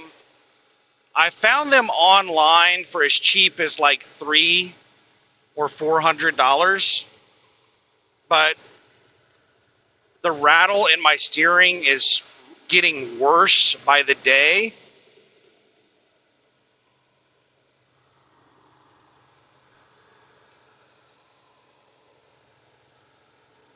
And I don't know when I'm going to be home to receive a delivery. I tried to get a shaft sent to my house to be there whenever I get there. But the shipping was going to take so long, it was going to arrive after I was already gone. Just a second here. This truck that was passing me slowed way down once it got barely in front of me. I hope this isn't some asshole that's going slower than me that's just speeding up to get in front of me.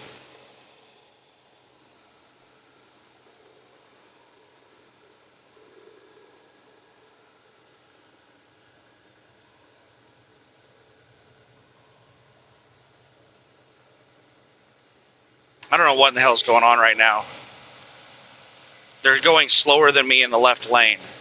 He sped up and flew by me, and now he's going slower than me in the left lane. And we got somebody on the damn shoulder. They're standing on the fog line. All right, they just walked off the fog line. I am jammed into this lane.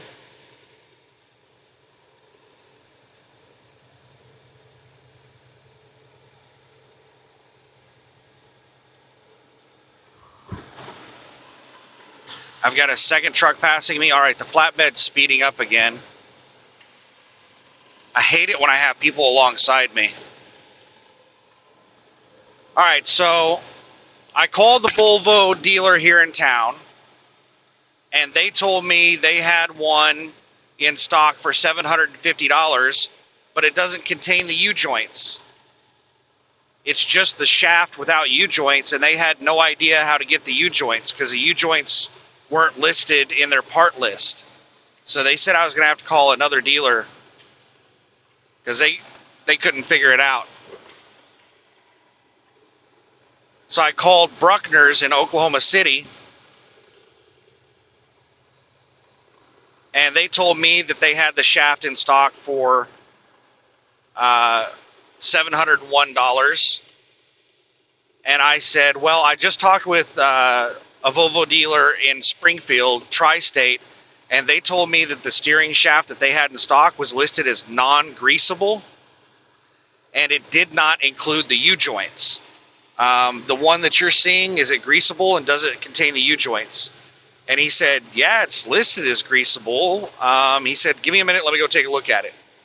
All right, this flatbed is slowed way down. All right, the speed limit's dropping down to 60 up ahead.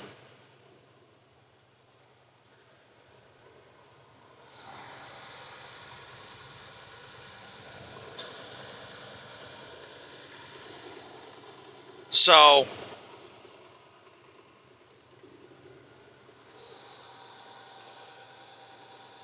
I don't know why the guy is so concerned with the speed limit right now. He sped up to like 75. He was going like 5 over the speed limit when he passed me. And now all of a sudden he wants to do the speed limit. Anyway, he came back and he said that it is not greasable. He said what was listed in the part list was greasable, but it's been replaced with a new part. And the new part is non-greasable, but it does have the U-joints. He said that it's a sealed unit.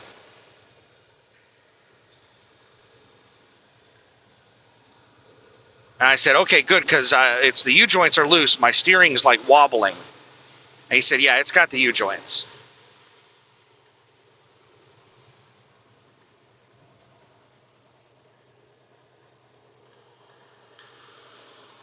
So then I called TA and I said, hey, I'm going to be in there about midnight tonight.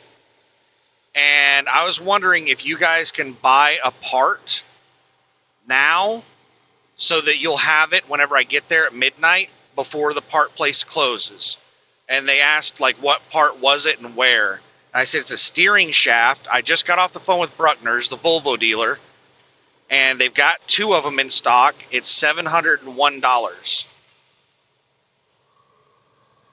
And they said, yeah, we can do that. And they said, what would be best is if you just bought the part from Volvo, because if we go just buy the part for you, it's going to be a 30% markup. And I said, well, any idea what Volvo charges to deliver? Like, what's going to be cheaper, to have Volvo deliver it or to have you guys go pick it up?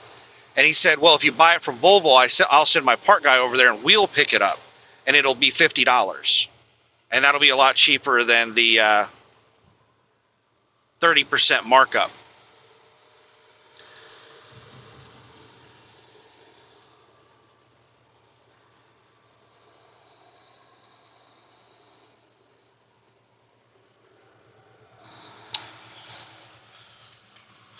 All right, just a second here. I don't want to pass this guy because it's just a cluster of vehicles up in front of him.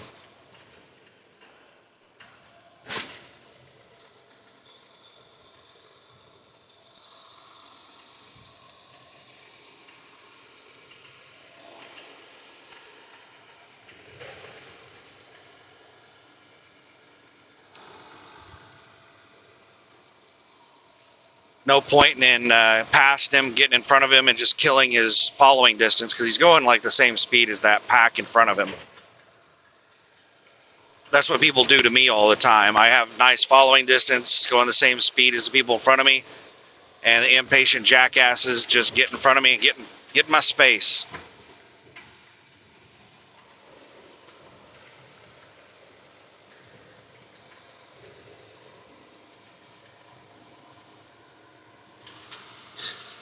So anyway,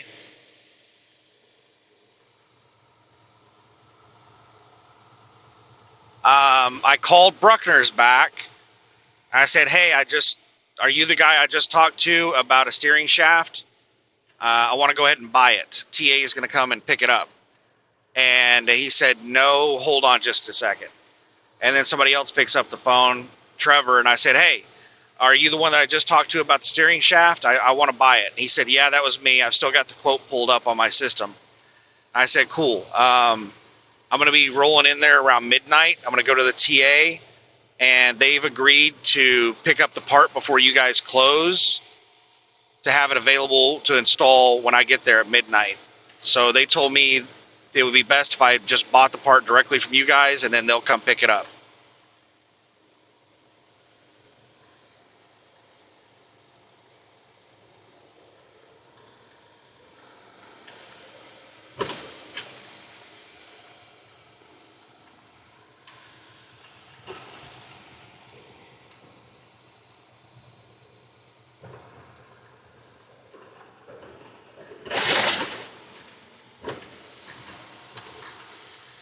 And he said, all right, cool.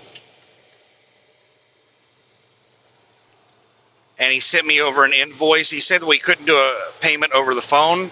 He said that the way they have to do it is they have to text me like a link to a website, and I have to pay on that website. So that's what we did.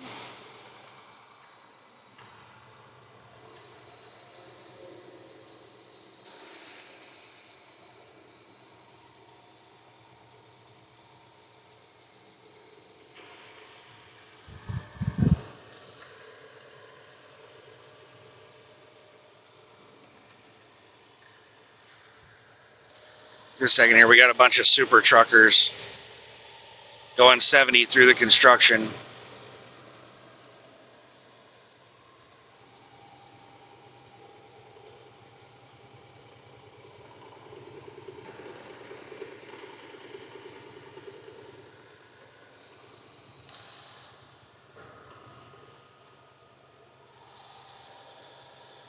So I paid for it, and then I called TA, and I told them, hey, I paid for it. And they said, all right, we'll go pick it up. And I said, do you need any info? And he's like, yeah, give me the invoice number. So I gave him the invoice number. There's an object on road ahead. Traffic is slowing down. The speed limit, we just got out of construction, and the speed limit just went up to 70, and these assholes are slowing down. I promise you, they'll speed up whenever I get out in the left lane here in a second, once this car flies by me.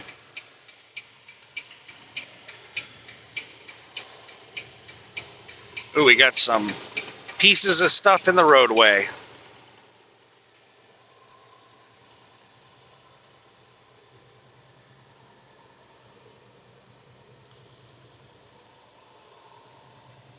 All right, why are the cars in front of me now slamming on their brakes?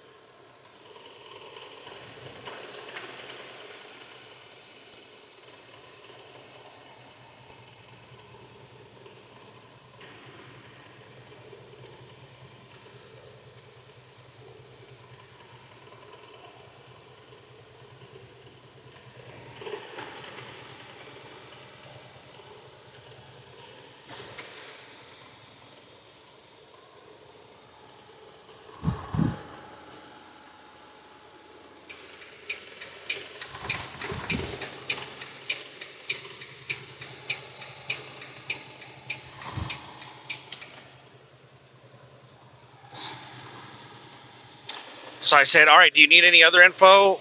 Like any of my info? And they're like, yeah, give me your phone number. So I gave them my phone number.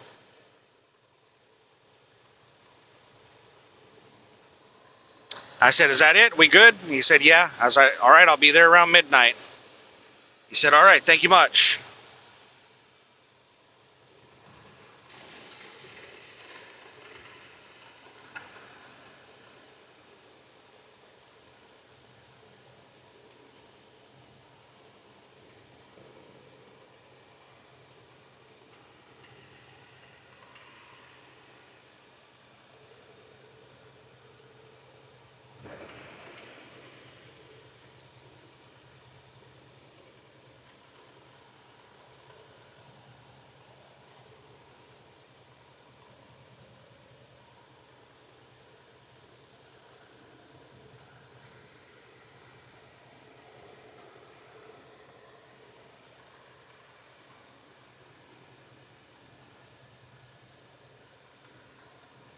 And I am 288 miles away. Let me do a new ETA since I spent an hour longer than I planned at the truck stop.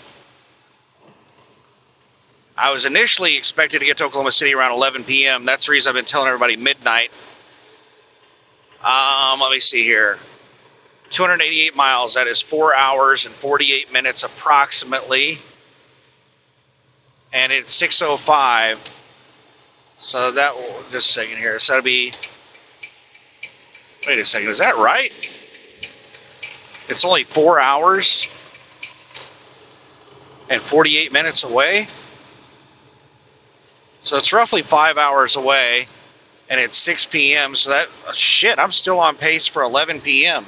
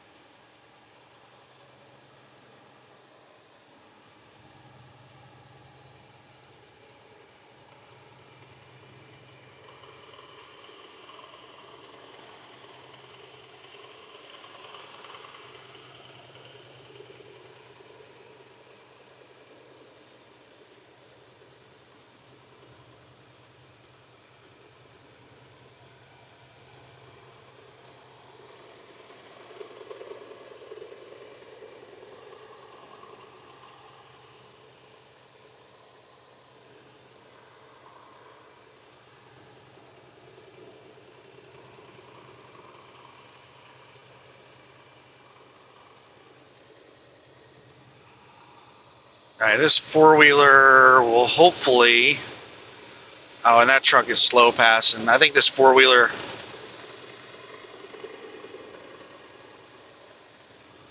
come on, four-wheeler, you can do it.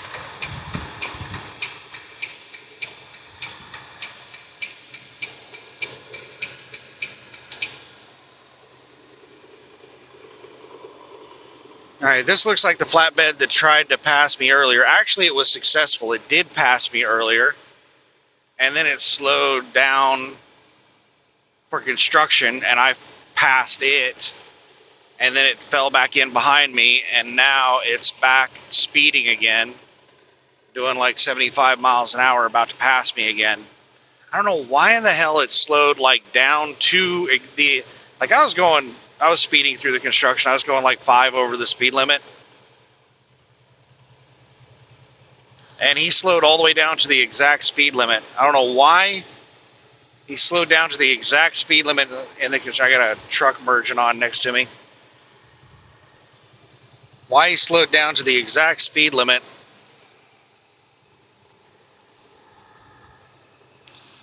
in construction, and then once we get out of construction, he's going 5 over the speed limit. Might be going 10 over the speed limit. He's hauling ass. 5 over the speed limit is a slow pass. That was a fast pass. He's doing like 77, 78 if I had to guess.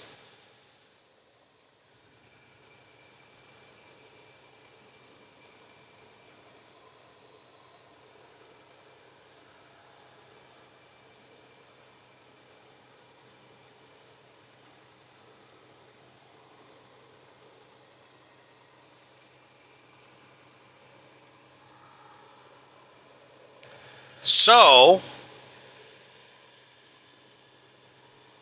whenever I get to TA,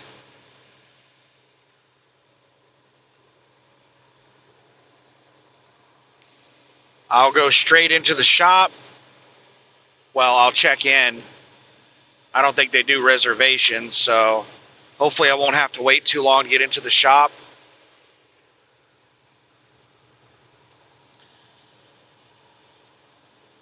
And I'll take my 10-hour break while they're replacing the drive shaft.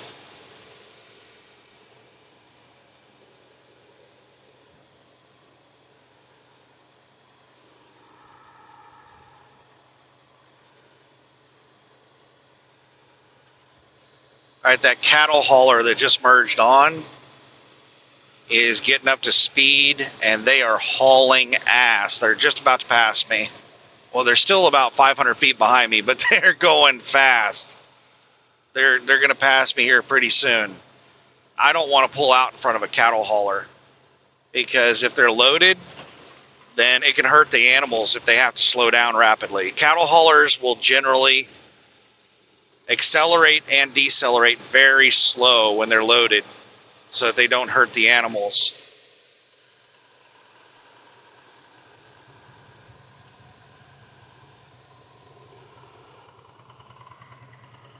Oh, buddy. Holy shit. We just slowed down to 55 for this tiny little hill right here.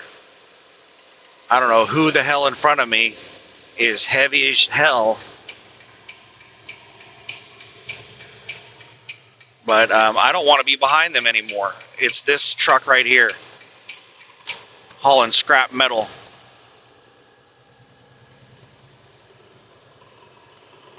Just dropped like 15 miles an hour on a tiny little hill. They must be extremely heavy. I'm doing 73 miles an hour right now, and they've sped up. And now they're speed matching me at 73. They're trying to keep me from passing. I sped up to get around them faster, and they sped up to block me. It's a woman. It's not always a woman. Men do this as well. It's just really fucking annoying. When I was behind them, I was going faster than them at 70 miles an hour. I was slowly catching up with them with my cruise at 70. And then I get out to pass them at 73.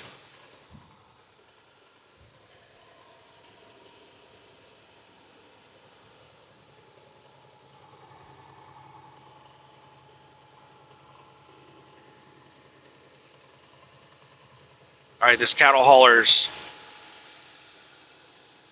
There's a lot of slow trucks in that right lane, and I'm trying to leave space for that cattle hauler. I need to check to see if they're loaded. There they go. That cattle hauler is driving a little bit aggressive for being loaded. I bet they're empty. The way that they whipped the truck over into the left lane just now, you typically will not see cattle haulers do stuff like that when they're loaded. They're generally very gentle with that trailer.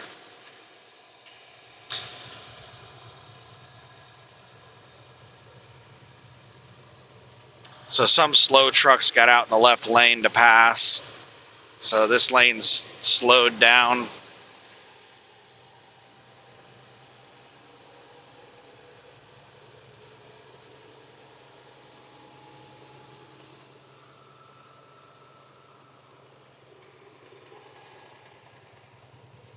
Well, why are we slowing down now? We're not on the hill anymore. We just slowed down to 65. We were up to like 72. Then we dropped down to 65. Now we're speeding up again. Now we're up to 70. Now we're slowing down again. Is somebody like backing off and then running up on a slow truck up ahead of me? Or what in the hell is going on? We're doing 67 right now. And still slowing.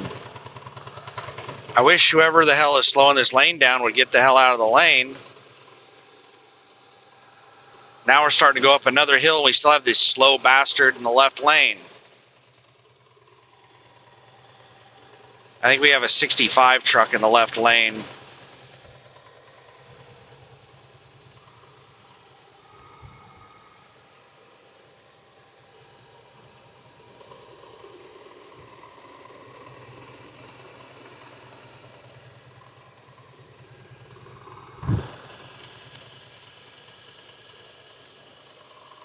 Why are they not moving over to the right lane?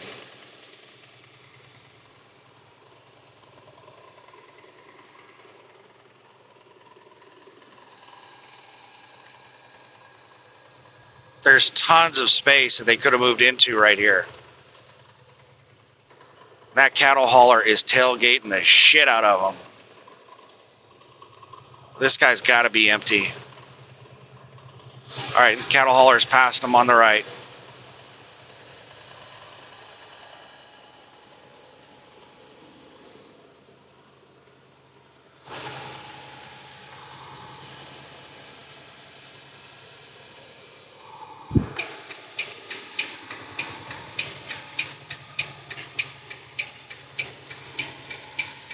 This is the jackass causing all the problems. This fucking idiot right here. Just sitting out in the left lane going slow as shit.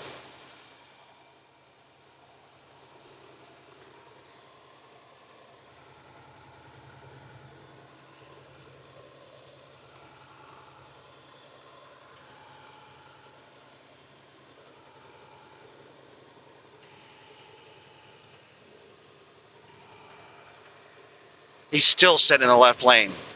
All the four-wheelers are sitting behind him, giving him plenty of room to move over. And he's still just sitting there in the damn left lane.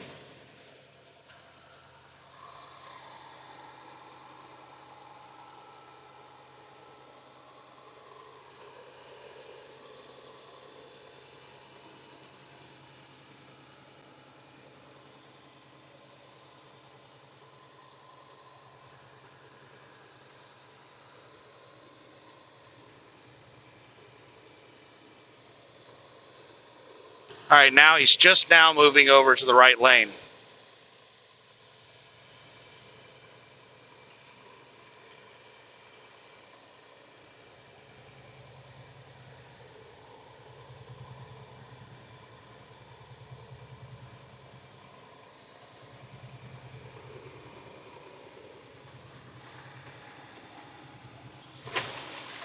And no one passed him after I passed him. There was no one blocking him from moving over to the right lane.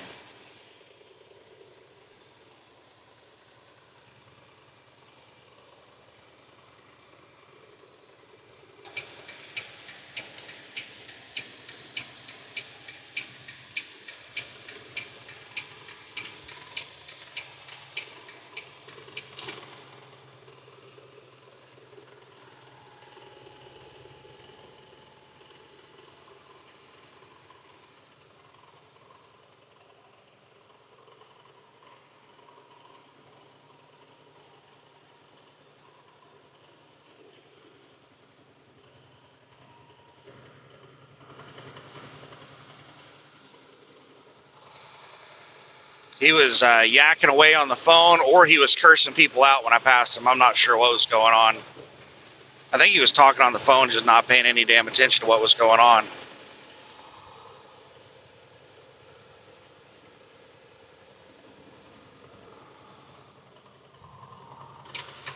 All right, let's see how fast this truck is going before I pass them, because they sped up a lot.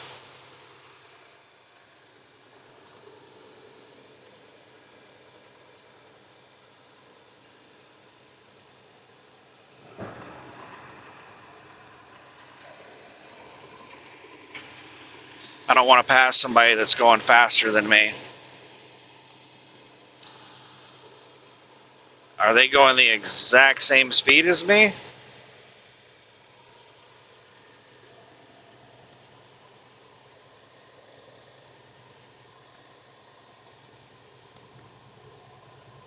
They're slow uphill.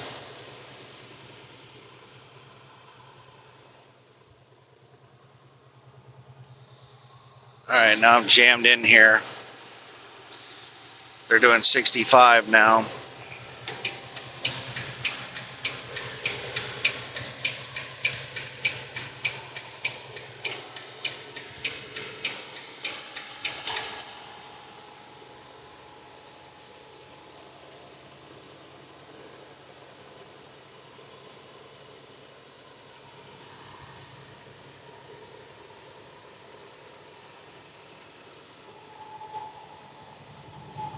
Sabre Cargo Incorporated. Yep, fucker's speeding up trying to keep me from passing.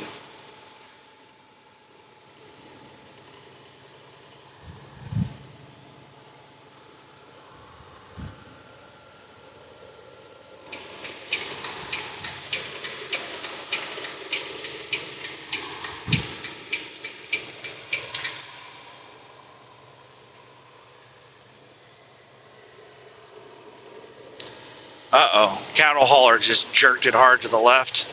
Slow four-wheeler.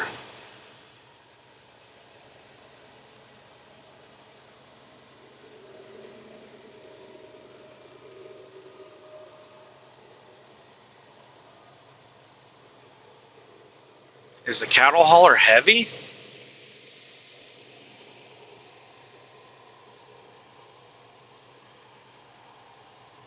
Cattle hauler just had to back out of the pass. Maybe they are loaded. They're jerking the truck pretty hard from side to side to be loaded.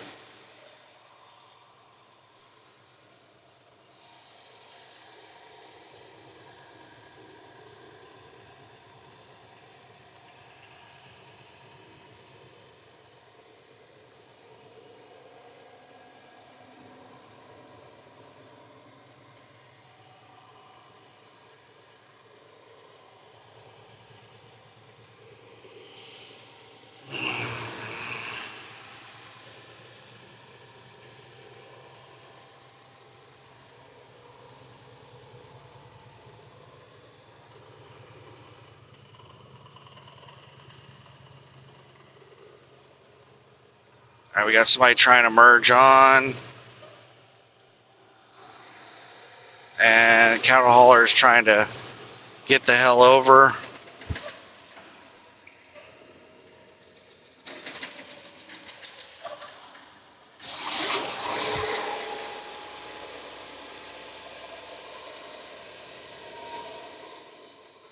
There's just a fucking line of sons of bitches in the left lane.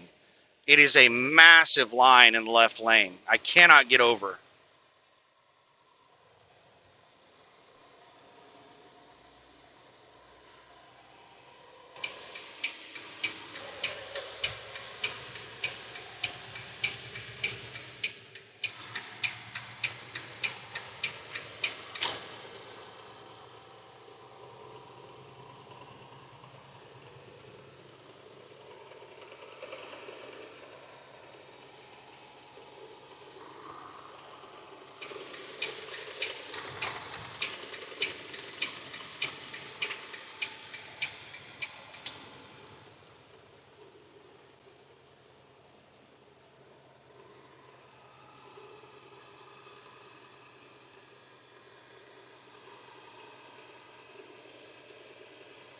And it's some crazy traffic.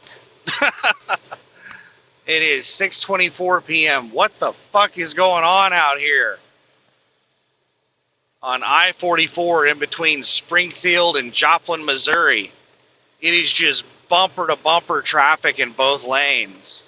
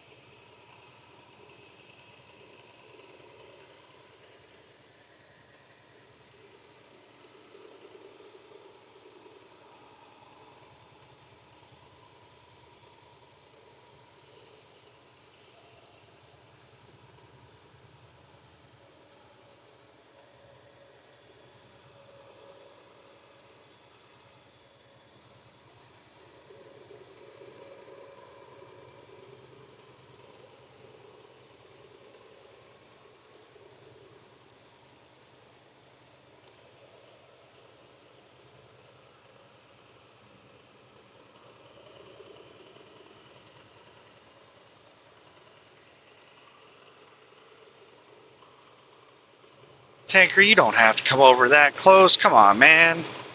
You can wait a couple of seconds to build like a little bit of space. That is fucked up.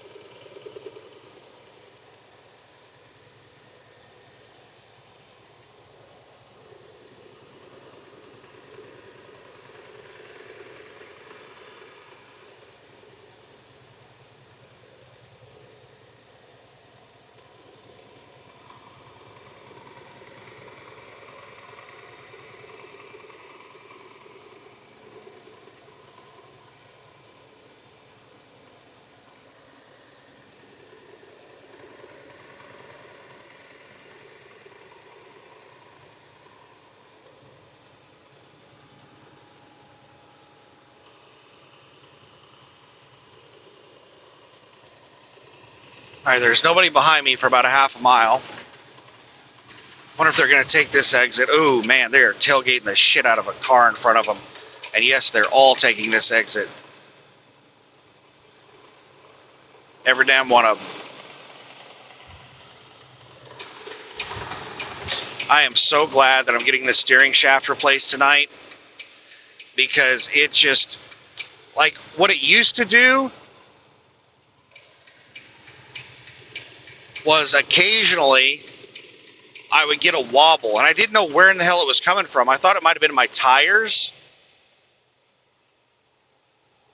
but it was very rare for it to happen.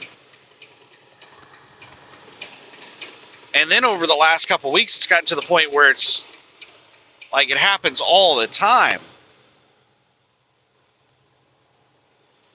It's just getting worse and worse.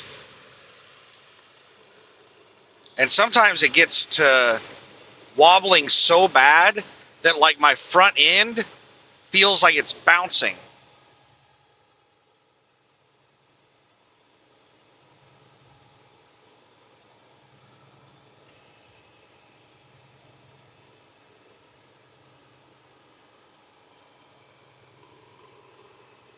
And then sometimes I'll go 20 or 30 minutes with zero wobble.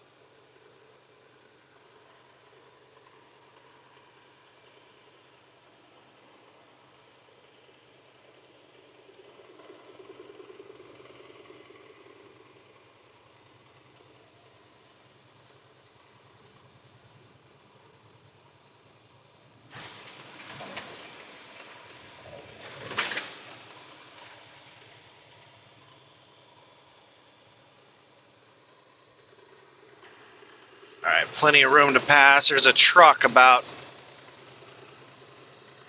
1,000 feet behind me. Oh, that's that dump truck that I let on a minute ago. I don't even know if that thing's going faster than me.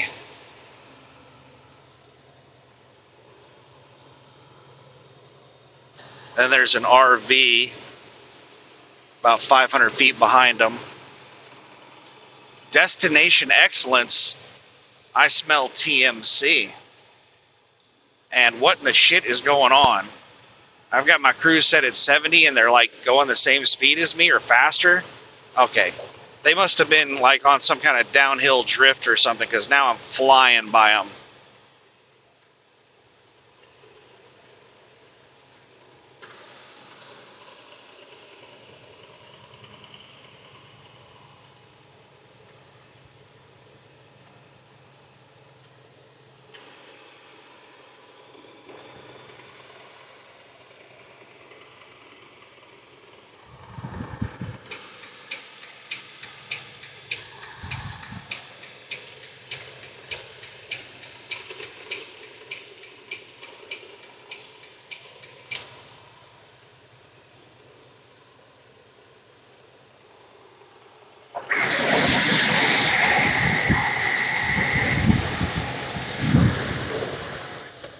Oh, I think I got the fly out.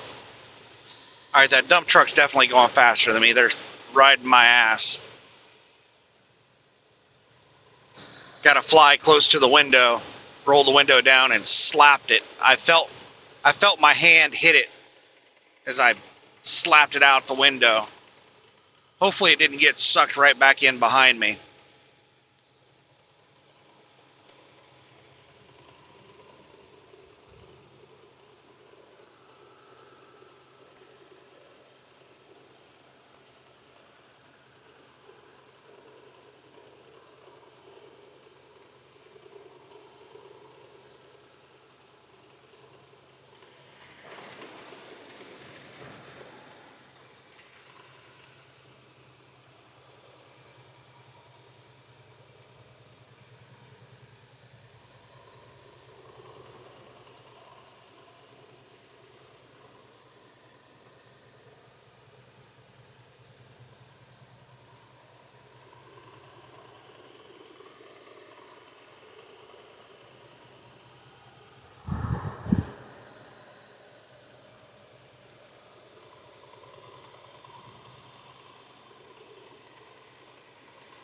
Butali LLC hauling a Swift trailer.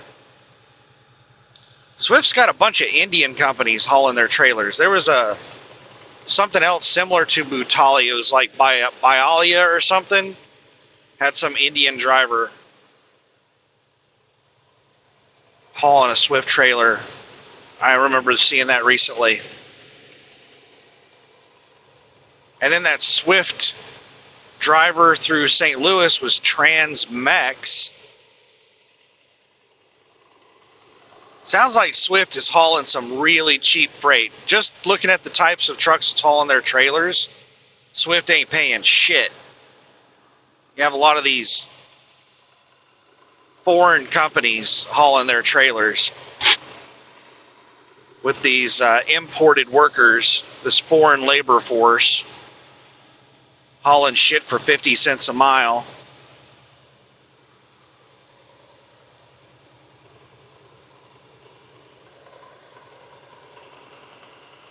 Paying these people like $50 a week.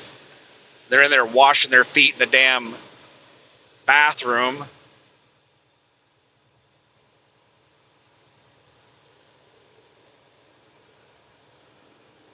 I know it's called a bathroom by some people, or a restroom or whatever, but that doesn't mean you can bathe in there if it doesn't have a shower or a bath. It is nasty to sit there, try to go up to the sink to just wash your hands. Somebody's washing their damn feet, washing their armpits, brushing their teeth, shaving.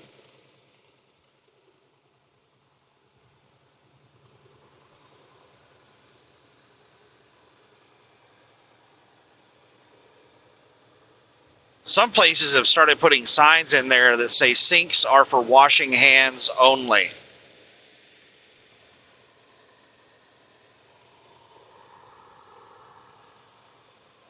I don't think these people understand how inappropriate it is. Because, like, it's just normal in their country to do shit like that.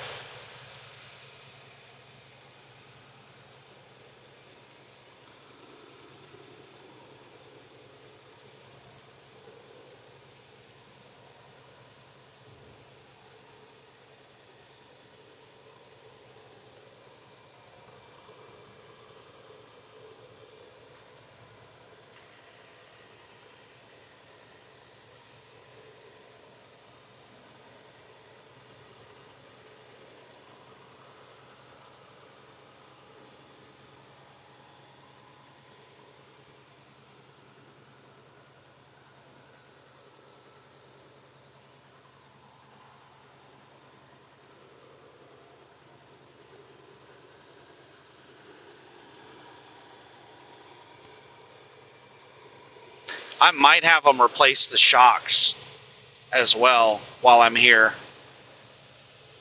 I'll see what their shock prices are and see like how many shocks there are on I have no idea how many shocks there are on the truck. I think there's 2. I don't think there are any shocks on the steer axle because it's leaf spring.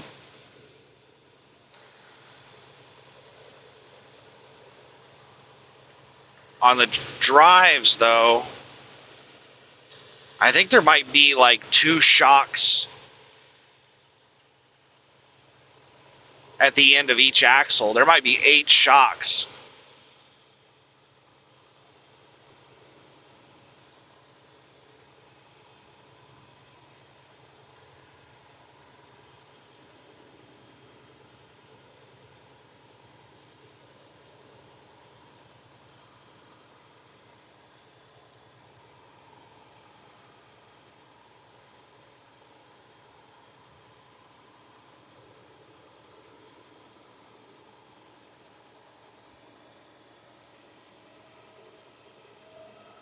And then the only thing that I'll have left to do is replace those 2 tires.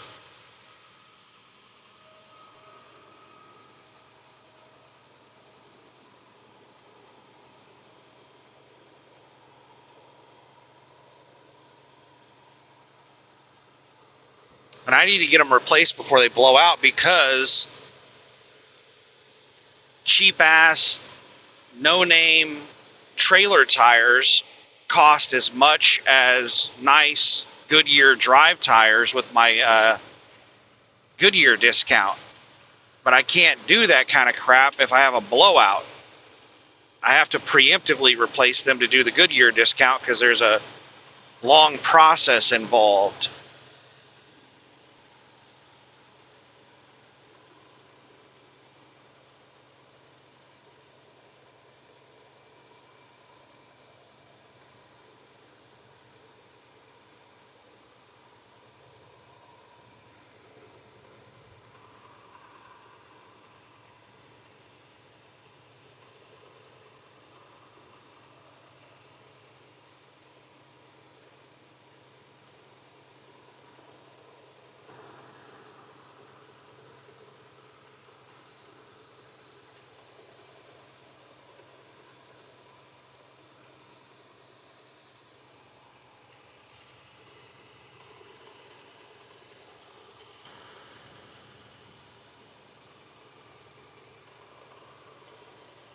But getting the tires replaced will be easy and fast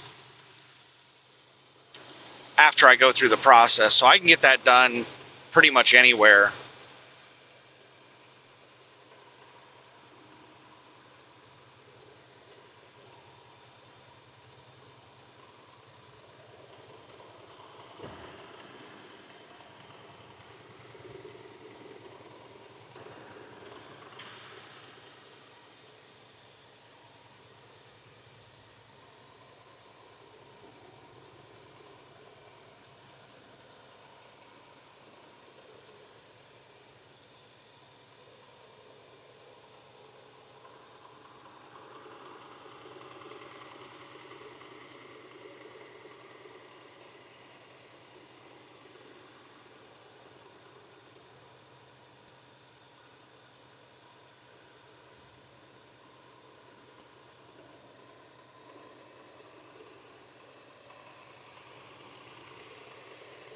Why is this guy flashing his lights at me?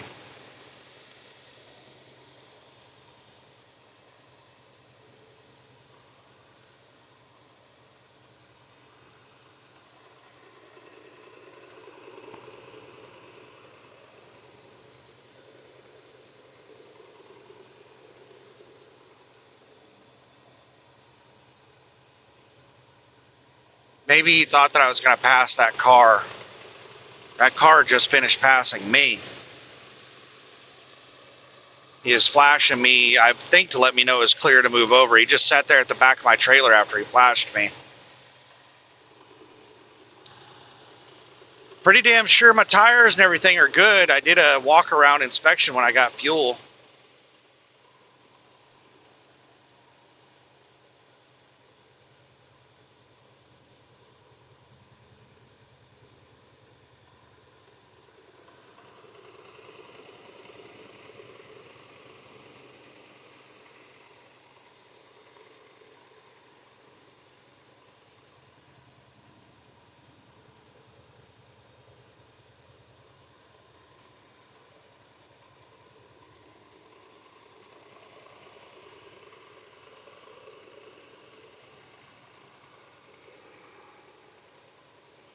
Oh my goodness, it's going to be so nice to have the steering shaft replaced, new shocks, and 2 new drive tires. This thing's going to roll so smooth.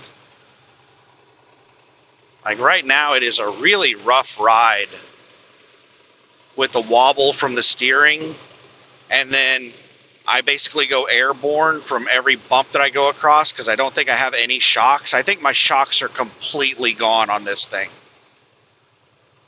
And whenever I go over a big bump, I'll bounce really high because of the airbags.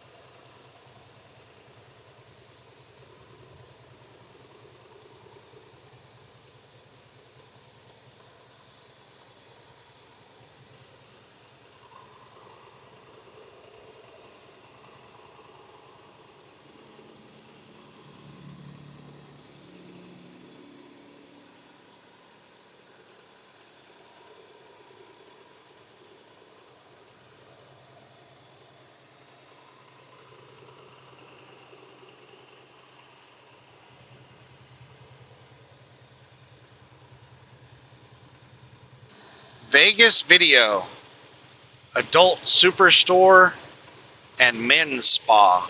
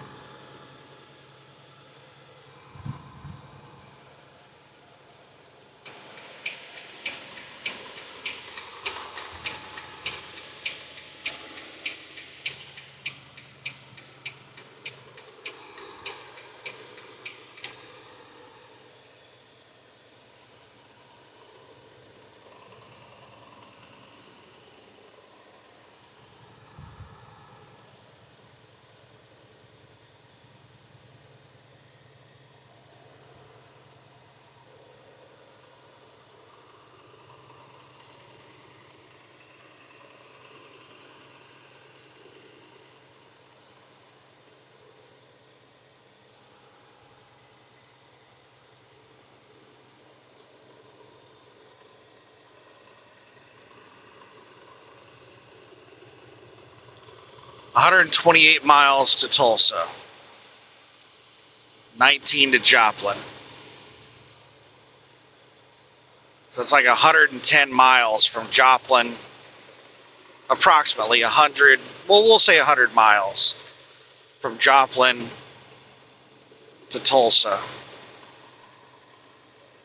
This car is hauling ass.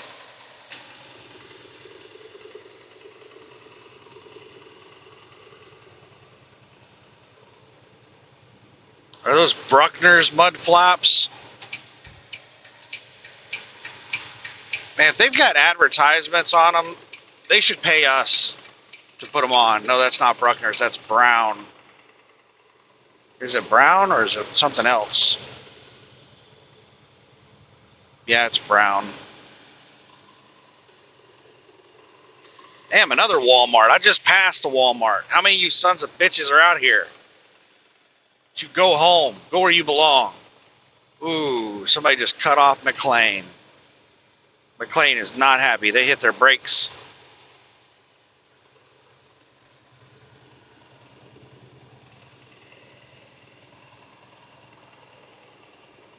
Why would you do that to McLean? Isn't McLean one of those food delivery things that delivers like restaurants? Like, oh God, what's the name of that company that's known for that? I can't remember. But I think McLean's another one of those companies that delivers to restaurants. And those people have hard enough a job as it is. Don't be cutting them off. Don't make their life any more miserable than it already is. I heard they make good money, but it is hard work.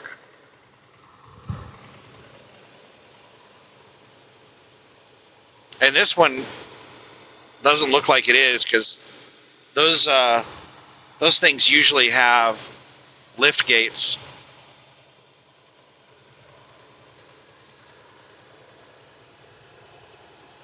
All right, I'm going to speed up. I got some truck starting to catch up with me, and I'm just barely creeping by. I just got far enough past Walmart to move over, and I was close enough to McLean to move over to pass them, so I don't want to be out here in this left lane all day.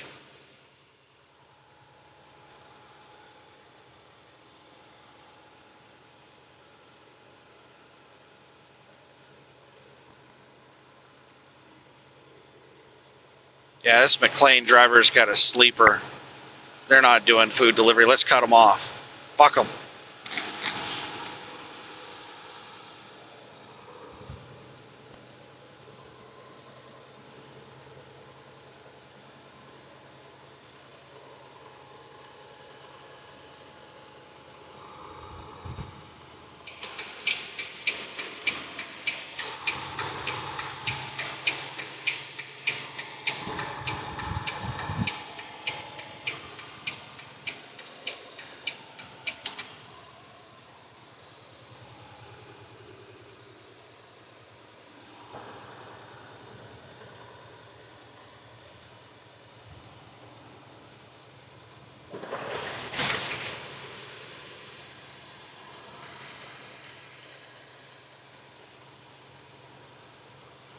Interstate 49 in 2 miles.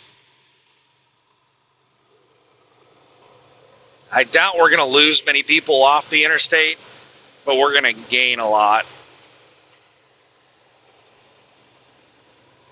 So the interstate's probably going to get a lot busier. Hopefully a lot of people exit in Joplin.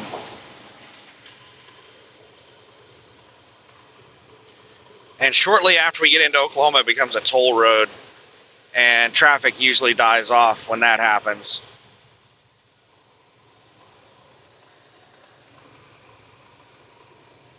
It's amazing how much a toll will reduce traffic on a road.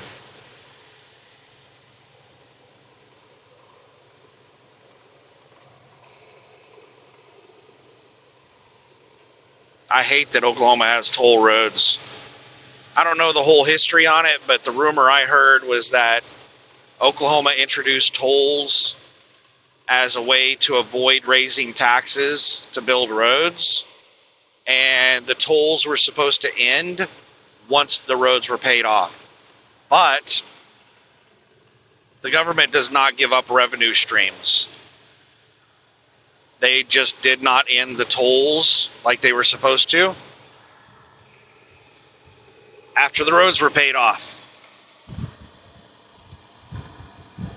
All right, where in the hell is my tropical punch? Get it out here. I am thirsty.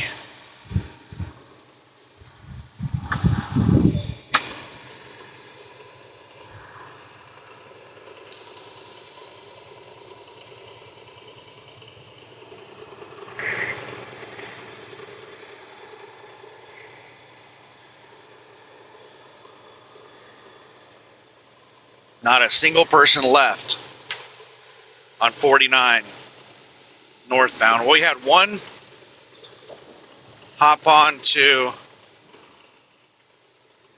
State Highway 59 southbound. I think Interstate 49 southbound is further down the road. And most of the Interstate 49 traffic headed in this direction is going to cut across town. I forget the name of the state road or highway that basically goes around Joplin, but that's probably where all of the Interstate 49 traffic is going to get on. It might be this 44 business in 2 miles. I think that's it. That's where we're probably going to have all the Interstate 49 traffic hop on.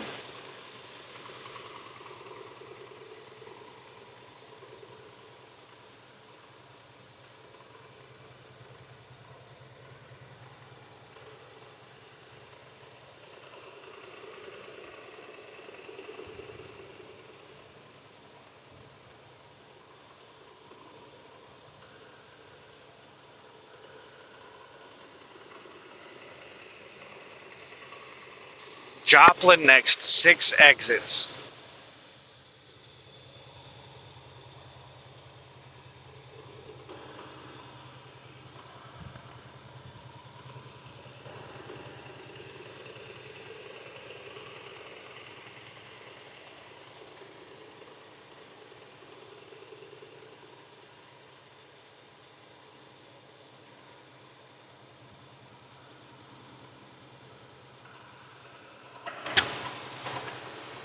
All right, I cannot remember how this truck got in front of me. Is this a slow truck that I caught up with? Or is this somebody that passed me earlier that slowed down? I don't remember anybody merging on in front of me. And I'm hesitant to get out and pass because Missouri is notorious for 60-mile-per-hour speed limits through town. But let's just go ahead and do it.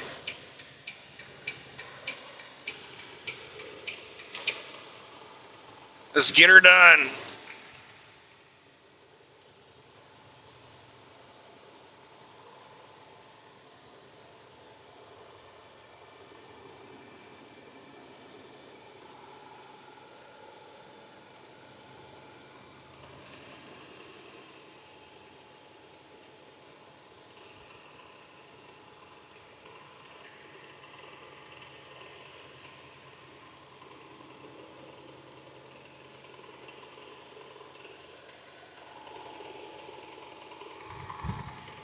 This some bitch sped up with me. I sped up to 75 to get around them faster. And I'm doing 73 right now, and they're speed matching me. I was going faster than them at 70 behind them. It seems like I feel like I'm constantly repeating myself. It's like every single time I pass, that happens. All right, let me get a paper towel. My eyes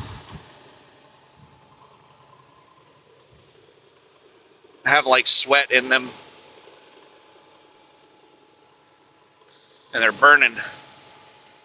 I'm just getting all emotional in here, man.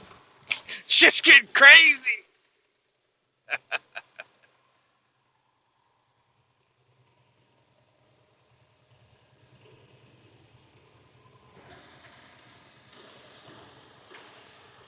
76 degrees in here. Let's turn the air conditioner up a little bit.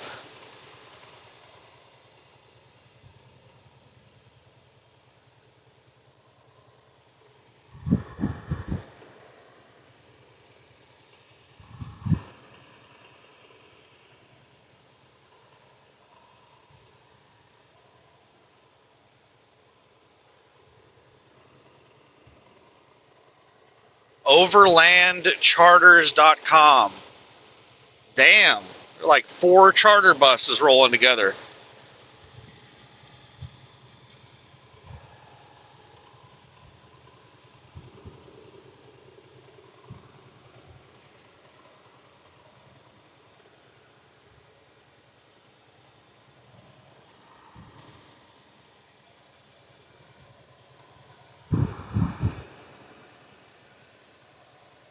That sounds fun. To like travel in a convoy.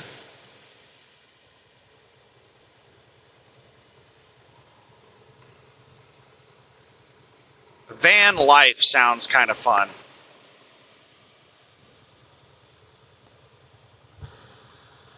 But the boat life sounds really awesome as well. I would like to get a boat.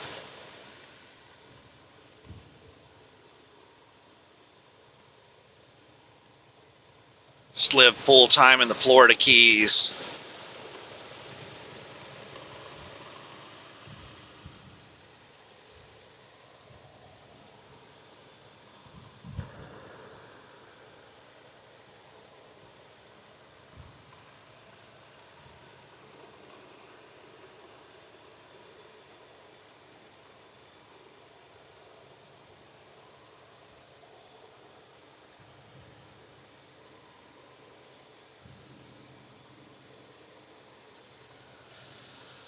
There is a, if I remember correctly, there's a Goodyear. I just saw that Goodyear Service Center right there, the sign for it at that Pilot Flying J truck stop. And I was sitting there thinking, you know what? That's where I could get the tire replaced. Goodyear Service Centers that are at truck stops.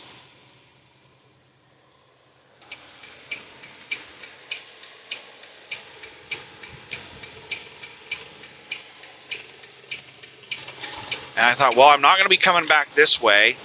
Where can I remember a Goodyear Service Center being?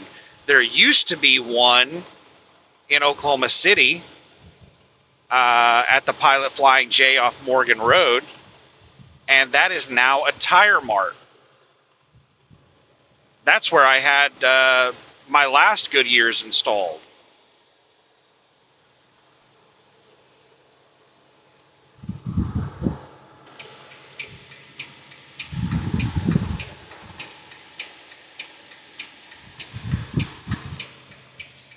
But yeah, now that thing's a Tire Mart, and I cannot stand Tire Mart. Tire Mart has some stupid policies and some high prices.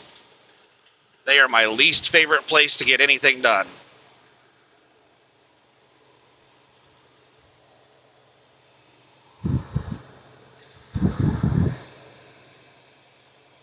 But I was thinking in West Memphis, Arkansas, at the Loves. Is it the Loves? I think it's the Loves. I'm pretty sure there's a Goodyear Service Center there. So when I'm driving on I-40 headed to South Carolina,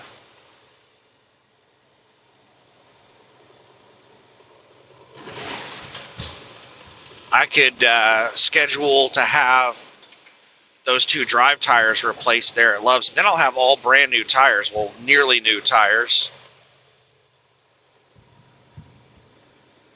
The steer tires will be the oldest tires on the truck, and I bought those right when I leased on with Landstar in 2021. Those steer tires have a little over 100,000 miles on them.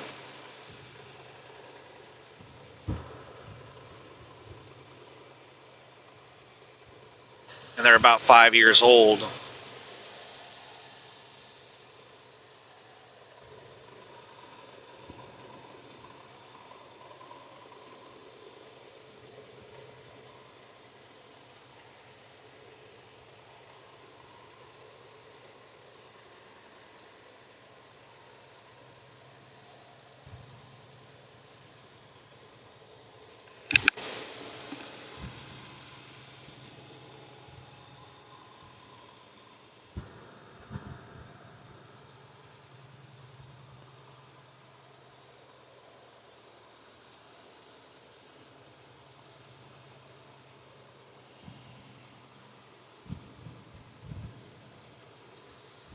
All right, we're probably going to see traffic thin out real quick. I can't remember how many miles it is in Oklahoma before it becomes a toll road. But we're at exit 6. We're only 6 miles away from Oklahoma.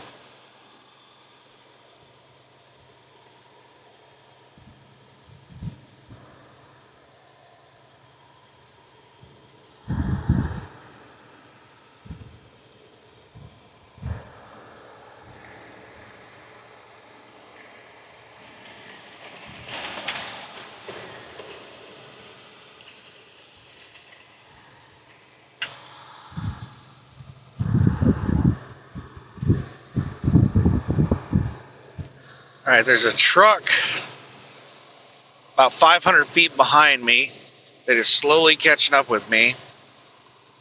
And I am slowly catching up with a truck in front of me. So I'm going to speed up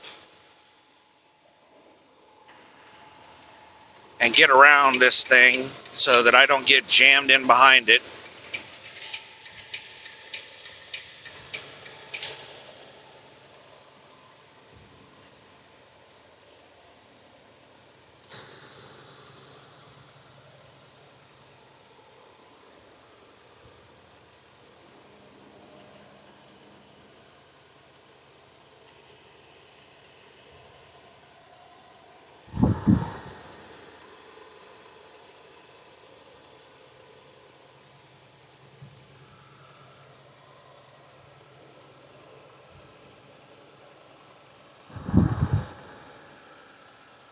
I'm hesitant to get over behind these vehicles because they were going really, really slow. And I don't know how much speed they're going to drop through. So I'm not slowing anybody down in the left lane. That car hauler, that hot shot hauling a car, is the vehicle I'm planning on getting in front of. I think all three of these vehicles are traveling together. I think it's like a used car dealer or something that's going to or from auction, and those are all the cars that they bought or that they're going to sell. Oh, and it looks like they're all exiting right here. Nope, they're not traveling together. All right, let's get behind this guy and see how fast he's going. See if we're going to pass.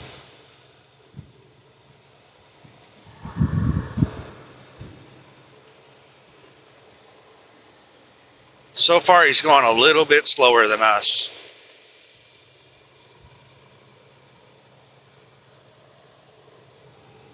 Petro.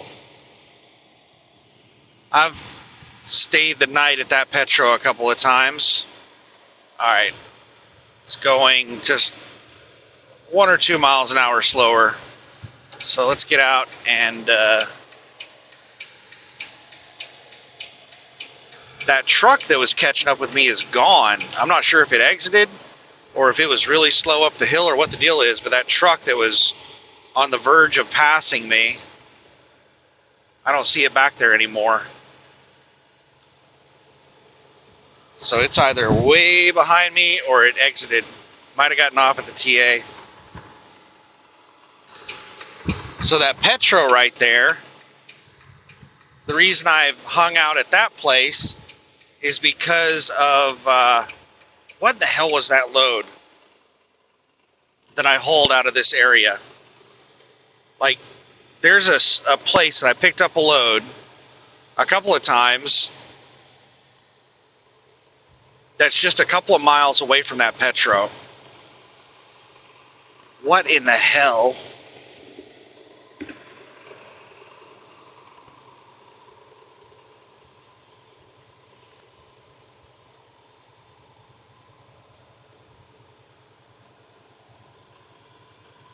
What were those loads?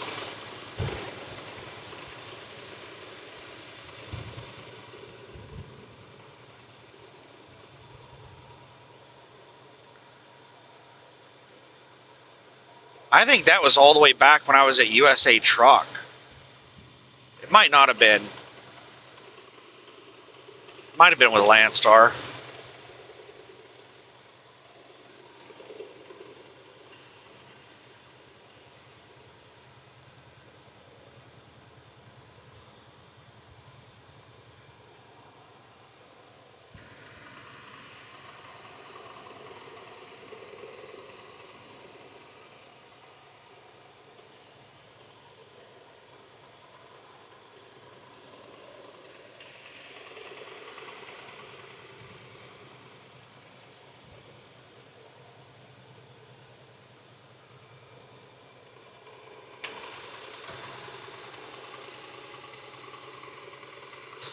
All right, we're about to turn into a toll road. See how traffic just vanished somewhere? Like, I don't even know where they all went. Traffic just got light all of a sudden.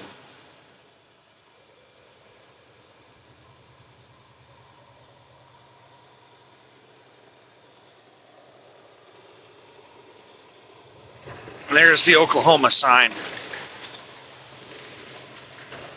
And I don't even think we've hit the toll road yet. I don't think we hit the toll road until Big Springs, where it intersects with Highway 69. I think that's where the toll road starts.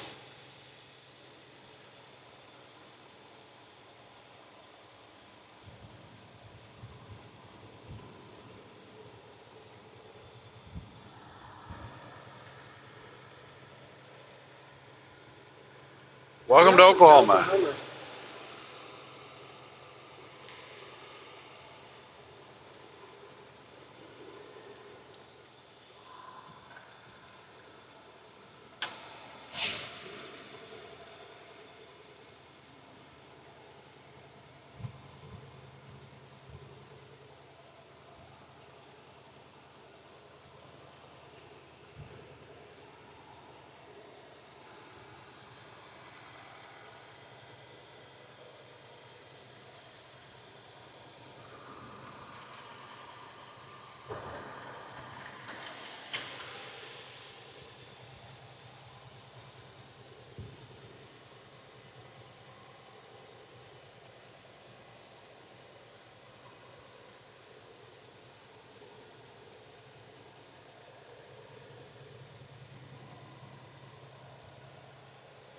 Wow, the road is so much better as soon as we get into Oklahoma. But Oklahoma has a lot of money for roads because all the toll roads in the state. They need to make an interstate that cuts across Oklahoma from like Joplin down to Dallas. Right now, everybody uses Highway 69 and 75, I think it is. But you have to drive through a whole bunch of small towns. I mean, it's mainly a really nice divided highway most of the time, but then you're constantly driving through small towns. But once you get out of town, it's nice divided highway. And then Main Street, nice divided highway, Main Street, over and over again. They need to make it into an interstate.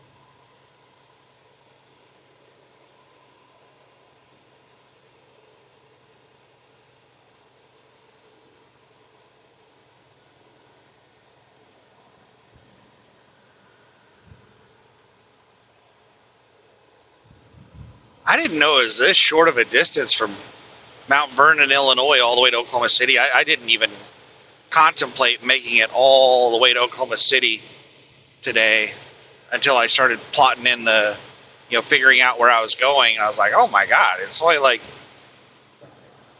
I don't even think it was 600 miles to Oklahoma City. I think it was like 580 or something like that.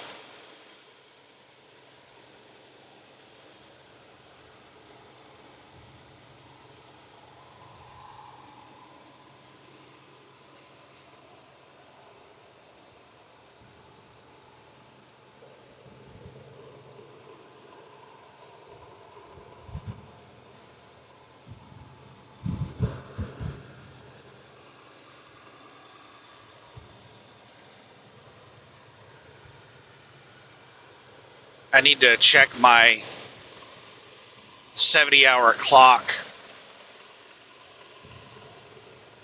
I don't think I'm in danger of running out of time by the time I get to Oklahoma City. It's just that I've had so many delays that I might not need to do a 34. I really don't need to go to the house. I have plenty of clean clothes. I have a lot of dirty clothes as well, so I could do laundry. Like, it would not be a bad thing for me to do laundry. I have quite a bit of dirty clothes. I could restock some food.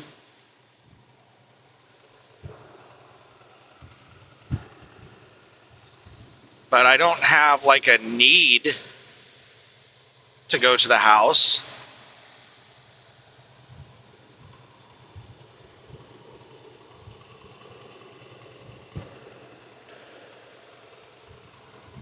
My water jugs, one of my water jugs is near empty.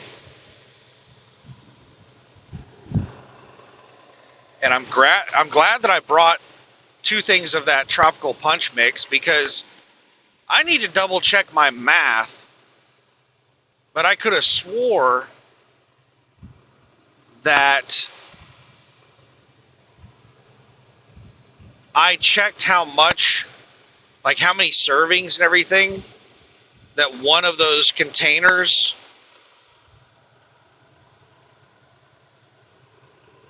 had, and I could have swore that one single tropical punch container that's like $4 was enough for 13 gallons of tropical punch. But I wasn't even able to do one full container of water that's 7 gallons with one of them.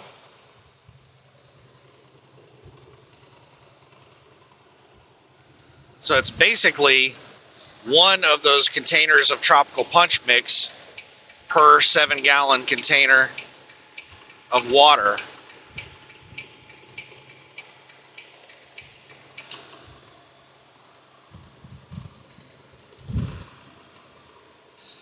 Destination excellence. Another TMC.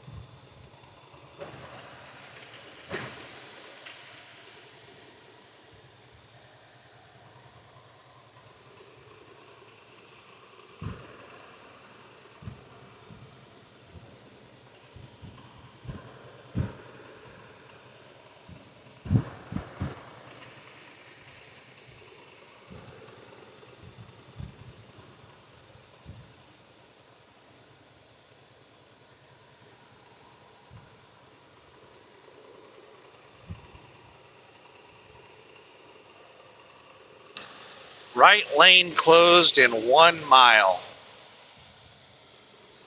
Got a whole bunch of construction vehicles over on the right. It looks like this is their staging area.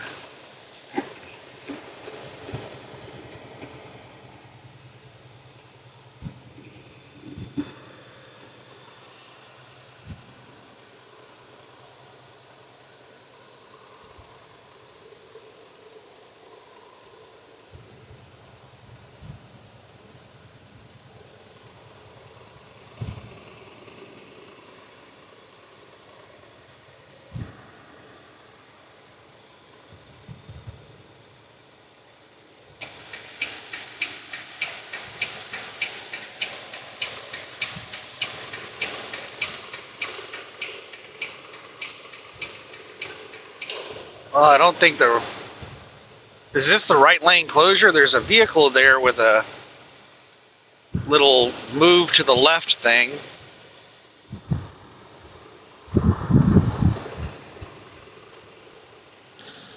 Or is the closure further down? Like, what's going on? Was that the right lane closed?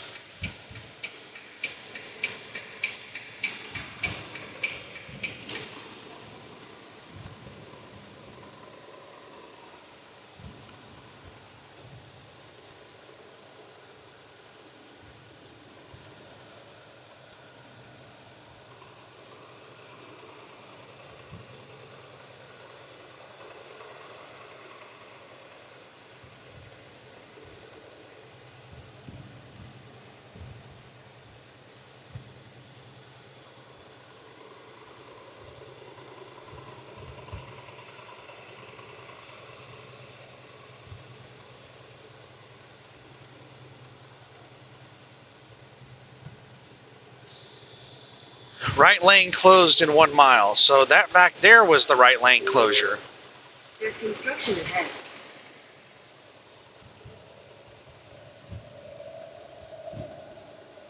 And this is a second right lane closure.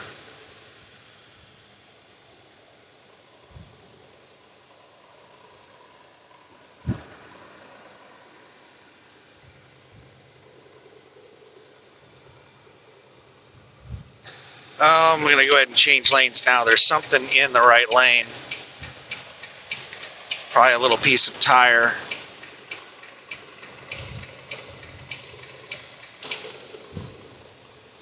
Oh, that's nasty. There's a big piece of tire that looked small because it was, the length was in the direction I was going.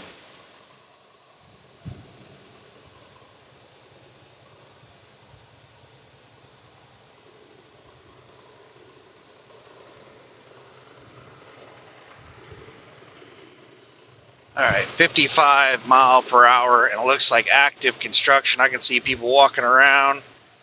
Oklahoma is usually really cool about construction. They don't have like crazy long construction, 15 miles of road shut down so they can work on 10 feet.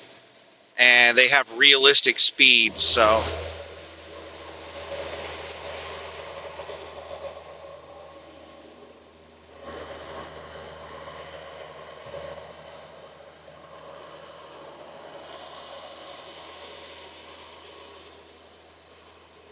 So it's a good idea to obey Oklahoma. Like, there's a lot of these states where I'm just like 45, 35 miles an hour. That's just stupid. It's not even active. And it's like 15 miles of nothing and a 35 mile per hour speed limit. How ridiculous is this crap?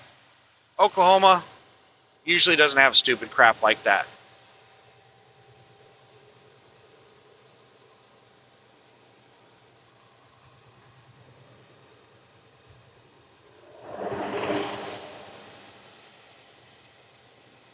The hell?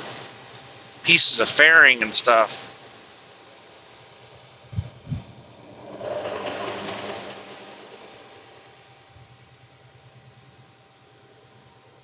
All right, here I am.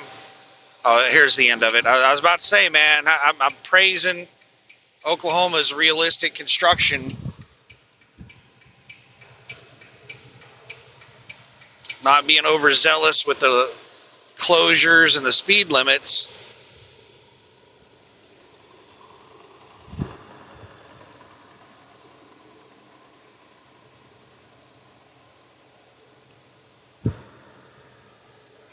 What we got going on up here?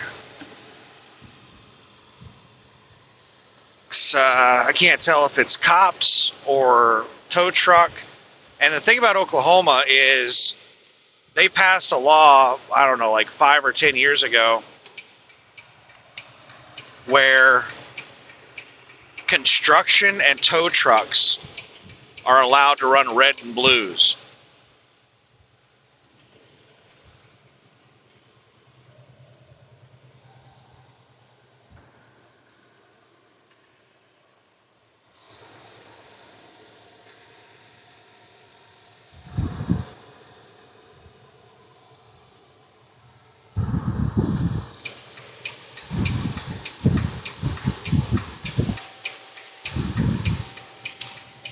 That guy was out there painting in the road. There might even be like some security that are allowed to run red and blues. I remember whenever I don't know when the law was put in, but I remember when I was a security guard in Oklahoma, back around 2006, 2007. I remember our supervisors coming out, and they would come out every couple of days to collect my reports, and they also handed out paychecks. Entering Cherokee Nation. For those of you who do not know, I am a citizen of the Cherokee Nation. I don't have very much Native American in me, but I can trace my family on the tribal rolls. A lot of people don't know this, but to be a member of the Cherokee tribe has nothing to do with Cherokee blood.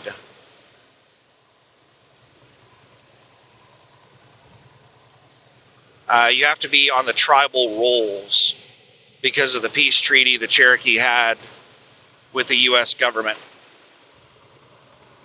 So there are like people who have absolutely zero Cherokee blood that are citizens of the Cherokee Nation. I am not one of those. I actually have Cherokee blood. I'm like a 16th Cherokee. Or no, it's not a 16th. It might be a 16th. I think I might be a 16th.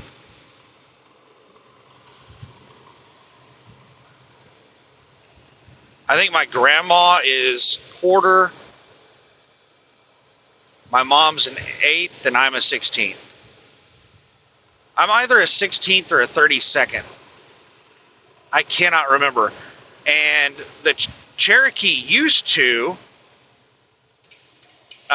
determine like how many privileges you had with the Cherokee Nation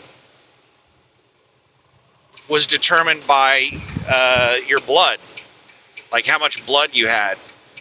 And it was ruled that that was illegal. I don't know if I'm not going to get into like the details of it, but the Cherokee Nation was basically told they can't do that anymore because I think that the like, all right, I don't want to get too like into like sensitive topics here. But I think it was a way for the Cherokee to exclude black people. Because whenever the Cherokee signed their peace treaty and they created their nation, they created the tribal rolls were created, the Cherokee were told, in order to keep your slaves, you have to make them members of the tribe. So the Cherokee put their slaves on the tribe. So any black person that is a citizen of the Cherokee Nation, any black person that can trace their heritage back to the tribal rolls, they were a Cherokee slave. And I think that the Cherokee, using like the amount of blood that you have to determine like what services you get for free, I think that was a way to exclude the slaves who had zero Cherokee blood.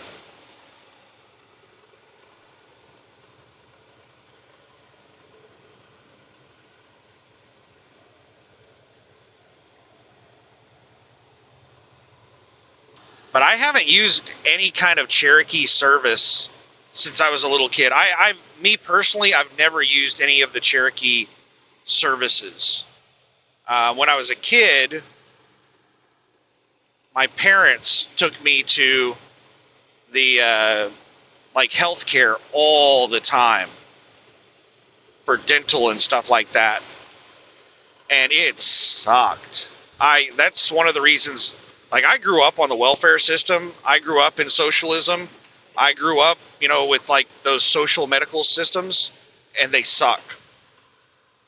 Every time we would go, the place would be overwhelmed, and you just sign in, and they'll get through as many people as they can in a day, and you might have to come back the next day or the day after that. You just keep coming in, waiting for them to call your name.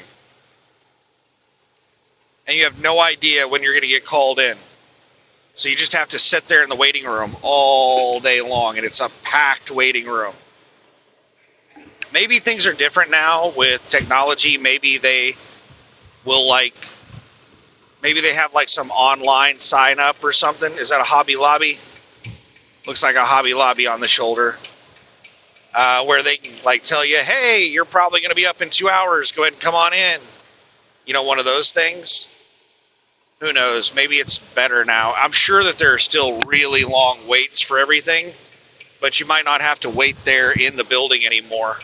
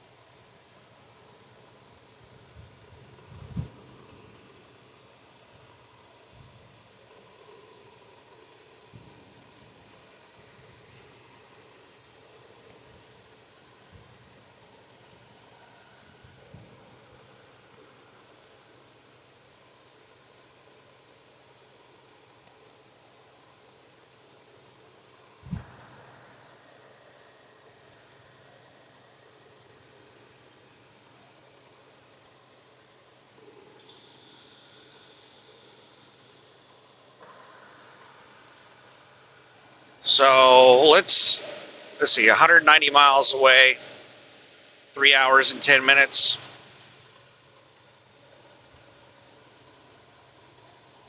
It's 10:40 p.m. Right now it's 7:29 p.m.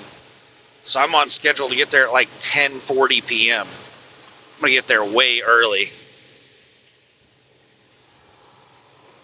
I have 4 hours and 38 minutes of drive time left. So I'm going to have an hour and a half of drive time left whenever I get there.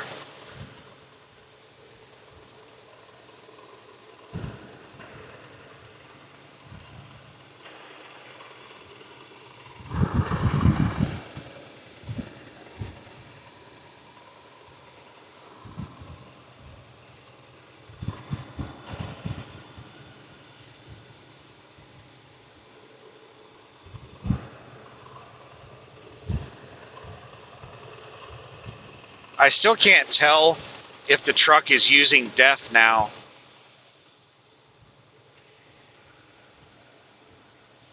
Because I've done so little driving since the batteries were charged, or the batteries were replaced. And the DEF drains really slow.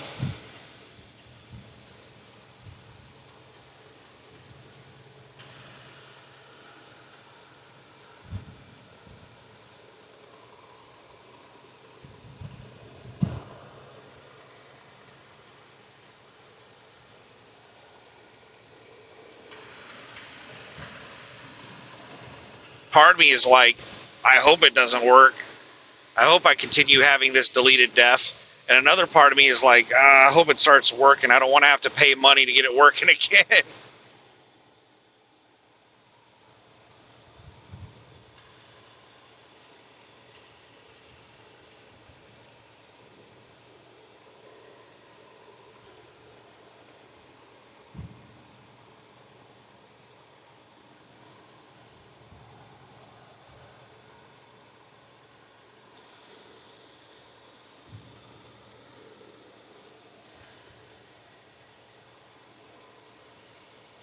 So what's the situation on the shocks?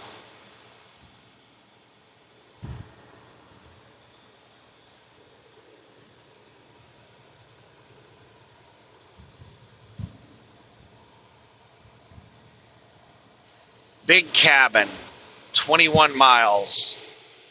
I think that's where we become a toll road.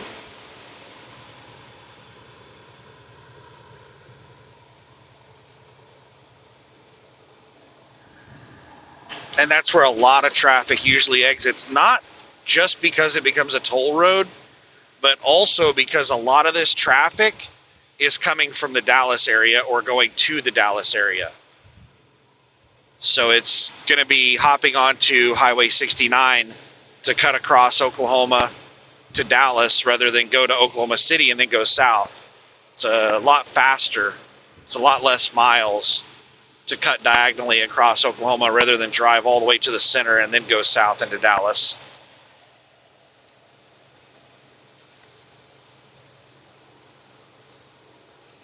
So we'll likely see a lot of vehicles exit in Big Cabin.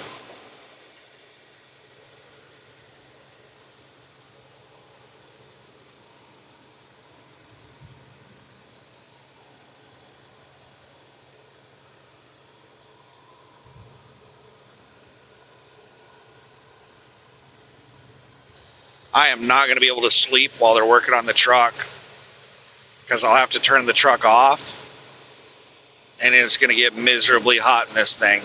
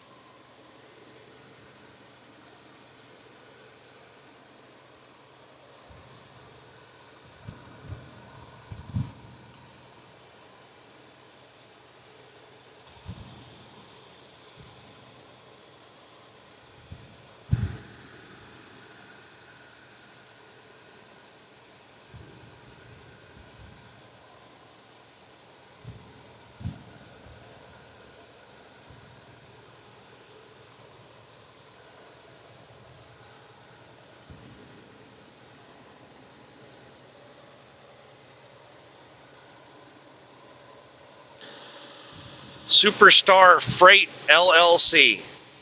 Superstar.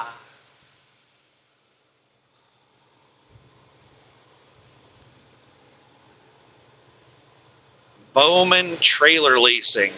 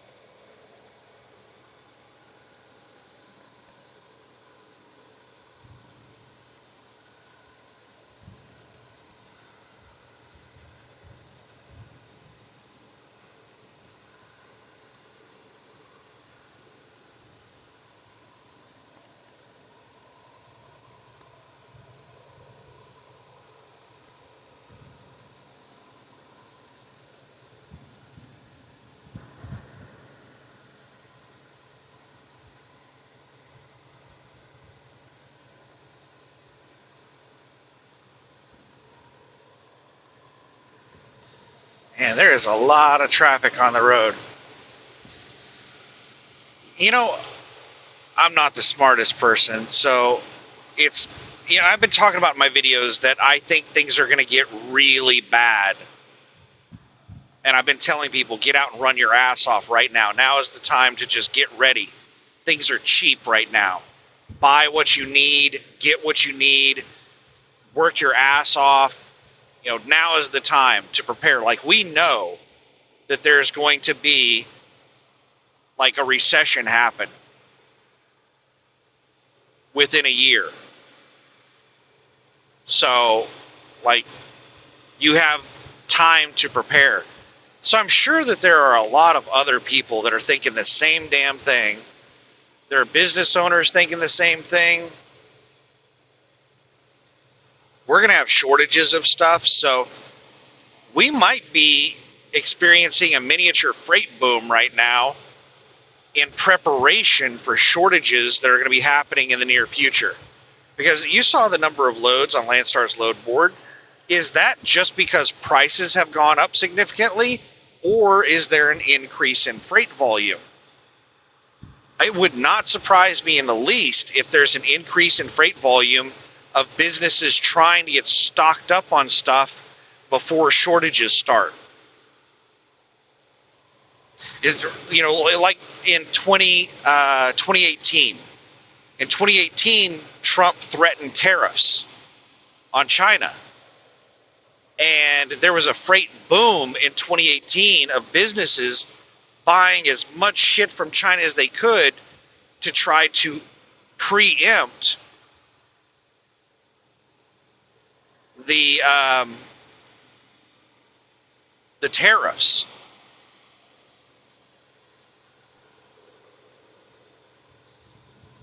And then 2019 was a really bad year in freight because businesses they basically pre-purchased everything they needed in 2019 in 2018, and then the tariffs didn't happen. So they were kind of overloaded on stock. So businesses weren't moving nearly as much stuff around in 2019. We saw a lot of trucking companies going out of business.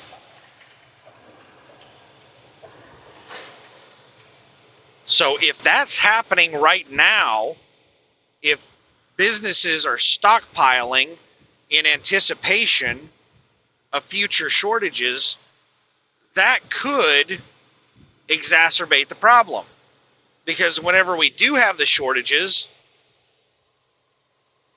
whenever the shortages start and the freight volume starts dropping because of shortages, we're also going to have freight volume drop because businesses don't need as much stuff because they pre-purchased it.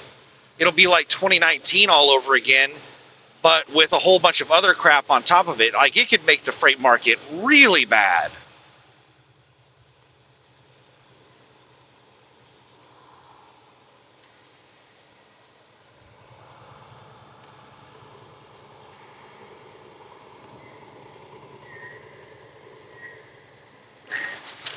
Veneta in 2 miles. When I was a kid, they used to talk about Veneta. Like, it was something somebody would use to insult you, to disparage you, or to disparage someone else. They'd be like, yeah, send them up to the nut house in Veneta.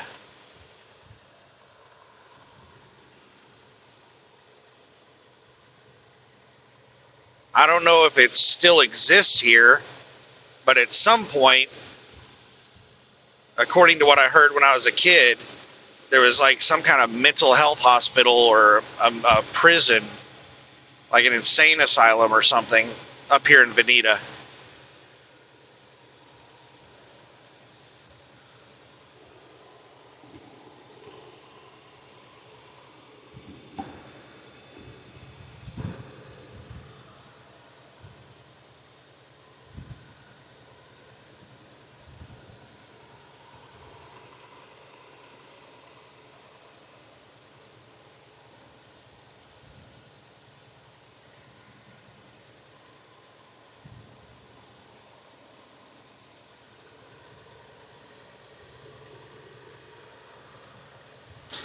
I could take Highway 69 down to I-40.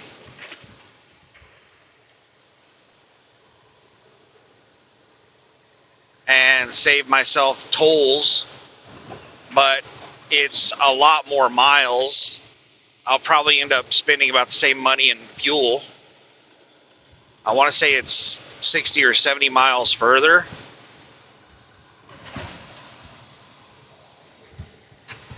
which is somewhere around 10 gallons of fuel. At $5 a gallon, it cost me like $50 in fuel to drive that extra mileage.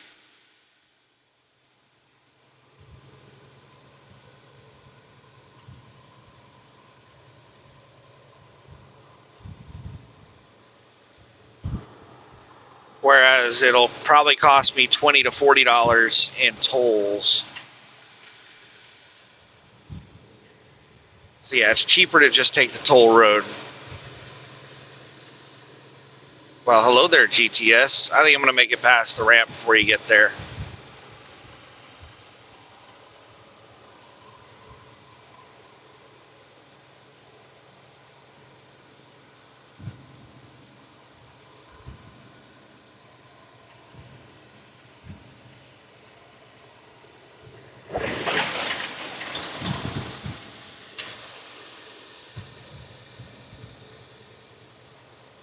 $60 miles to Tulsa. So we'll get there at about 8:44. It's 7:44 right now. That'll be a good time to drive through Tulsa. Tulsa traffic is usually not that bad.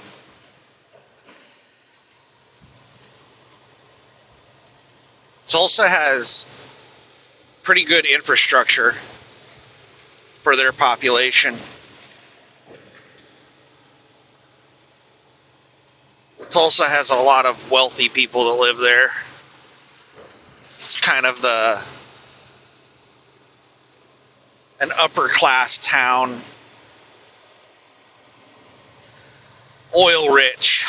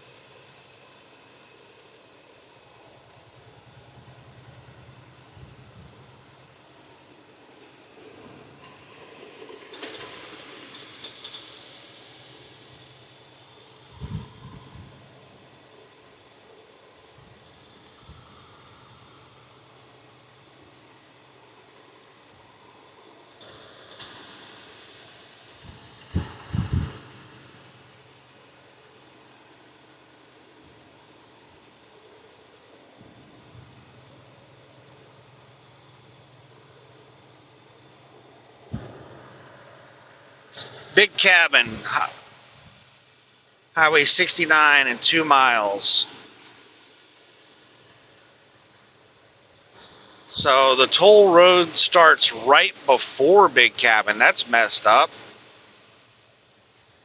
Right before everyone exits for Highway 69. That is just messed up. That is cheap. That is really shady for Oklahoma to do that.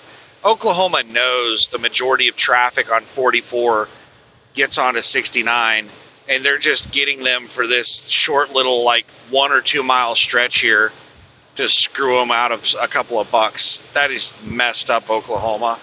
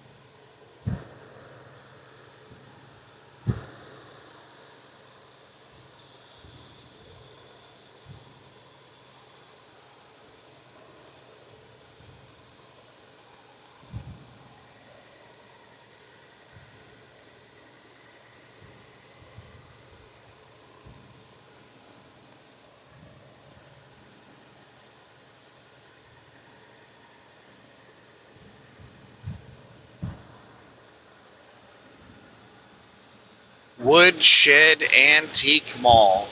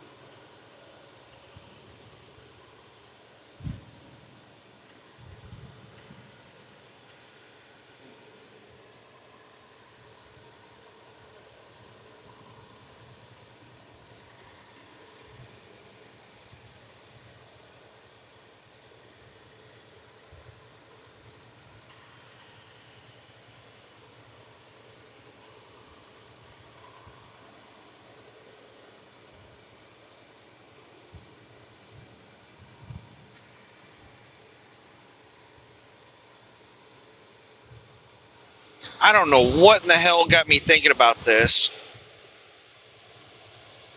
but I was just sitting there thinking about when I worked at DirecTV back in like 1999, 2000. I think it was late 99.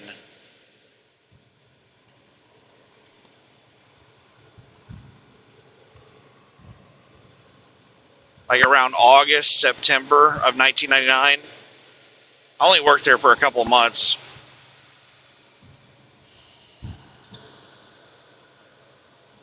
I worked there at the time that DirecTV bought out USSB and PrimeStar. There used to be several competing satellite TV companies. DirecTV, PrimeStar, Dish. I think those were the main ones. I don't know who's still around. USSB was just the premium channels. They weren't a satellite provider. They were just like the premium channels that you could pay to add to satellite subscriptions through other services. I don't know. I don't remember exactly how it worked.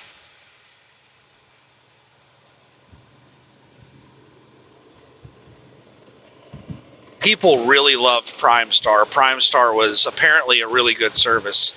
and DirecTV sucked.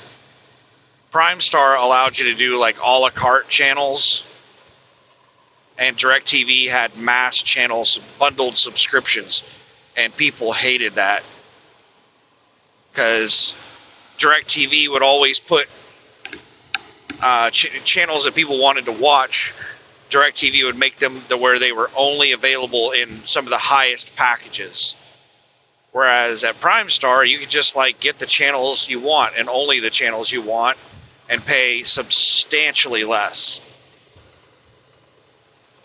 But DirecTV bought out Prime Star and USSB, and it was a really ugly transition.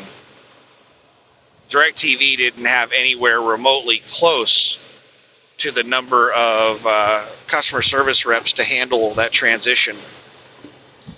So our maximum queue at the call center would hold 300 people, and we sat in max queue all day, every day, the entire time I worked there for about 2 months. So people would have to call in repeatedly and get a busy signal until they could eventually get a spot in queue to wait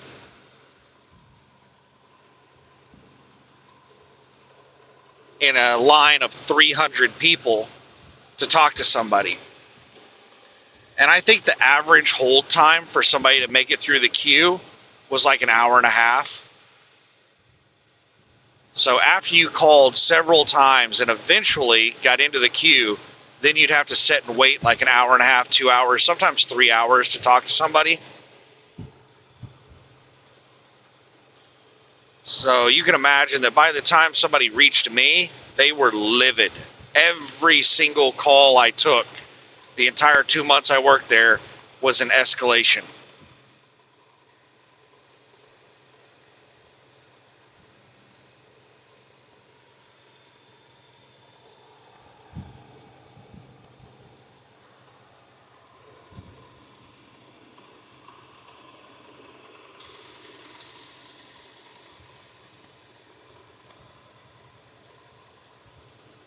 And what I was just thinking about, I don't know why I started thinking about it, but I was thinking about how petty I was back then.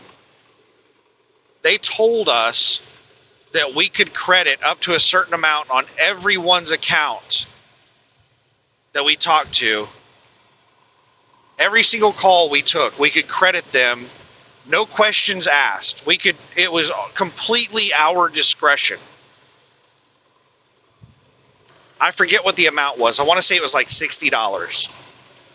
So I could credit every single person that called in to me. I could just give them a $60 credit for no reason at all, just because I felt like it. And I fought with every customer on every penny I credited them. I have no idea why I had that mentality. I think it's because I became like vindictive toward the people calling in because of how mean they were to me, like how rude they were. Like every single person, every single phone call, as soon as I did my greeting, I would just have to sit there and listen to somebody scream at me for like 2 minutes. Every single fucking call. And I just got to the point very quickly where I just hated everybody that called in. And like, I just didn't want to help them.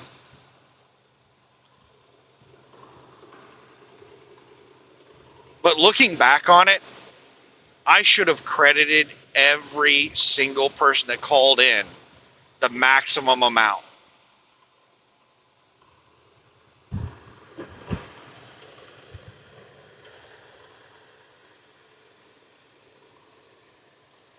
Just for having to deal with our phone system, deal with all of the drama of reaching us.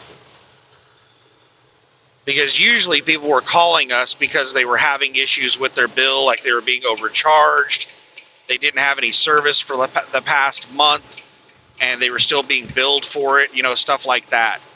And I would get their service working, and then I would sit there and figure out, like, okay, when exactly did the service stop working? And I would prorate it. I would figure out, like, what was their daily charge, how many days, and I would give them the exact amount of how many days they were without service. Thinking back on it, I should have just given every single person, like, the maximum amount that I could credit.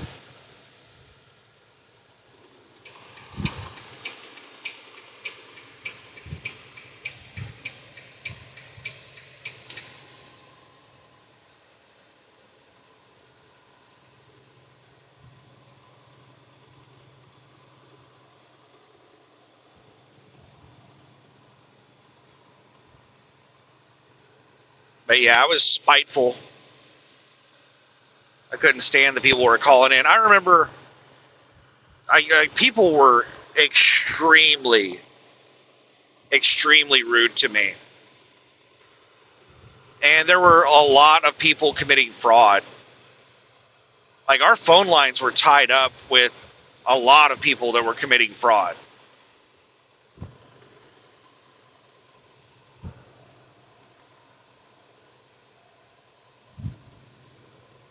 There were tons of people that would get stuff on their accounts and never pay for it. And they would just cancel the account, or once the account got shut off or something, they would just create a new account under another name. So there would be like an address that would have like 15 accounts at it, and it's all, you know, different versions of the same type of name or whatever. Obvious fraud. You know, each one of these accounts was heavily in debt. And I remember refusing to turn on a new line of service at that address. And they wanted to talk to a supervisor. And the supervisor got on there and just completely sided with the customer. Cut my legs out from under me and like told me it was not my call. I don't work in the fraud department and all kinds of crap. Just chewed me out. Was pissed off because of the escalation and told me that I should have handled it and I should have just activated their service.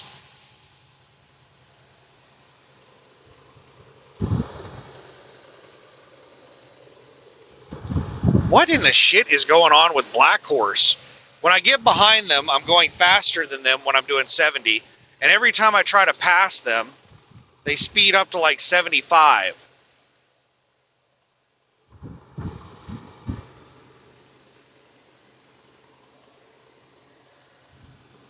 This seems like this happens almost every time I pass. That I have people speed up on me. And now this jackass is already getting out in the left lane behind me,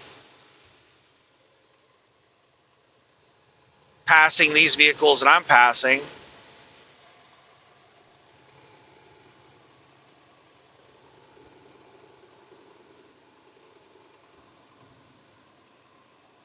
And he's catching up with me.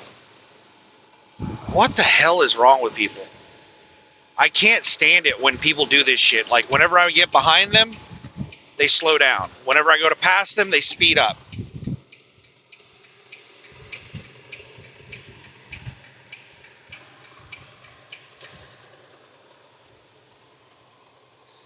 But Black Horse, I doubt it's the same driver. But whenever I got stuck at a Home Depot during one of the Arctic blasts, I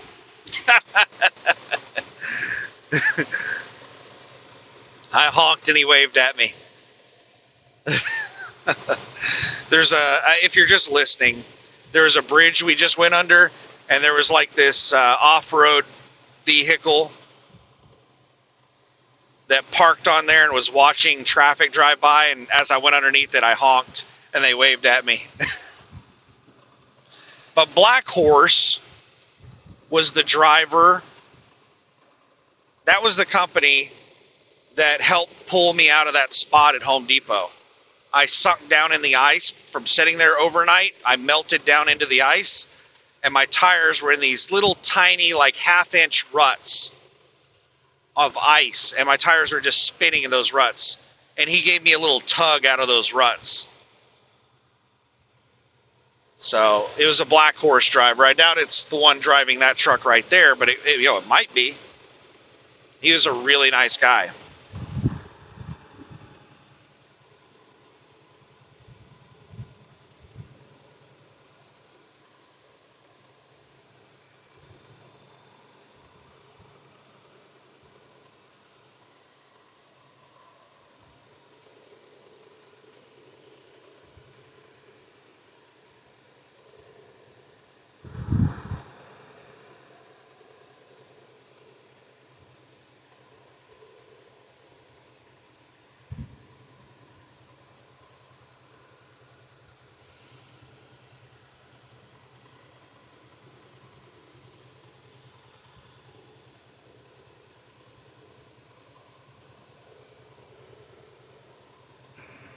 But yeah, I was just sitting there thinking about, I don't know why I started thinking about it, but I was thinking about, like, why was I so petty when I worked at DirecTV? And I know the reason why, but it's still not a good justification. I shouldn't have been the ass that I was, just trying to not help people. But on the fraud thing, I was 100% on the fraud thing. That we should not have opened a new account to that customer. Because all they had, like clockwork, every time their shit would get shut off, like the next day, somebody would call in and reactivate service under a different name at that house. And they would never pay a bill. And when that service got cut off, they'd activate new service under another name. And there was like 15 of these. It was all the same family living in the same house, like opening up shit in their kids' names and stuff.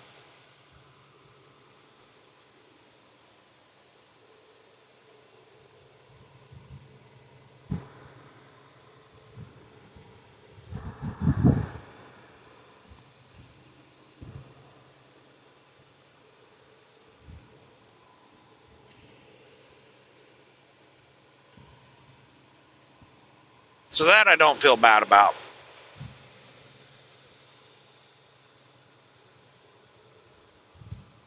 And then another thing that I don't really feel bad about is all of the pay-per-view that people ordered and then called in complaining about how high their bill was. What people would do is, I doubt DirecTV still works this way because it's so easy to commit fraud with DirecTV back when their systems worked like this. But the way their systems worked was that everything worked through the receiver and a little card. There was a card in the receiver and it had a chip in it. And we used the phone line to communicate with that receiver. But the receiver connected to the satellite without the phone line. What does that mean? Well, that means that whenever you called me, I had to talk to the receiver through the phone line. You had to have a phone line connected in order for the customer service rep, the DirecTV person, to do anything with the receiver. So to turn your receiver on, to add or remove channels, to give you a pay-per-view purchase or any of that stuff, I had to communicate with the receiver through the phone line.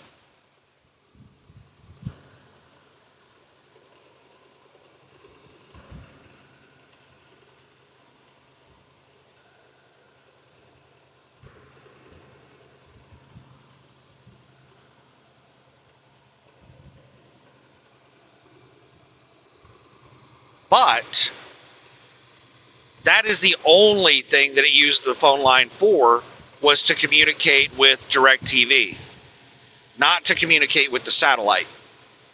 So in order for it to, let me explain it a different way.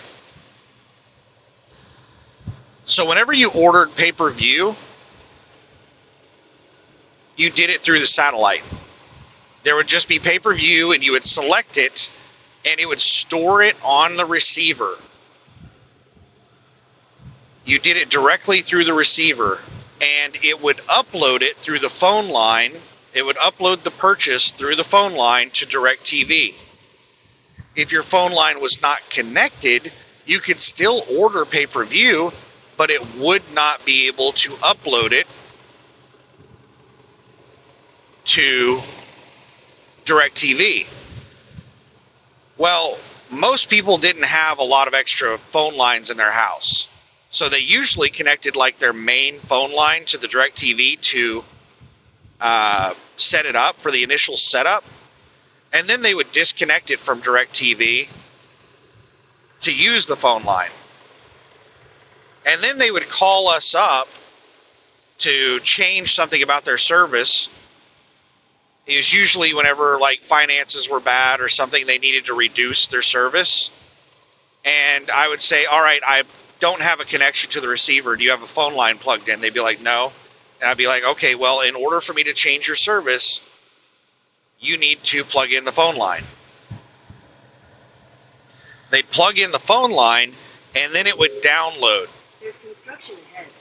all of that pay-per-view all at once. I would reduce their services down to a lower package, and then their next bill would be hundreds or thousands of dollars in pay-per-view. Because what would happen is whenever they ordered pay-per-view and it did not show up on their next bill, they'd be like, I did not get billed for that. So then they'd try it again. And then it wouldn't show up on their next bill. And they'd be like, okay, there's a glitch in the matrix. My receiver has free pay-per-view. And then they would just go ballistic on ordering pay-per-view. They would order everything. Like, they would just sit there and watch pay-per-view 24/7.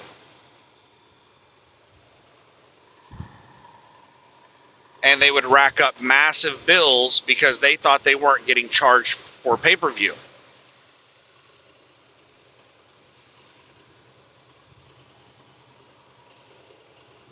But when they eventually plugged in the phone line, it would all get uploaded and they would get billed for it.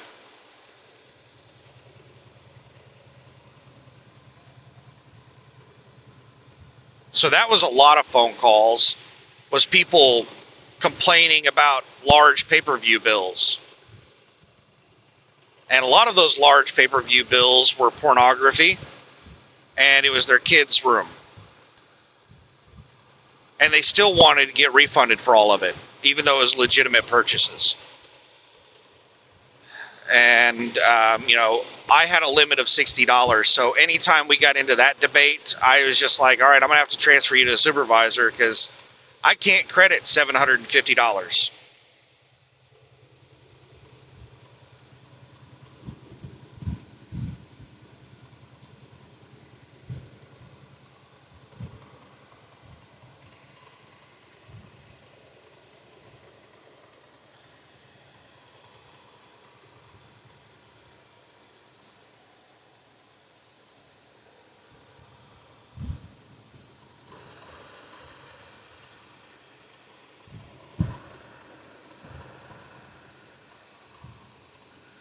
All right, why did the truck in front of me hit their brakes? Are they thinking about pulling over here?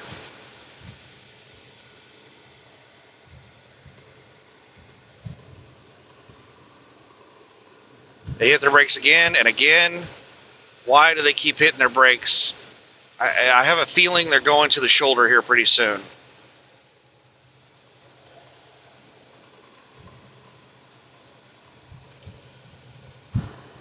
I think the truck in front of me is looking for a place to pull over.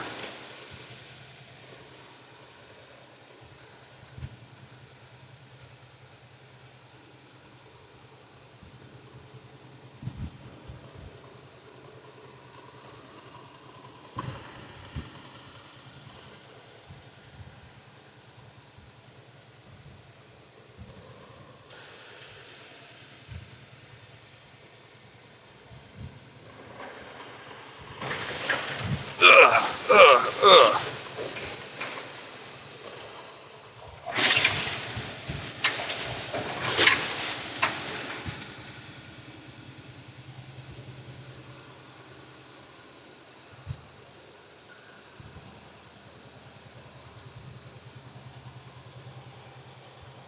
So one of the things that you could do back then to commit fraud that was a lot better than the pay-per-view method, because if you ever racked up a huge pay-per-view bill on a receiver, you should destroy that receiver. You should wipe the memory from that receiver. I'm not sure how to wipe the memory on one of those. I never owned. I've never had DirecTV. I've never had the service. They're still hitting their brake lights. I think they're still looking for a place to pull over. Now they're hitting the brake lights for a long time. Okay, let's go ahead and grab the left lane. Now they just threw their four-ways on.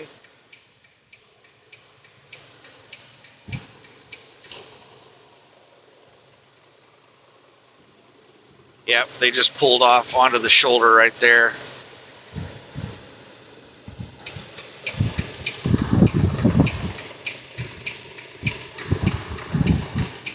Yep, they just parked on the shoulder of the exit. I don't know if they're taking a 30 or camping for their 10, or they just got to use the restroom, or what the deal is.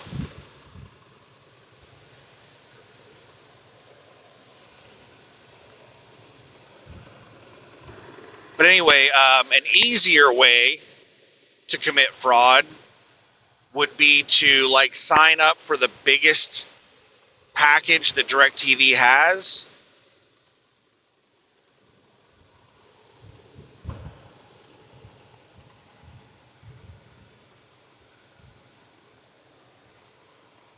Second here. There's somebody on the shoulder, and I got a truck that just popped out, and I got two vehicles passing me.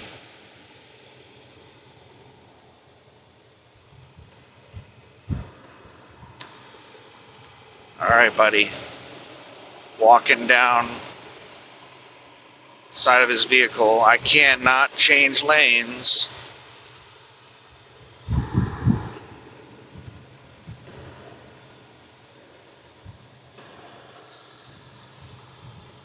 So anyway, you could activate like the platinum package with like all of the everything. And have the phone line plugged in so that I could program your receiver for all those channels. Then call back in the next day, disconnect the receiver, disconnect the phone line from the receiver,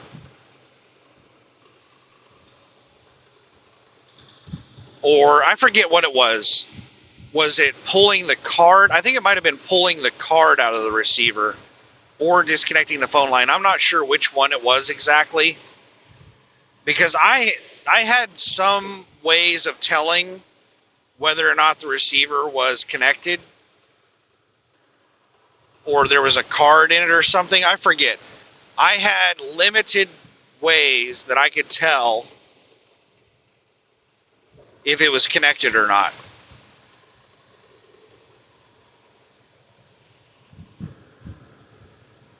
So if you got a hold of one of the reps that really knew how things worked, then they would know that you didn't have it connected, and they would make you connect it and verify that it went through before, you know, they would do it. But if you got somebody that was new, which we had a lot of turnover, then you could just have the phone line disconnected and turn your package down to the lowest package.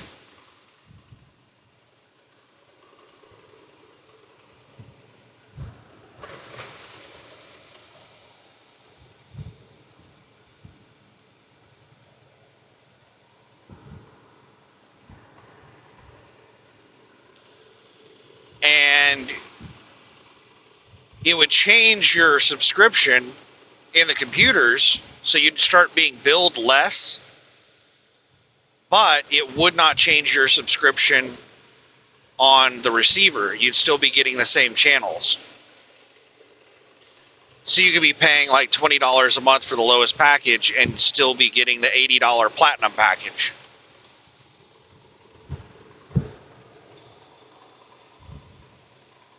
or you could potentially turn your service off completely. I'm not sure if that worked. But what DirecTV would do is occasionally they would send out some kind of signal through the satellite that would like update services or do something, and it would knock all those people offline that had a mismatched service. And there were also people that were creating their own little cards that went into the DirecTV that had everything unlocked. And cops are criminals that just chose a different path. When I worked at a computer store in Reno, Nevada, one of our biggest customers, it was a used computer store, and one of our biggest customers were cops. Cops would come in there specifically looking for a certain type of system. They were looking for an old computer that had a floppy drive and had certain types of connections to it. And what they were doing is they were creating hacked DirecTV cards. I don't know how exactly it was done, but they could like program the cards to where they could plug the cards into a DirecTV receiver, and it would unlock every channel and all pay-per-view. Like everything would be unlocked. You're talking about like thousands of dollars per month in content. You know, pay-per-view that's like $75, $100 or something, $50, $75, $100 for like pay-per-view fights. And then they have access to every pay-per-view movie, like everything.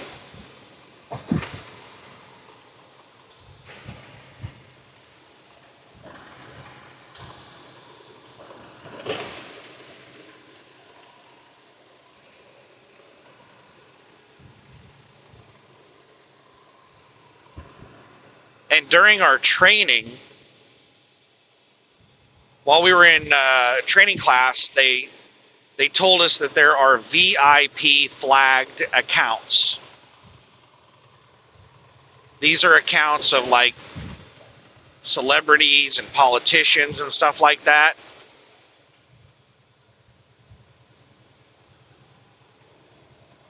And to keep people from messing with their accounts, like let's say that you don't like a politician or a celebrity or something, and you go in there and you just shut their service off. Use the right two lanes to take exit 34 for I-44 West, US 412 West, toward Oklahoma 66, Tulsa.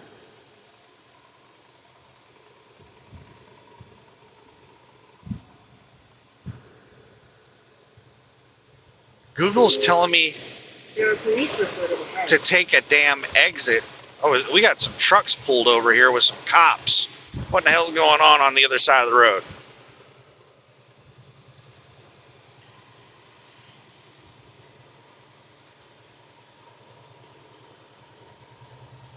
We got two cops, a box truck, and a semi.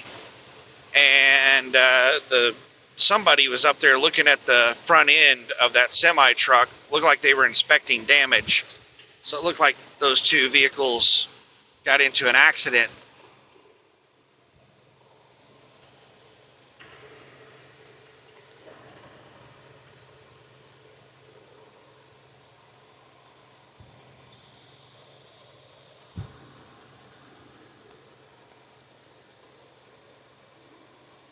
In half a mile, use the right two lanes to take exit 34 for I-44 West, US 412 West, toward Oklahoma 66, Tulsa.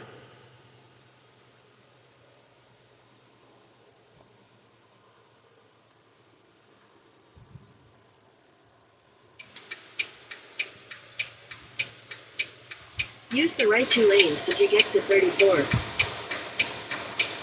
All right, now we're going into Tulsa. In half a mile, merge onto I-44, US 412 West.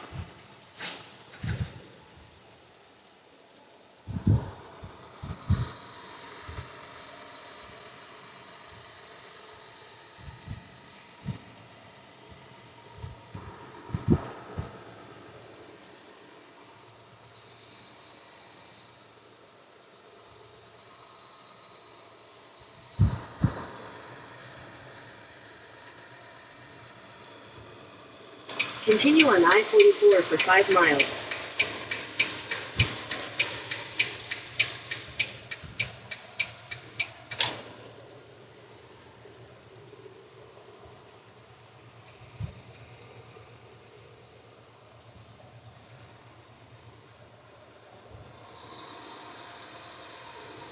So, man, they got all this under construction. Hopefully it's going to be really nice when they get done with it.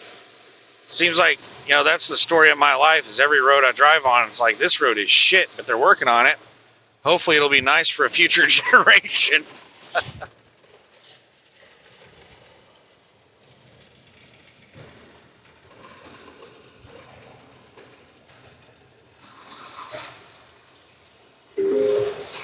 There's construction ahead.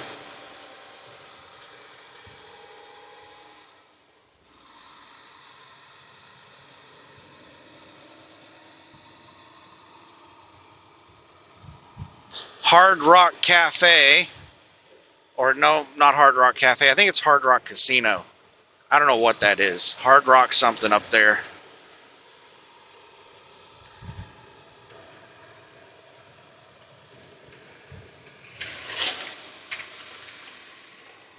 Aaron Tippin. Grace Shriver. I have no idea who any of these people are. From NBC's The Voice. Grace Shriver. Gladys Knight at Hard Rock Live.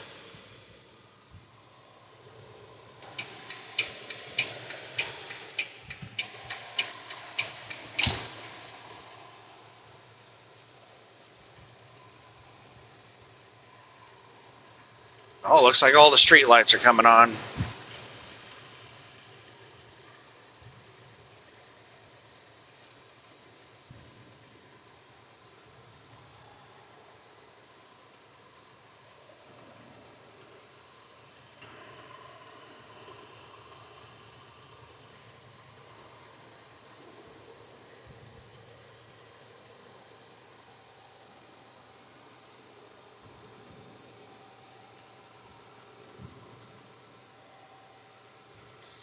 So this is some nice new road we're driving on right now.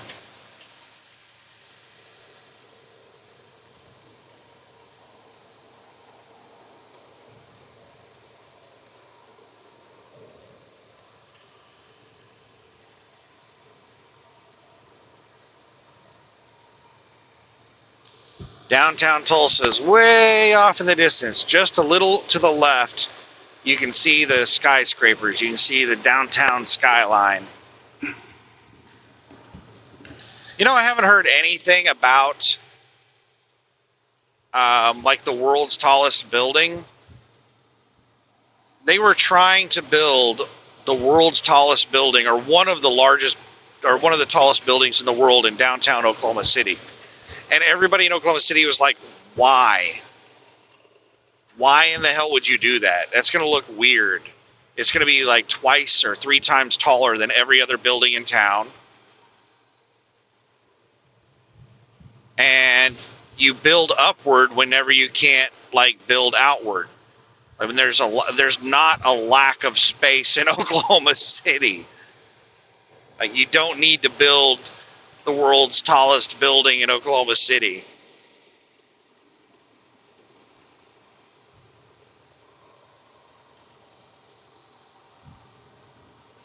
And then I haven't really heard much of anything about it since then, so I don't know if they gave up on it or they started construction on it or what's going on.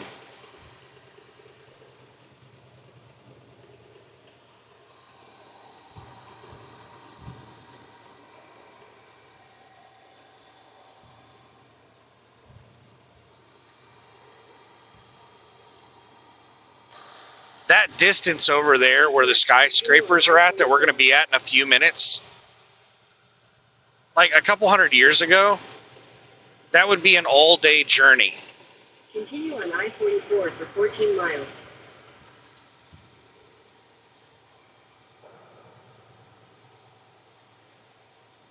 What I'm driving in a day, like 600 miles in a drive shift, that's something that would probably take a week or a month or more. A few hundred years ago.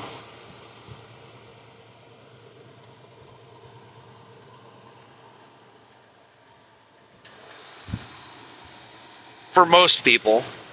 I know that they had things like the Pony Express, where they basically would just race horses across, and they would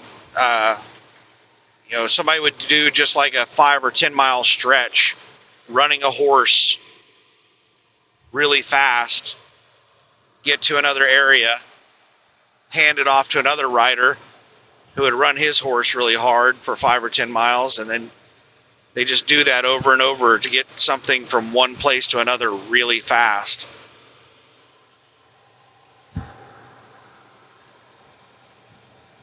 I don't know how fast a horse can run, but they're pretty fast.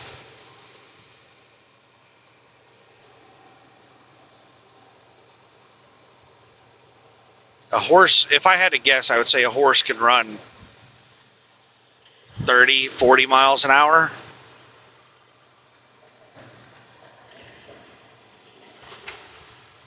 But over the course of like 10 miles, maybe 20 miles an hour.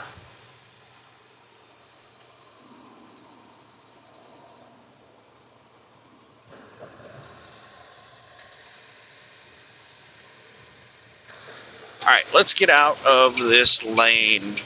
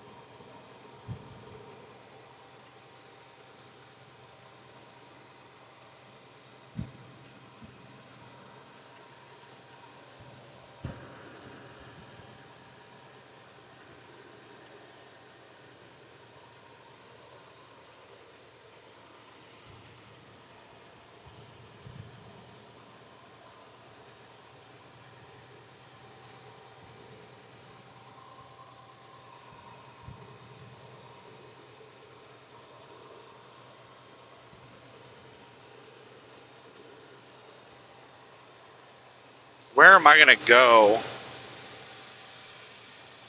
after they finish working on my truck? They're probably going to take, I don't know how many hours.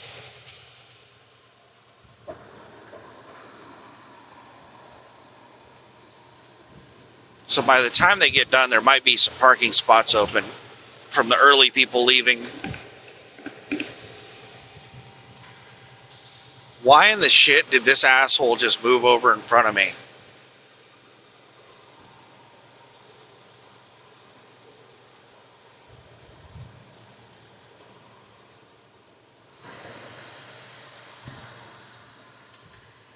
Jackass, why did you just move over in front of me going slower than me?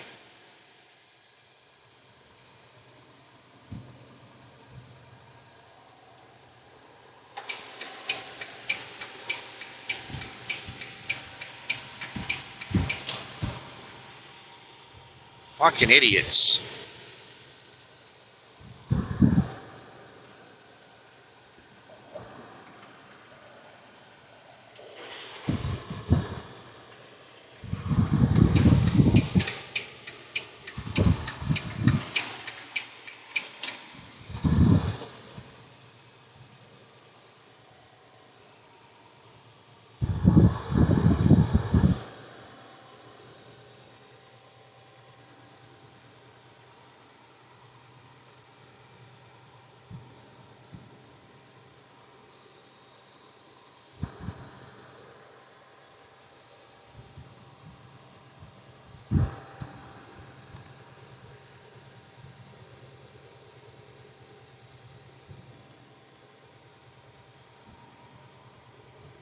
I bet you $100 that was a woman that did that.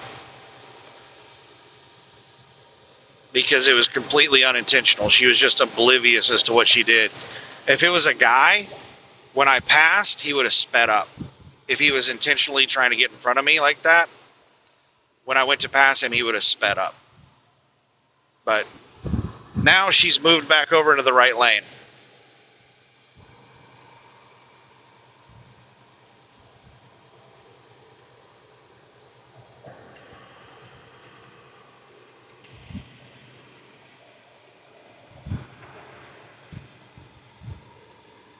I probably would have gotten all this done right there in Springfield if the two people I dealt with in Springfield weren't so stupid.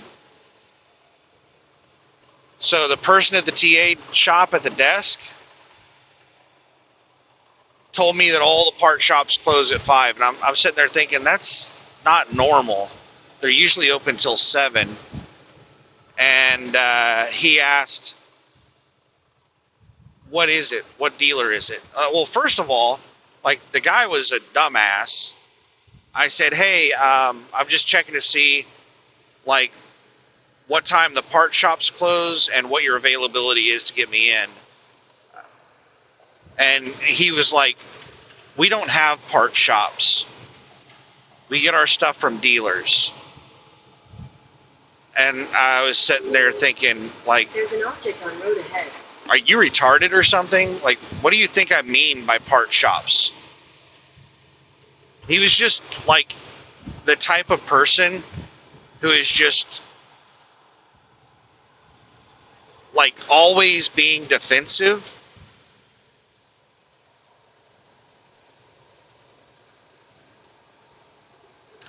And he was a transgender. So usually when I deal with transgender people, basically every transgender person I've ever interacted with, they are a caricature of a woman. They try to act like what they think a woman is. And they think women are like that. Like, that's not what it means. You know, that kind of attitude. That's not how most women are, but there's a stereotype. And what I found that most transgender people I interact with, they're caricatures of female stereotypes. And that's what he was doing, was like caricatures of female stereotypes. Just exaggerated, stupid crap.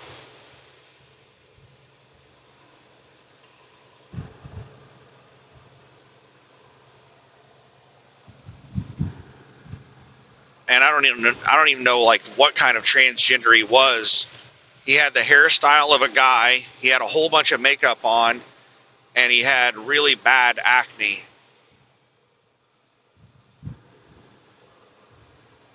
He had extremely bright, thick eyeliner. Like his around his eyes was blue.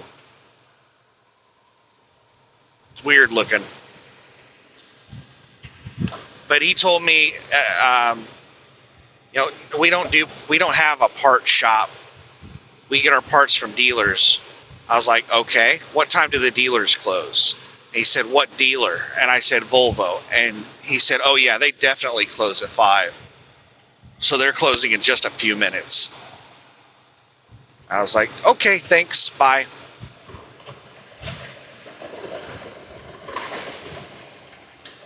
And then I called the Volvo dealer there in town, and he told me that he was open until 7. But he said that you wouldn't be able to buy parts past about 6:50 because he stops taking calls and stuff. He starts shutting everything down at 6:50, so he can be out of there by 7. In 2 miles, use the left 2 lanes to take the Oklahoma 66 West, I-44 West exit towards Sapulpa, Oklahoma City. And then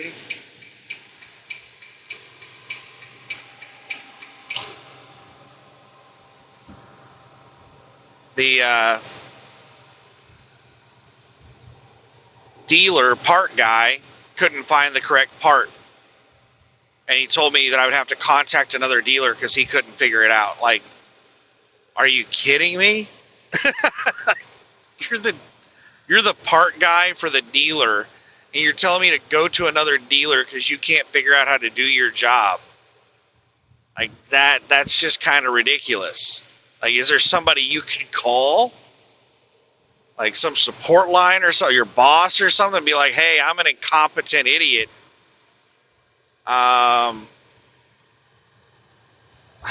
my goodness. I think there's a lack of supervision at some of these places where people are just like telling people, yeah, I don't feel like doing anything, call somebody else. So yeah, if I didn't have to deal with those two dumbasses in Springfield.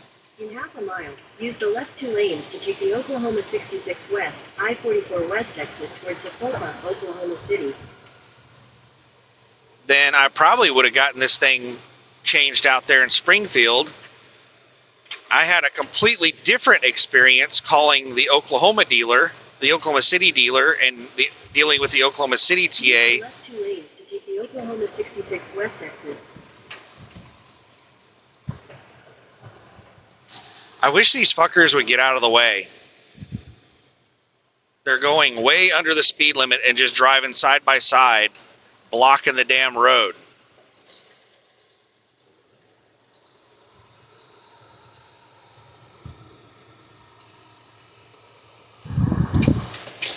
Alright, let's go over in this lane that just opened up. Now this stupid fuck's gonna move over in front of me. And now he's speeding up. Now that there's an open lane that I can pass in, now he's speeding up.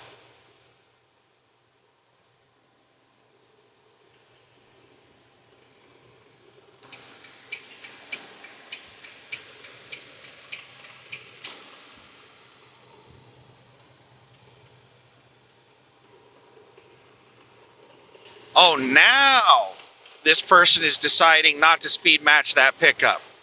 Now they're speeding up. They were saying they're speed matching that pickup even after they changed lanes, and then I started passing, and then he sped up, and now he's no longer speed matching that pickup. He's sitting over alongside me, and we're way past that pickup now.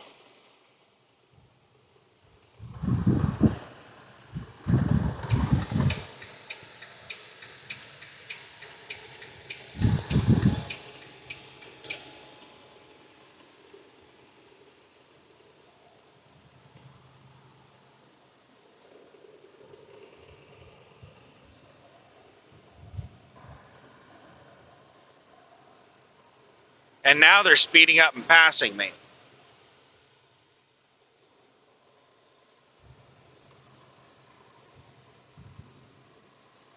This stupid jackass. Sorry for the language, but this person is pissing me off.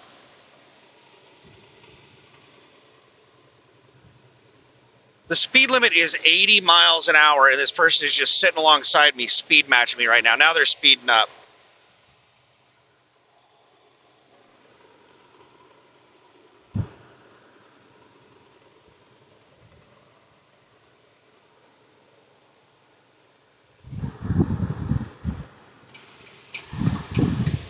I was going to move over to the third lane over here, but I didn't want them to, I wanted them to have to change lanes to go around me. So now that they're around me, now I'm going to go over to this third lane. It stays 3 lanes like this for quite a while, actually. It's like 10 or 15 miles. past Tulsa that is 3 lanes.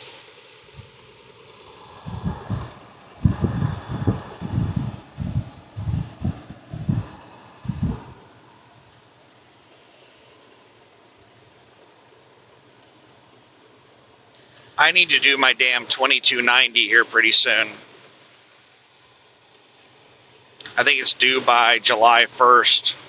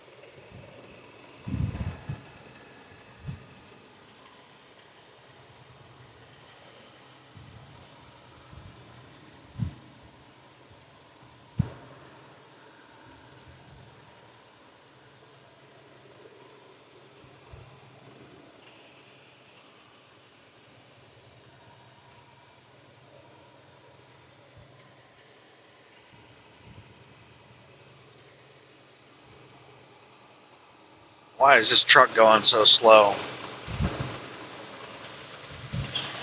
Looks like it's going probably 60 miles an hour. I am flying up on it. Minimum speed is 60.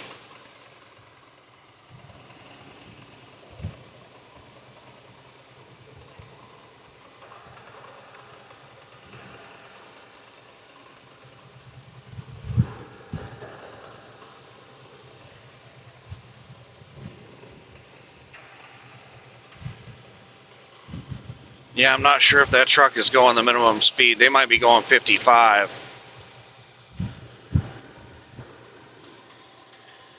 I think they're going about 50 to 55.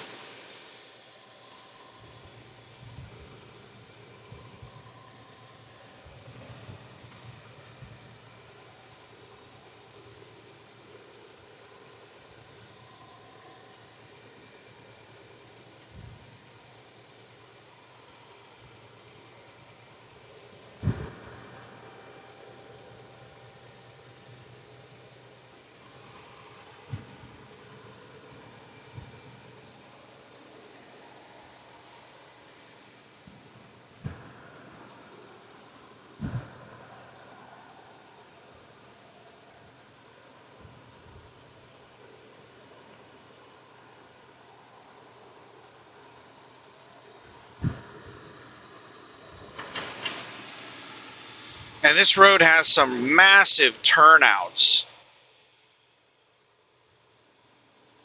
For what reason, I don't know. But trucks will park there and take like 10-hour breaks in these big turnouts. I think they're emergency turnouts for like blowouts and stuff like that. Like here's one of them we're about to drive by. And at night you'll see a whole bunch of trucks parked in these things taking 10-hour breaks.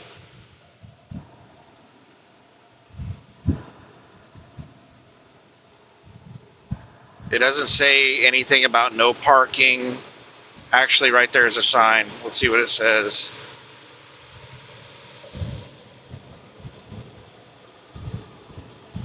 No parking, tow-away zone.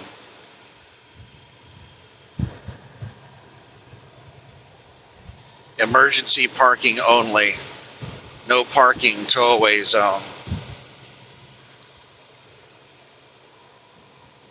And there's a sign right there at the pull-out area saying no parking, tow-away zone.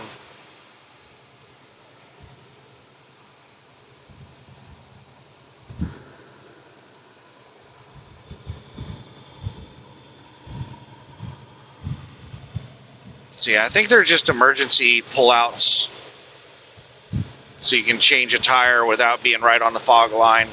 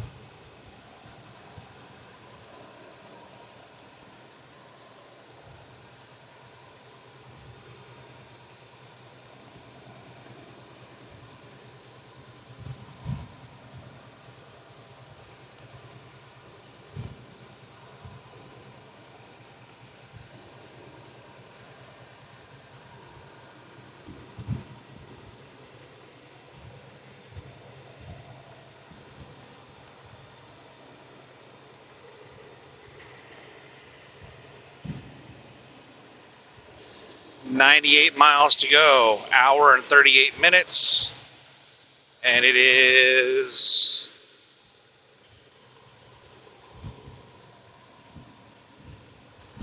bouncing so much I can't read the damn thing. It's 8:51. Oh, that person was actually getting worked on. They weren't taking a 10. I think it's 8:51.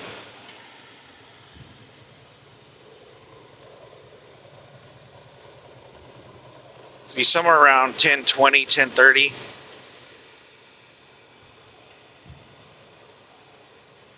Somewhere in the ballpark of 10:30 arrival time. Making really good time. I would have been there really early had I not sat around for an hour making phone calls trying to get this steering shaft replacement set up.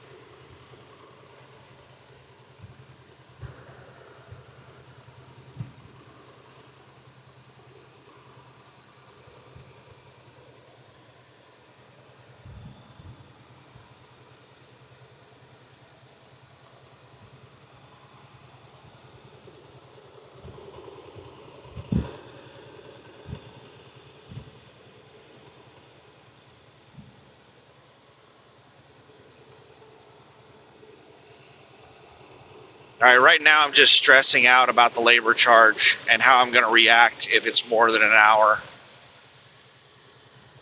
It shouldn't be more than an hour of labor.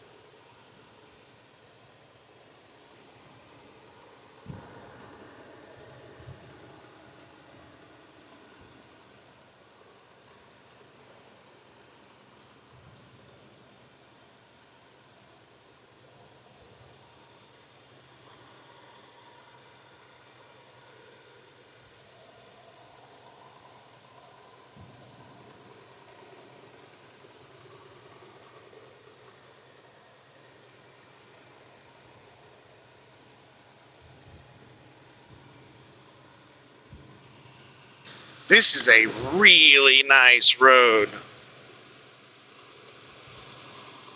It would be amazing if they made it 3 lanes with lights all the way to Oklahoma City. I don't know how long they're planning on making it like this.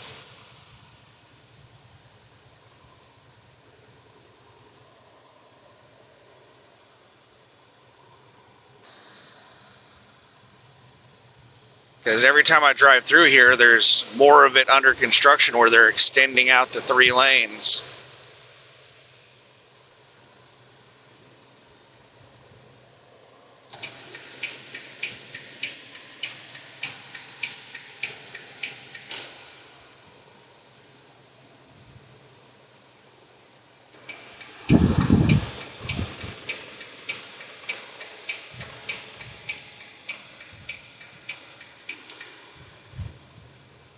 But this is the way all interstates should be everywhere. And in town, it should be a minimum of 4 lanes in a major city. But every interstate everywhere should be 3 lanes. I don't know about the lights. That's a little bit overkill.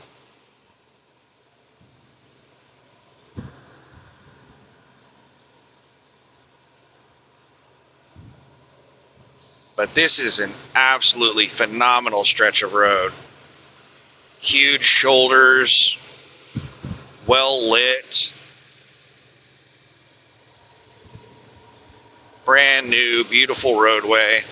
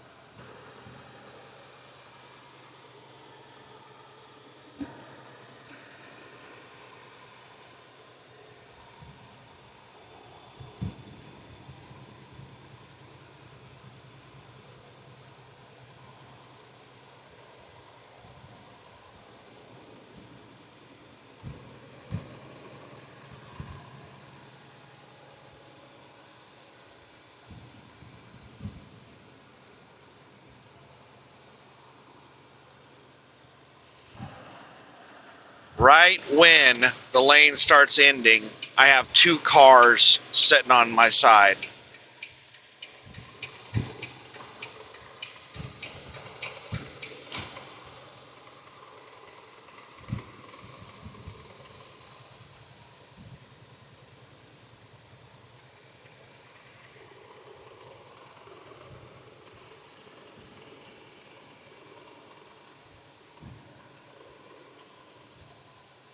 The shit is going on up here. Oh, it's just cars exiting.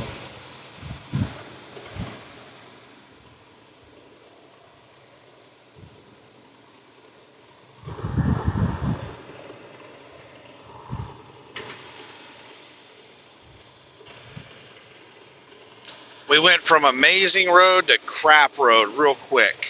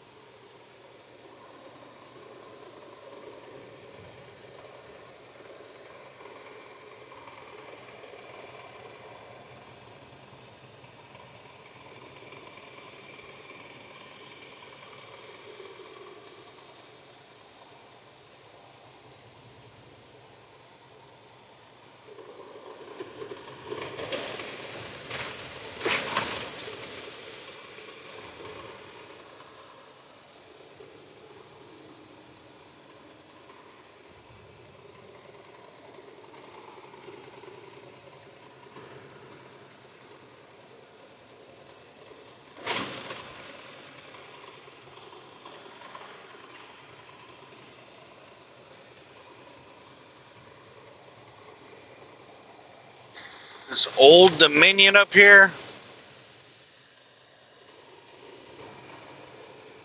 Looks like Old Dominion we're creeping on.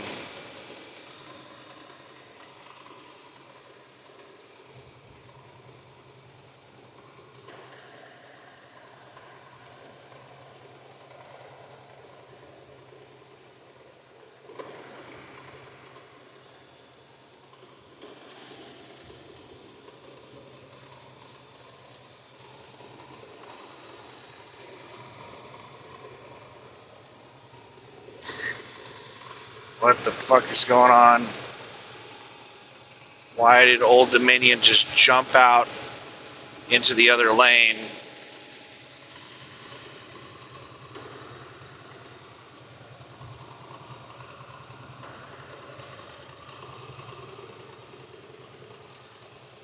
And what's going on up ahead? I see a lot of lights flashing.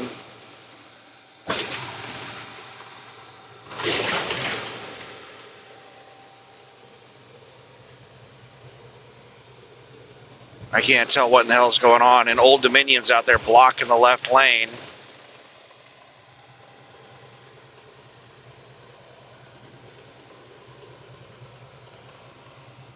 And now Old Dominion's just going to get back over. After Old Dominion just slowed me down going up a hill, pulling in front of me like that.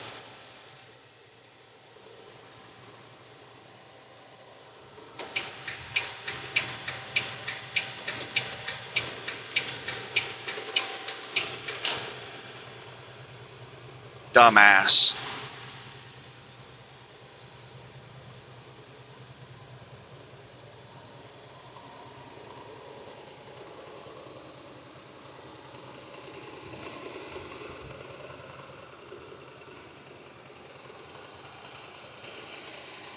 I want to get around these two trucks. Sigma. That's who I was trying to think of earlier that does the grocery delivery to restaurants. I want to get around these two trucks before we get to whatever in the hell the flashing light thing is. What in the hell are you doing, four-wheeler? That flashing light thing is driving down the road.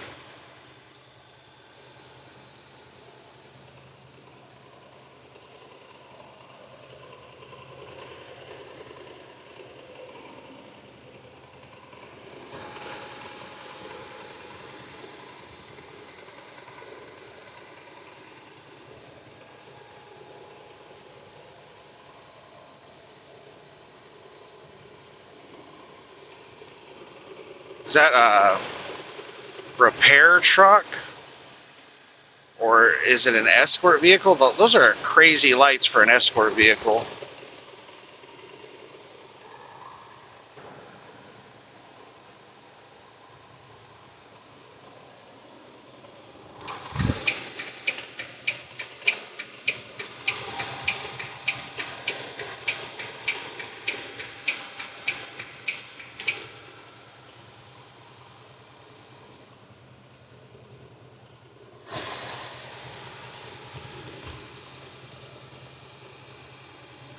And this jackass has a forward-facing white light.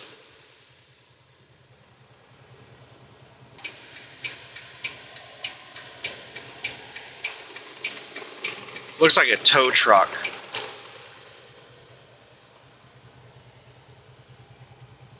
And they have like rear lights to help them, like rear spotlights basically. And they have their damn rear lights on. That's illegal. You're not supposed to have rear-facing white lights. It's basically their work lights. They have them on, shining like headlights back at you.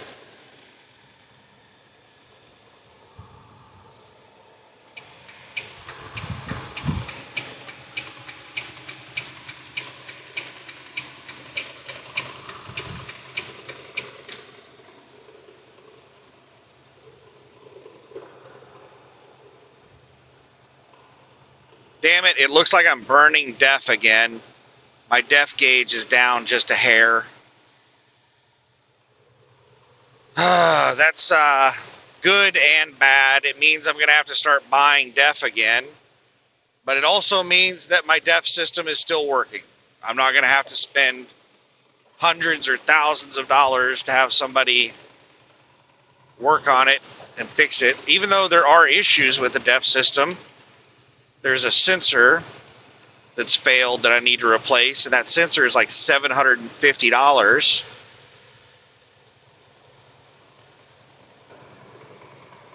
I'm not worried about it.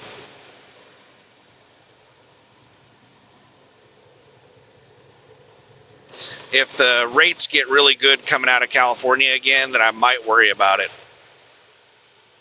Because that's how I made my living when I first started with Landstar. Back when the freight market was at all-time highs, I would just take whatever loads I could to get me over to the West Coast, and then I make my way down to the LA area, and they would just shower me with money. Like, I remember a furniture load I took from South Central California. I can't remember where. I took it to Jacksonville, Florida. And that load, oh my goodness, how much did that load pay? I think it paid me over $9,000.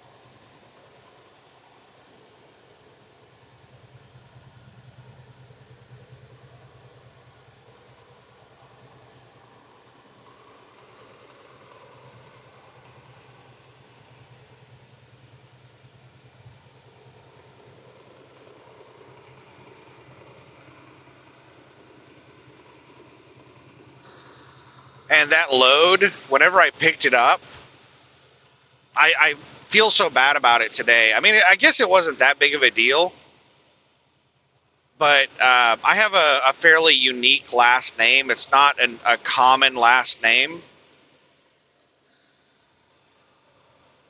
And whenever people ask me if, oh, are you related to, you know, the people over in this area that have your last name, it's so rare that I am related to those people that I typically just immediately, without even thinking about it, I'll say no. And I did that to the security guard when I was picking the load up. And he looked upset whenever I said no, like I was holding back or something like that.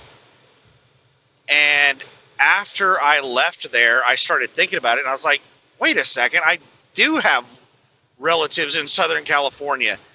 And he mentioned one of my aunts that lives in Southern California by name, and he told me the high school he went to. I don't know why none of this clicked, but yes, she lived in that city of the high school he named, and he said her name. So yes, that was my aunt that he mentioned.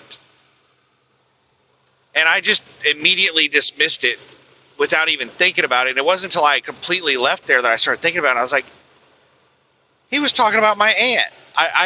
And like, he looked so upset when I told him I wasn't related and I didn't know who he was talking about. And he was so excited.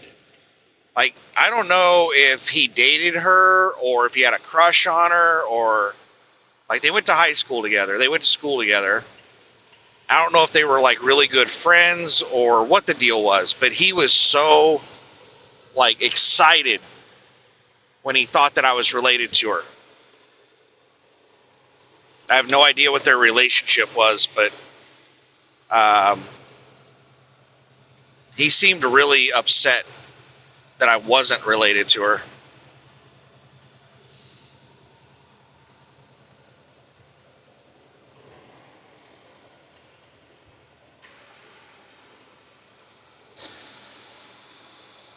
But in my defense, she's a fairly close relative that I've never met. I've met her son. Her son came and stayed with us for a summer.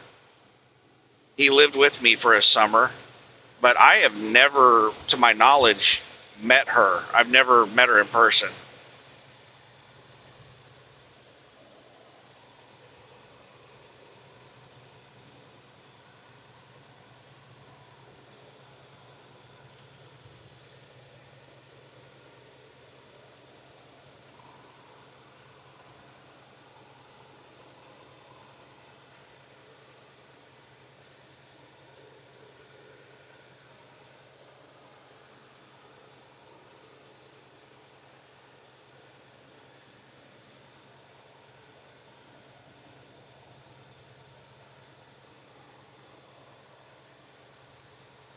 Her son, I'm not sure if he still does it, but the last I heard about her son, he had become, what in the hell are those firefighters that like jump out, they like parachute out of airplanes and they go and they fight fires that are way deep in the forest? There's a specific name for that type of firefighter, and he became one of them.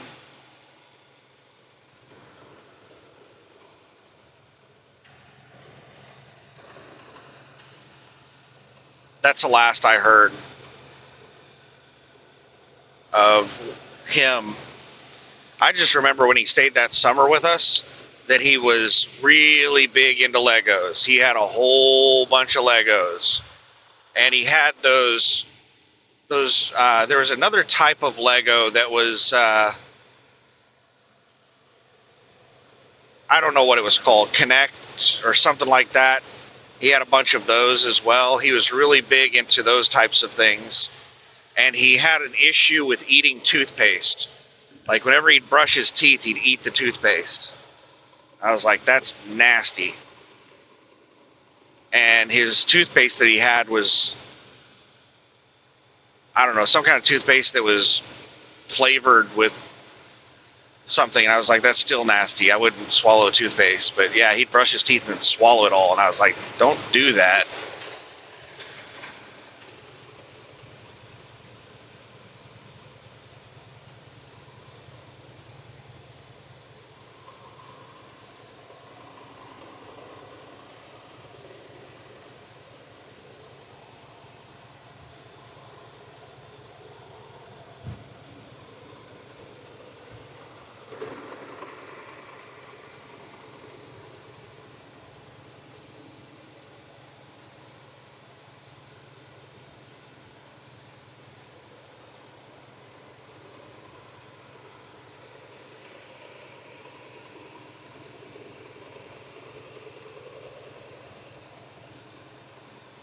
What in the shit?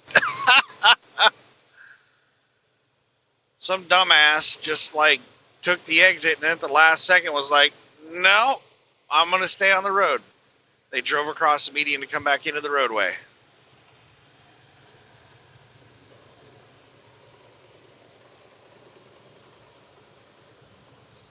I think this might be an inebriated driver.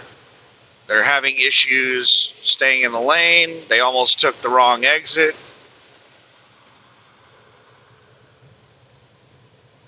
They were going really slow until I caught up with them. Now they're speeding up. These are all inebriated driver behaviors. And now they're taking this exit.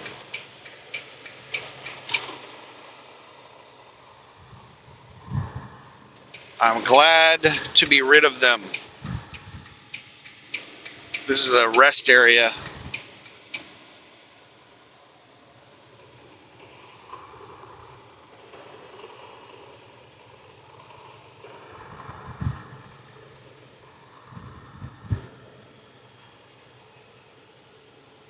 Oh, wow.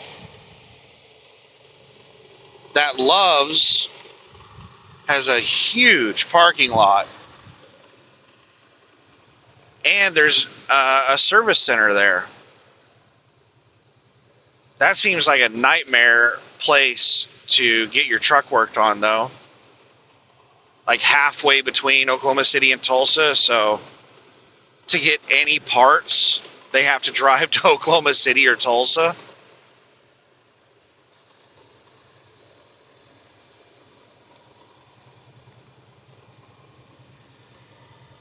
I don't like getting anything done out in the middle of nowhere. If I'm going to get something worked on that's going to require parts from like a trailer shop or a dealer or something like that, I try to only get work done in a major metropolitan area that has those part shops. I'll typically only deal with shops out in the middle of nowhere for really simple basic stuff of parts that they carry on hand, like tires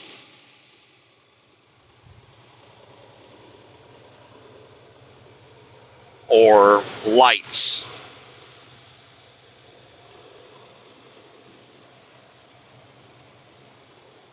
Mud flaps, simple shit like that. Lights, tires, mud flaps. Anything else, I try to go to a major metropolitan area.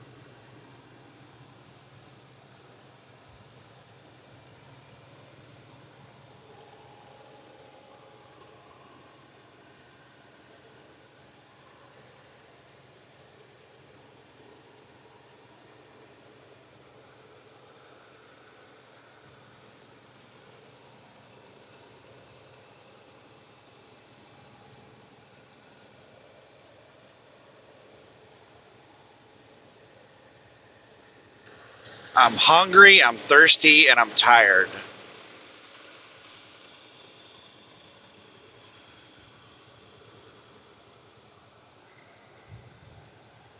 I didn't sleep very good my last break because I wasn't sure when I was going to get called in. I was expecting to only take like a few hour nap. And then when I realized I'd slept for more than a few hours and the sun was up, I woke up, started looking at my phone, make sure I didn't have a missed call. Then I started stressing out that maybe they forgot about me, or maybe they couldn't read my phone number correctly and they were calling the wrong number or something.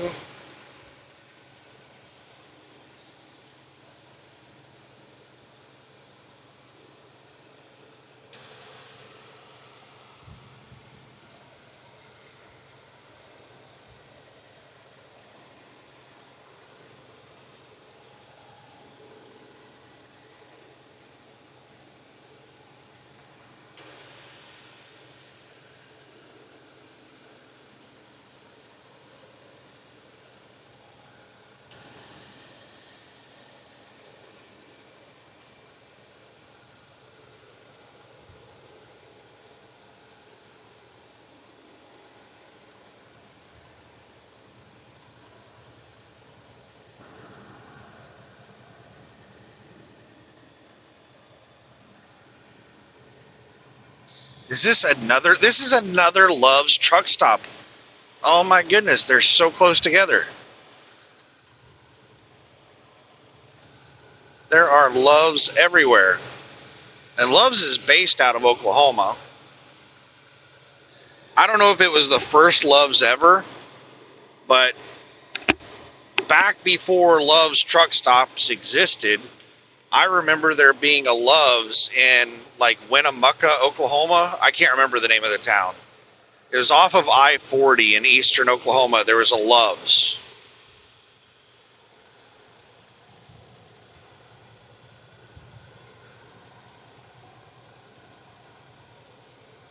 And I don't know if that was the very first ever Love's, but I remember back in the early 90s, that Love's being there.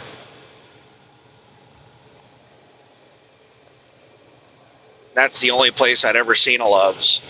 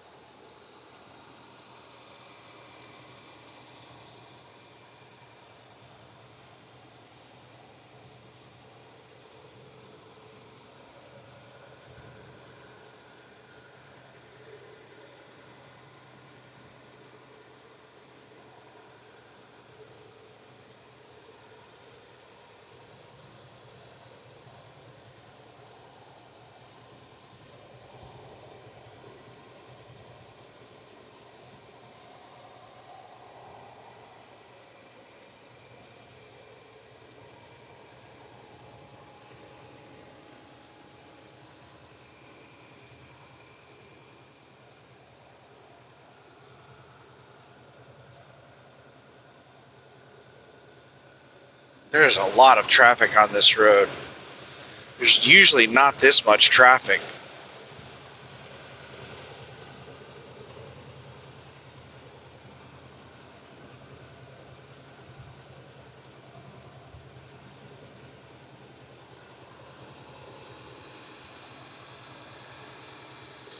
There seems to be an extremely large number of trucks on the road these days. Like just 5 years ago, when I got into trucking, I don't remember there being anywhere close to this number of trucks on the road.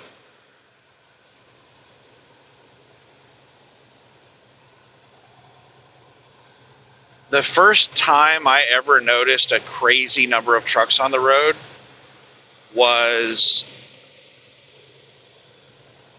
shortly after the lockdowns, when the freight boom while the freight boom was ongoing.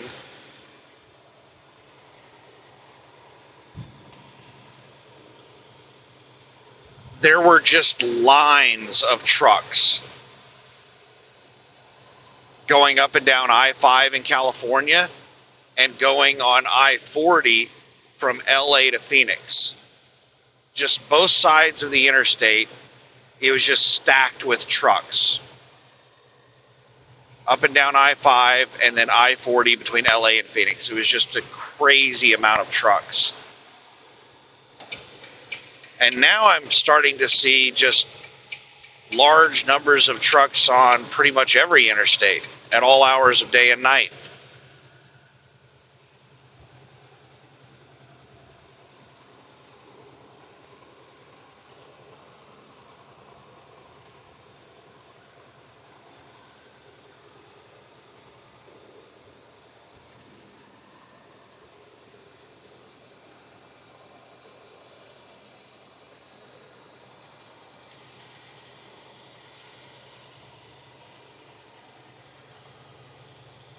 Yeah, I'm not liking that I'm sitting alongside this person trying to pass them. They're having issues staying in their lane. All right, we're going to speed up and get around them because I got cars that have caught up with me. This person's swerving all over the road. They're going really slow uphill. They're coasting downhill. And it's making it difficult for me to pass. I'm not, I don't have a problem with them coasting downhill. I do the same thing. Let's save fuel, man. But it's making it a slight pain in the ass to get around them. Because they get a lot more speed downhill than I do because they're heavy and I'm not.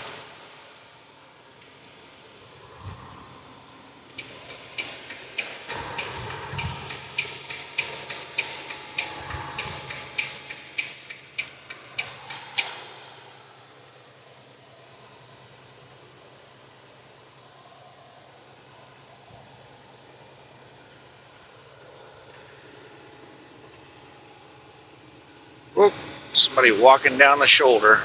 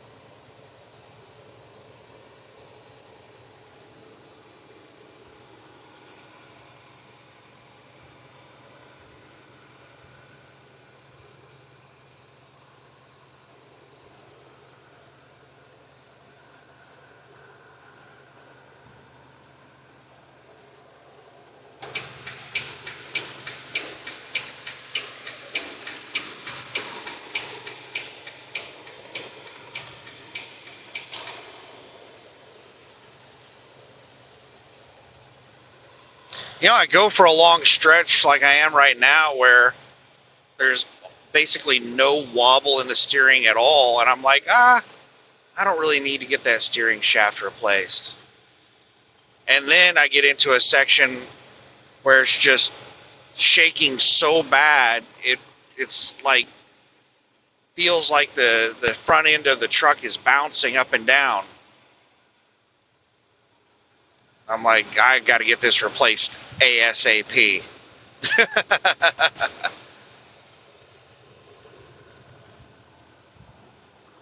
But yeah, for the last 20 or 30 minutes, there's basically been no wobble at all.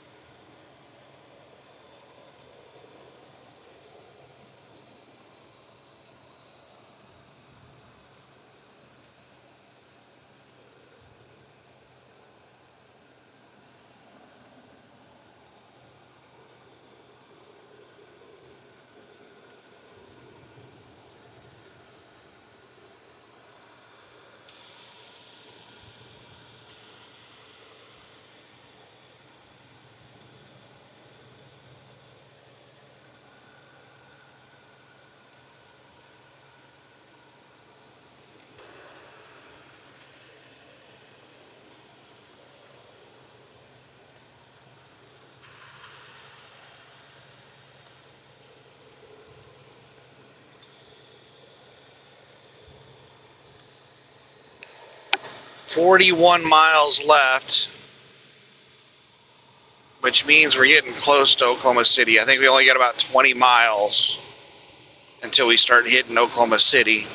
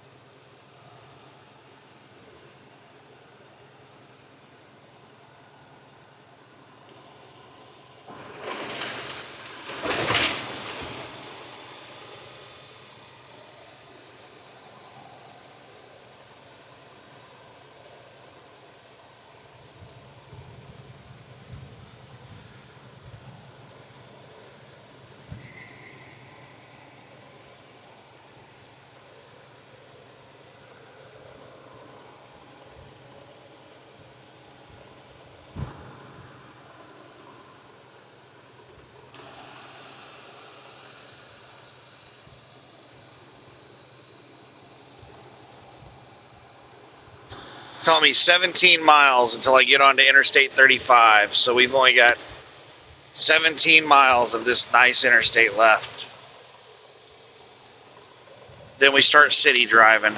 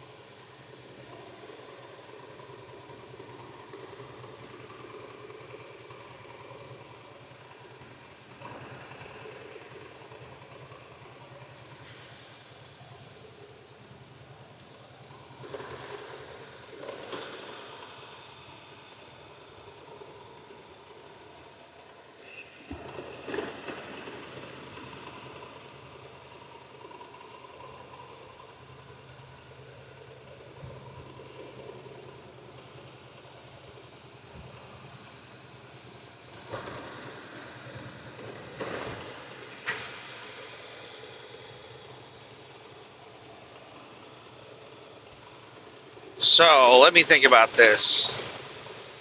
I should get here at about, start my sleeper probably in the ballpark of around 10:30 or 11. We'll say 11. 11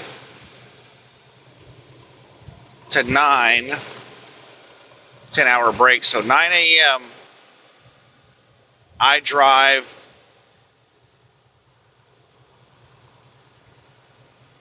from Oklahoma City to Borger.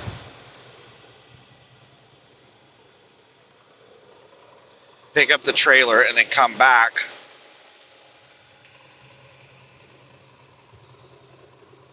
So I should arrive in Borger.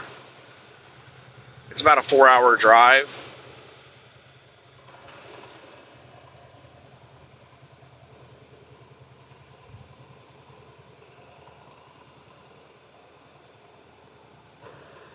So I should get there around 1. I should get back to Oklahoma City at around 5 or 6.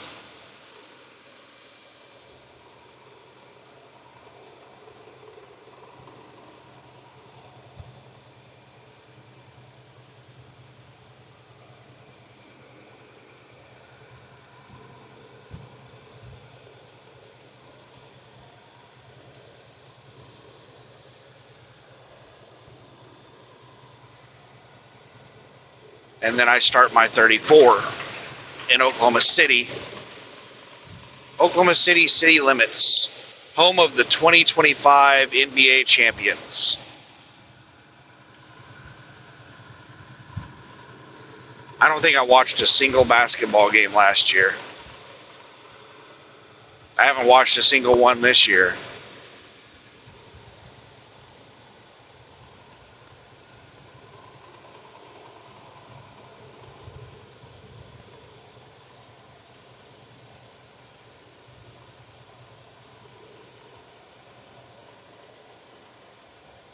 I can't name a single player on the team or a coach or anything.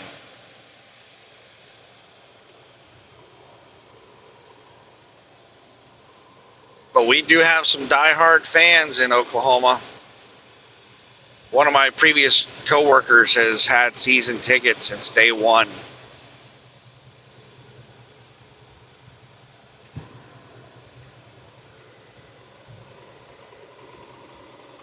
He was one of the first people to get season tickets, and he's had season tickets every year. And one of his buddies that he has a group of friends that he's made from the other season ticket holders. And one of his buddies invited him to a game, and I think it was an away game. And he went, and they had like front row seats, like floor seats. He was next to the bench. I think I remember seeing him on TV.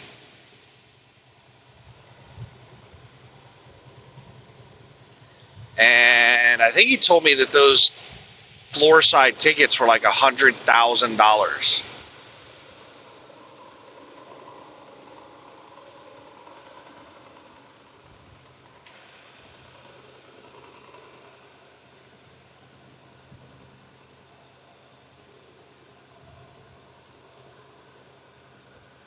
That seems really expensive to sit in a folding chair.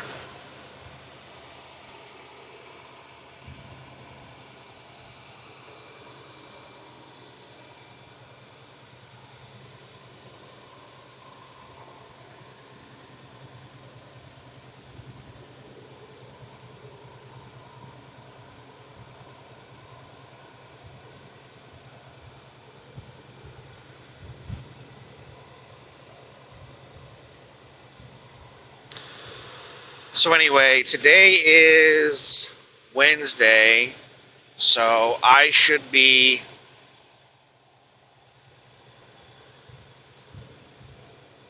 starting my 34 Thursday at about 6 p.m.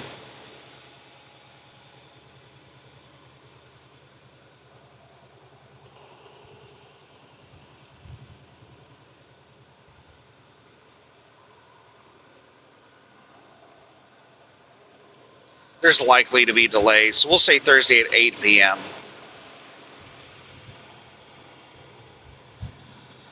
So that gives me until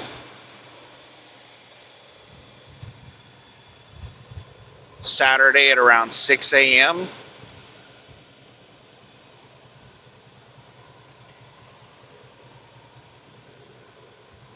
And it's roughly 2 drive shifts to get there. So Saturday from 6 a.m. to 6 p.m.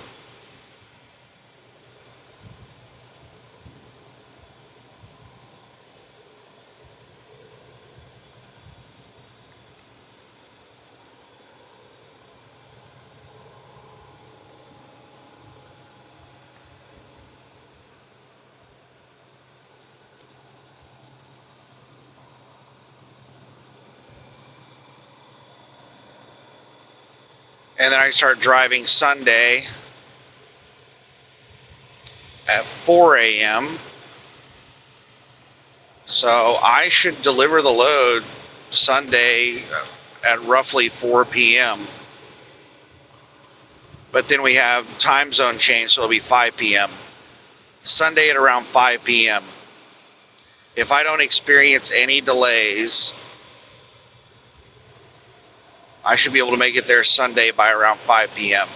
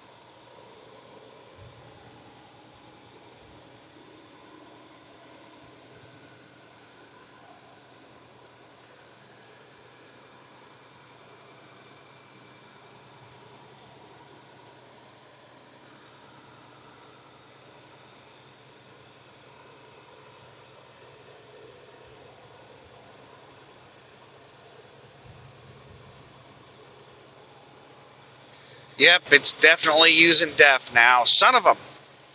All right. I have mixed emotions on this. I was really enjoying my deleted def system, not having to put def in this damn thing.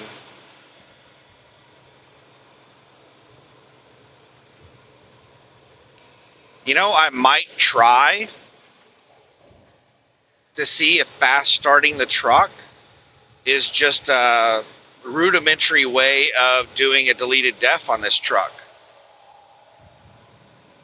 Like if I just start the truck before it's able to go through its startup sequence, does it not use def? I think I'm going to test that out.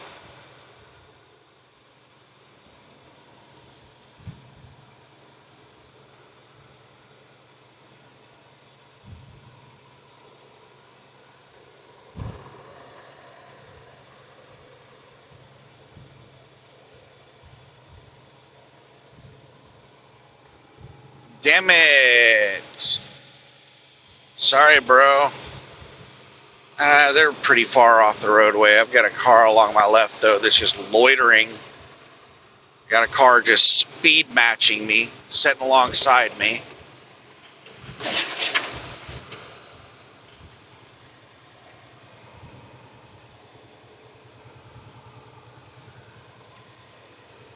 Now the car is slowed way down and backed off of me, and they've gotten in behind me. So the car almost passed me, slowed down, started speed matching me, and then after we got past that person on the shoulder, they slowed down and fell in behind me. Maybe we're coming up on single lane and they know that. I haven't noticed a sign yet about single lane.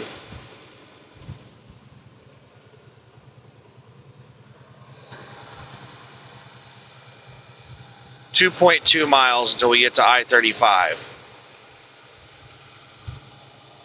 So we're about to start city driving. In 2 miles, use the left lane to take the I-35 South, I-44 West exit toward Oklahoma City, downtown.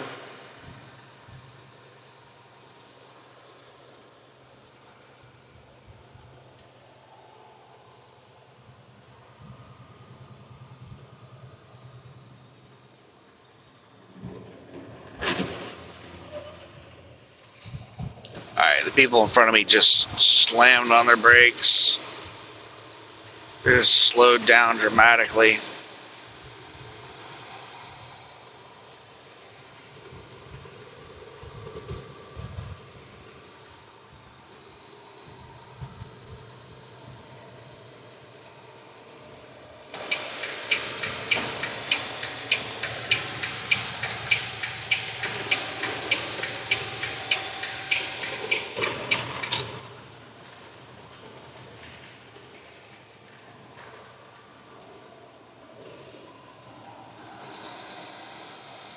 Why in the hell were these trucks going on 35 north?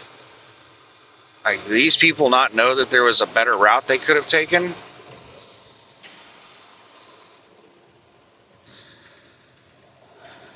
In half a mile, use the left lane to take the I-35 South, I-44 West exit toward Oklahoma City, downtown. Trying to leave these guys enough room in case they need to get over for this left lane exit, because it doesn't make any sense for me that they are they going to take the Kirkpatrick? Use the left lane to take the I-35 South exit.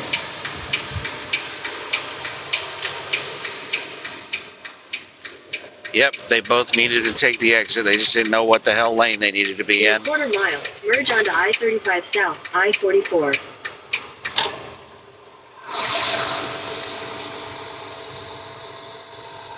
That's what I suspected. Because it doesn't make any sense to go on 35 north. Because if you need to go that direction, you don't take Interstate 44 to Oklahoma City. You take Highway 412 to I-35. It basically goes straight across, whereas this comes down at an angle. It's a lot more miles. They're both toll roads.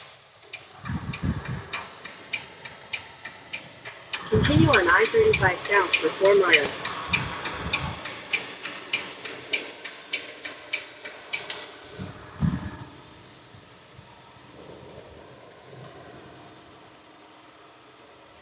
You don't want to get that far over, bro. We got left lane exits.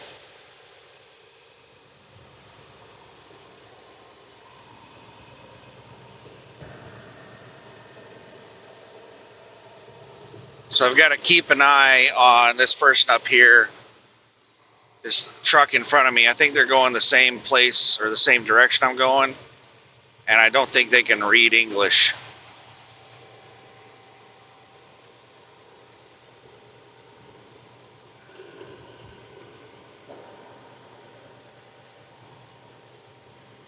The last Uber driver that I had that took me, well, was the last, or no, it was the second to last Uber driver I had, was South Korean. He did not speak any English. I got in his car, and he was using his phone to talk to me. Like, he would talk into his phone and have it translate to me.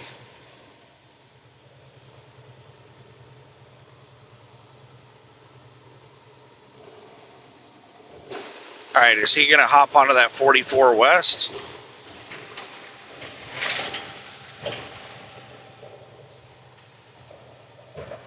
I think that 44 West is a shit road.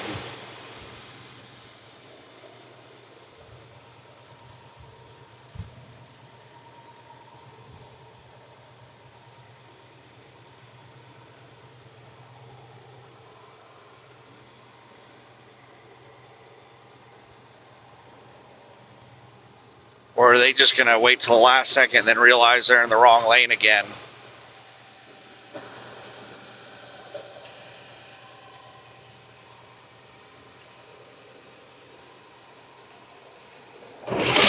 Ugh.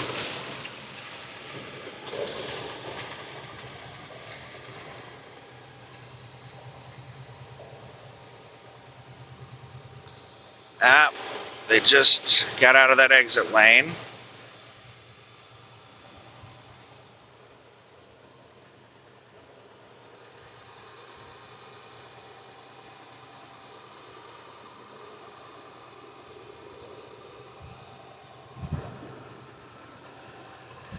But do they need to get back over to that lane? They got run out of that lane by cars merging on.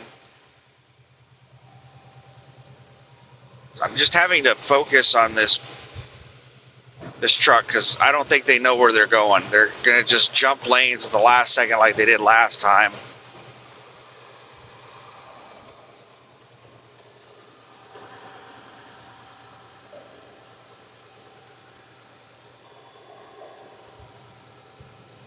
In half a mile, keep left to continue on I-35 south. Follow signs for Oklahoma City, Dallas. Now they're hopping back over into that exit lane for 44.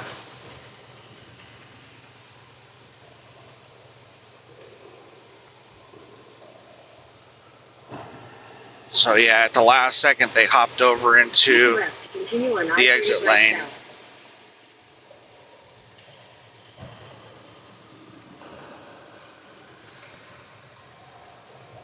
Continue for 16 miles.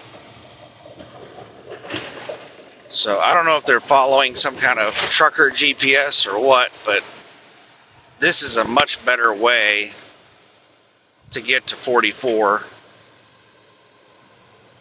than to actually take 44. 44 is a crap road. They're probably taking Interstate 44 to 40, and I'm doing the exact same thing, except this is a better way to do it.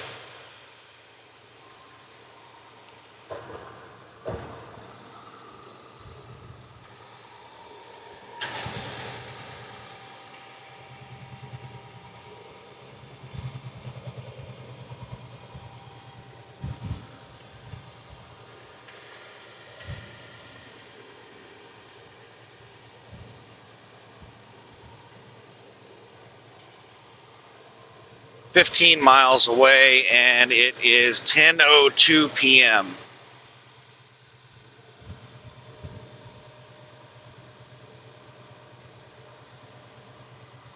Got a bunch of people merging on here.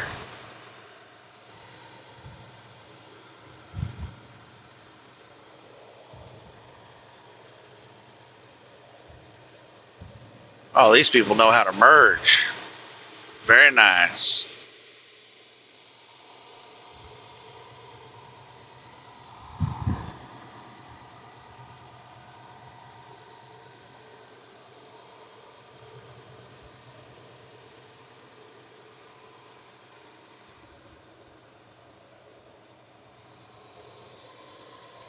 All right, we have a really slow vehicle. Come on.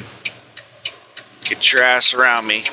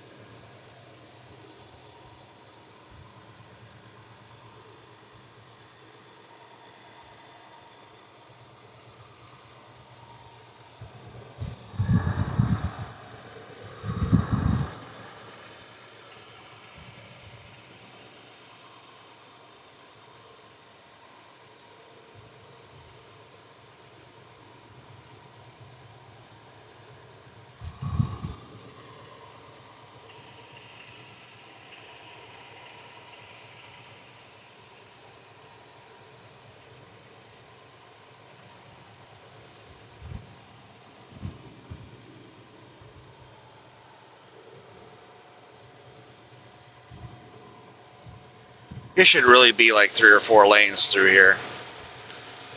There's no excuse to have interstates in a major metropolitan area that are not a minimum of 3 lanes.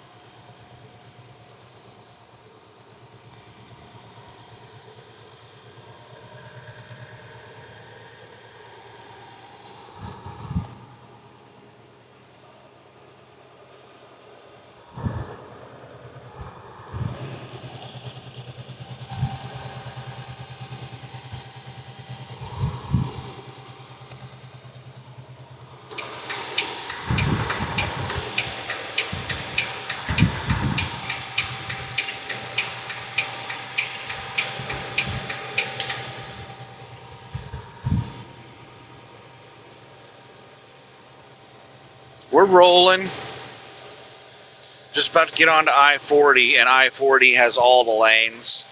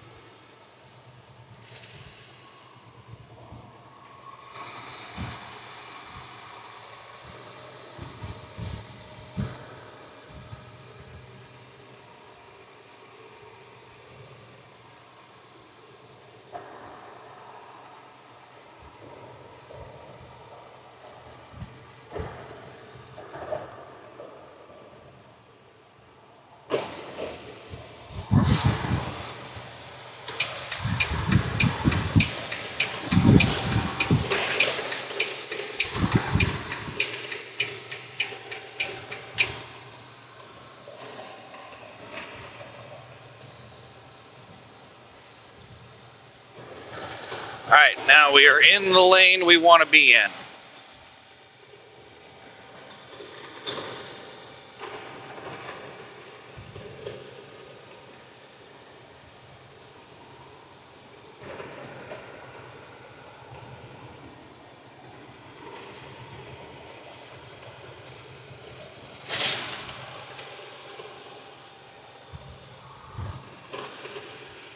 Follow me if you want to live.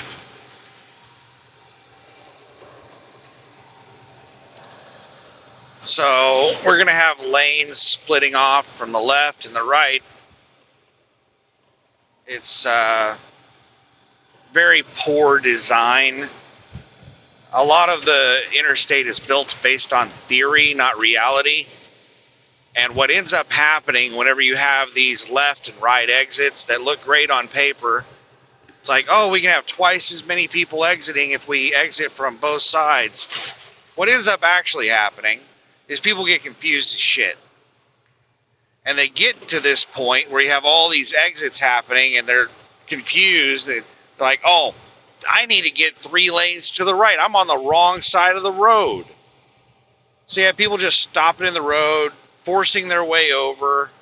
It's just a nightmare at these interchanges, these complex interchanges that, like, yes, if everyone drove perfectly, I'm sure that theoretically they're a really amazing design, but they should not design roads based off of theory. They should design them based off of reality.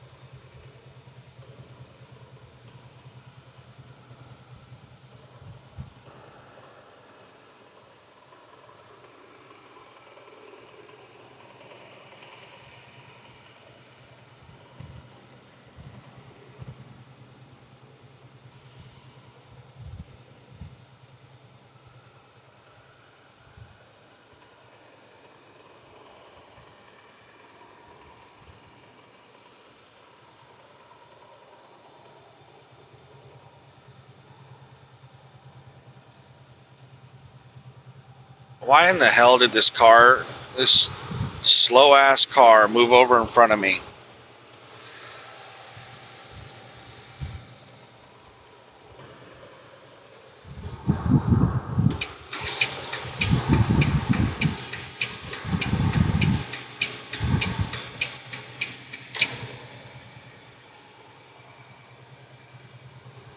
There was nothing wrong with the lane you were in, dumbass.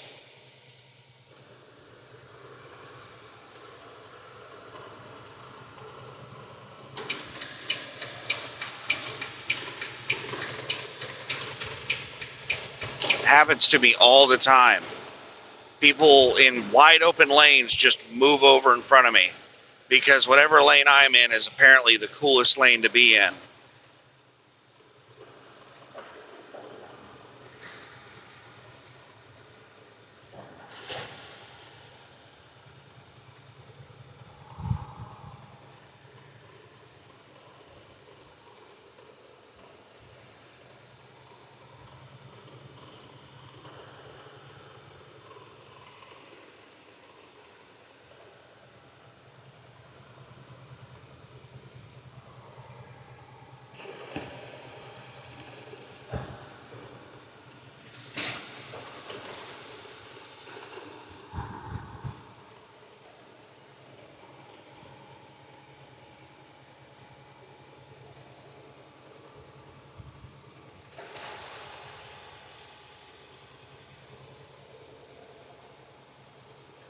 Now we're going to have lanes merging onto us from the left and the right.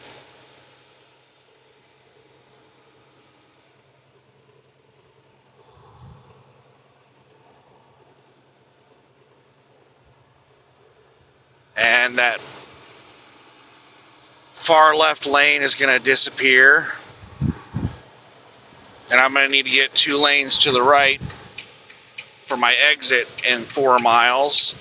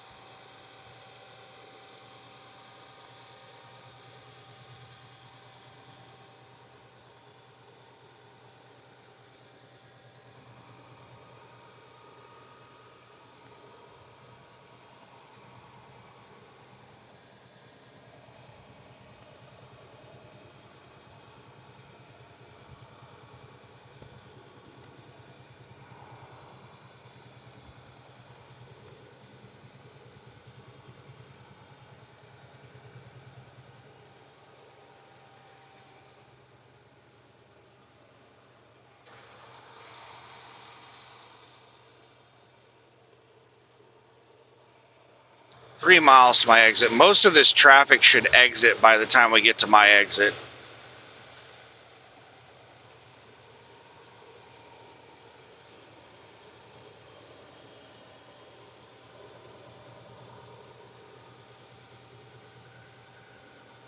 And what's really nice is whenever I start my drive shift, I'll be starting from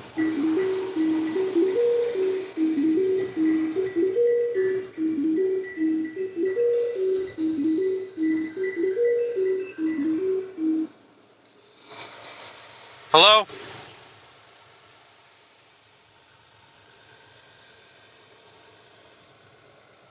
Just a second. Hello? Can you hear me? Yes. This is Cliff at the service center with PA. I'm calling you on my personal line. I've got the other line going here. Are you a Landstar driver? Yes. Are you tractor 427816? Yes. Are you in a 16 Volvo? Yes. Okay, I thought your fuel tank was on a Peterbilt. My fuel tank? You got me mixed up with somebody else. No, I do actually. I where you've got the steering shaft. I have the steering shaft. My apologies. And I'm going to be there in a couple of minutes. I'm just a couple miles away. Perfect timing. All right, we'll see you shortly. Thank you. Yeah, bye.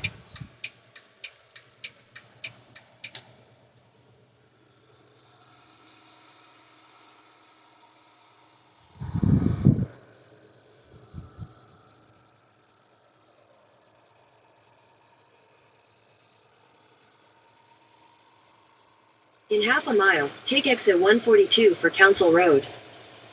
All right, so that was the TA guy. He was calling me on his personal phone because the other line was tied up or something. And he was asking me, he said, I thought you told me the fuel tank was for a Peterbilt.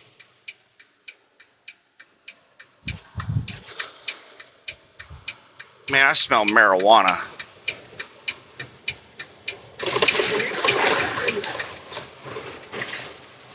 He said, I thought you were telling me that the fuel tank was for a Peterbilt.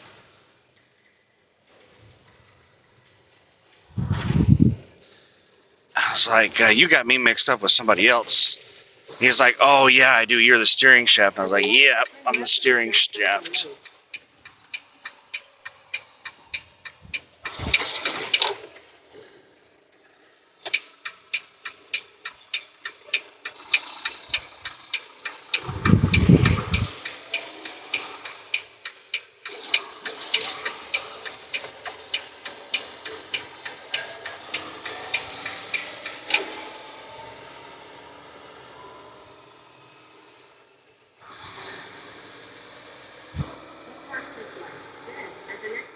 Turn right onto West I-40 Service Road.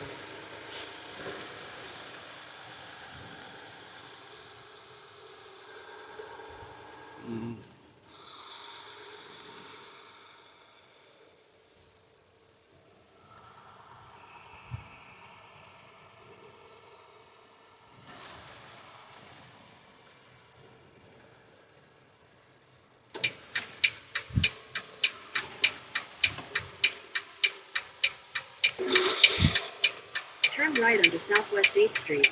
Then you'll take your first right. Alrighty. Let's get in here. Get her done.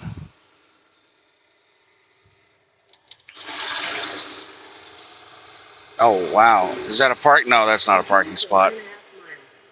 That is, there's a bobtail in there.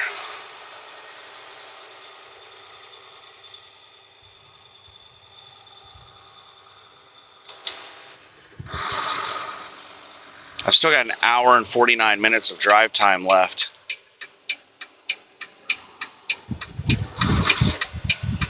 So I could, if they get me done really quick, drive for a couple more hours.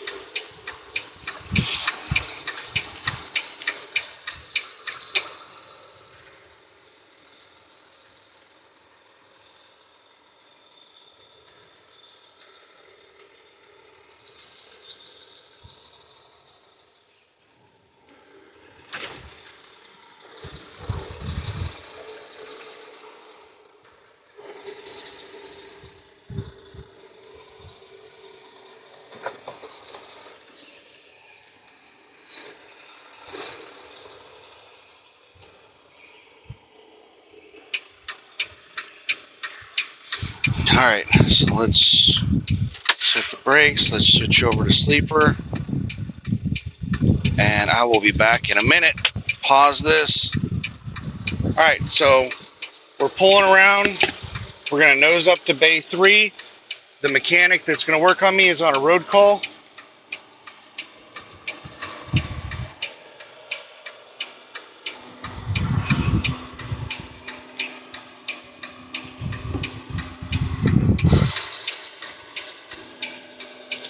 And he said, I recognize you. And I said, yeah, you and I fought. He said, no, he said, I recognize you. I didn't recognize your voice, but I recognize you now. I remember you. He said, I don't remember why, but I recognize you. And I said, we fought. You and I fought. And he said, what do you mean? I said, last time I was here, we fought. And he said, I don't remember. And I said, the Landstar DOT inspection. Yeah, I said, you remember the day shift mechanic, big beard, skinny guy, one of the top mechanics? And he said, oh, yeah. He works on day shift. And I said, yeah. I said, he failed me on a Landstar DOT inspection because of the steering shaft. He said there was zero tolerance. And I argued with him and said, there has to be a tolerance. And you and I, and me, you, him, we all fought.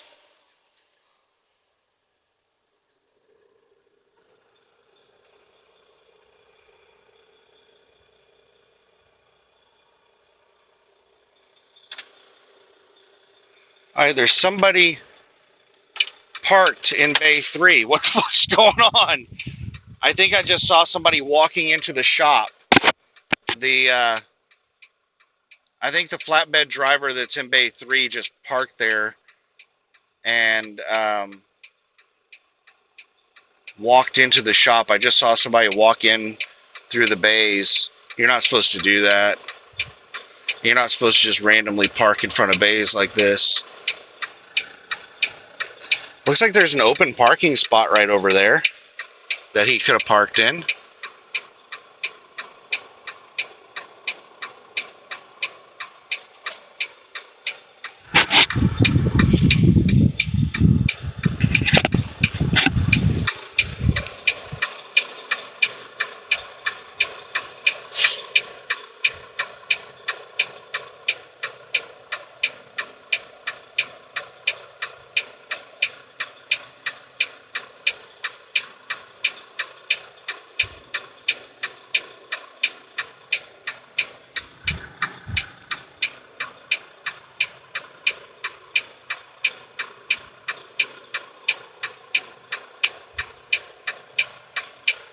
I'm just waiting for this guy to walk back to his truck.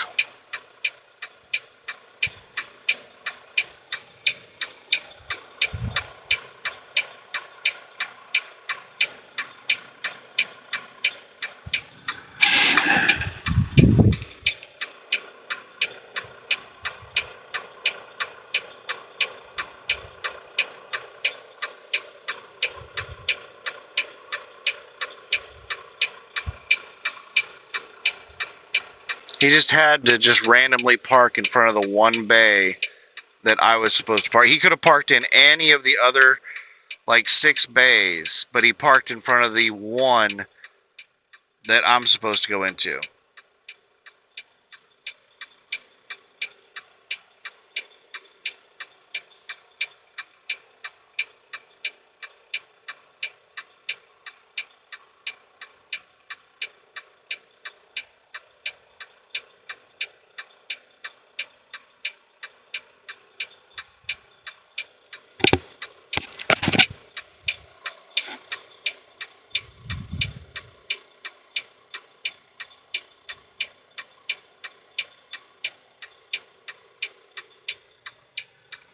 But yeah, I said he failed me on the DOT inspection because of the steering shaft was loose, and he said there was zero tolerance. I said, no, there's got to be a tolerance.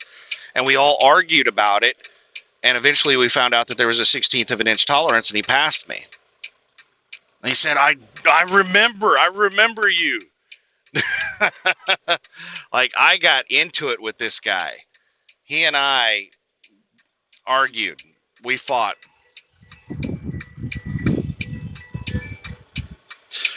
Hello, this is Daniel. Just a second.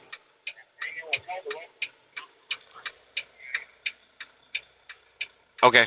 Hey, quick question for you. There's a flatbed in Bay 3 parked in front of it. I think he just came into the office.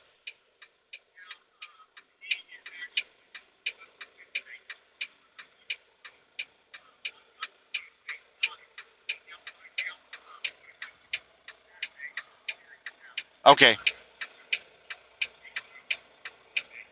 All right. So do I need to wait for there's a bobtail in Bay 5. Do I need to wait for it to back up? Or, oh, okay. All right. Thank you. Bye.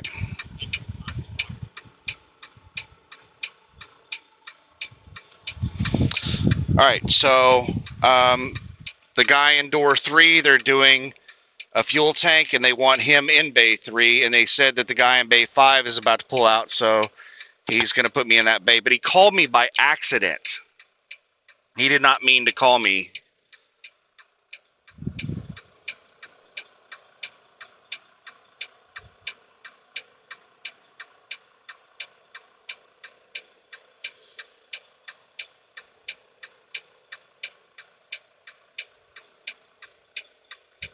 So now I need to wait for the bobtail in Bay 5 to back out, and then I can nose into Bay 5.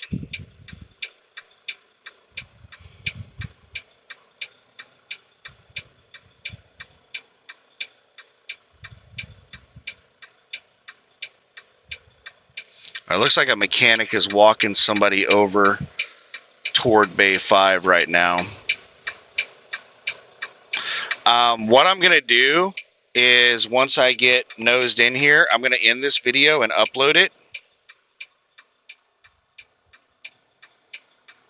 And if I drive again on this drive shift, I might start up a new video. You know what? I'm going to go ahead and wrap it up now and start uploading it, because whenever they get me in the bay, I'm not going to be able to upload. My cell signal is going to go to absolute crap inside the bay in that metal structure. So I need to get this thing started uploading now. So that's a wrap for this drive shift. They're going to get me in the bay really quick, hopefully get me done really quick. I'm going to ask them about the shocks, just get a rough idea of how much it's going to cost for them to do the shocks. I might have them do the shocks as well. So anyway, have a good one. Bye.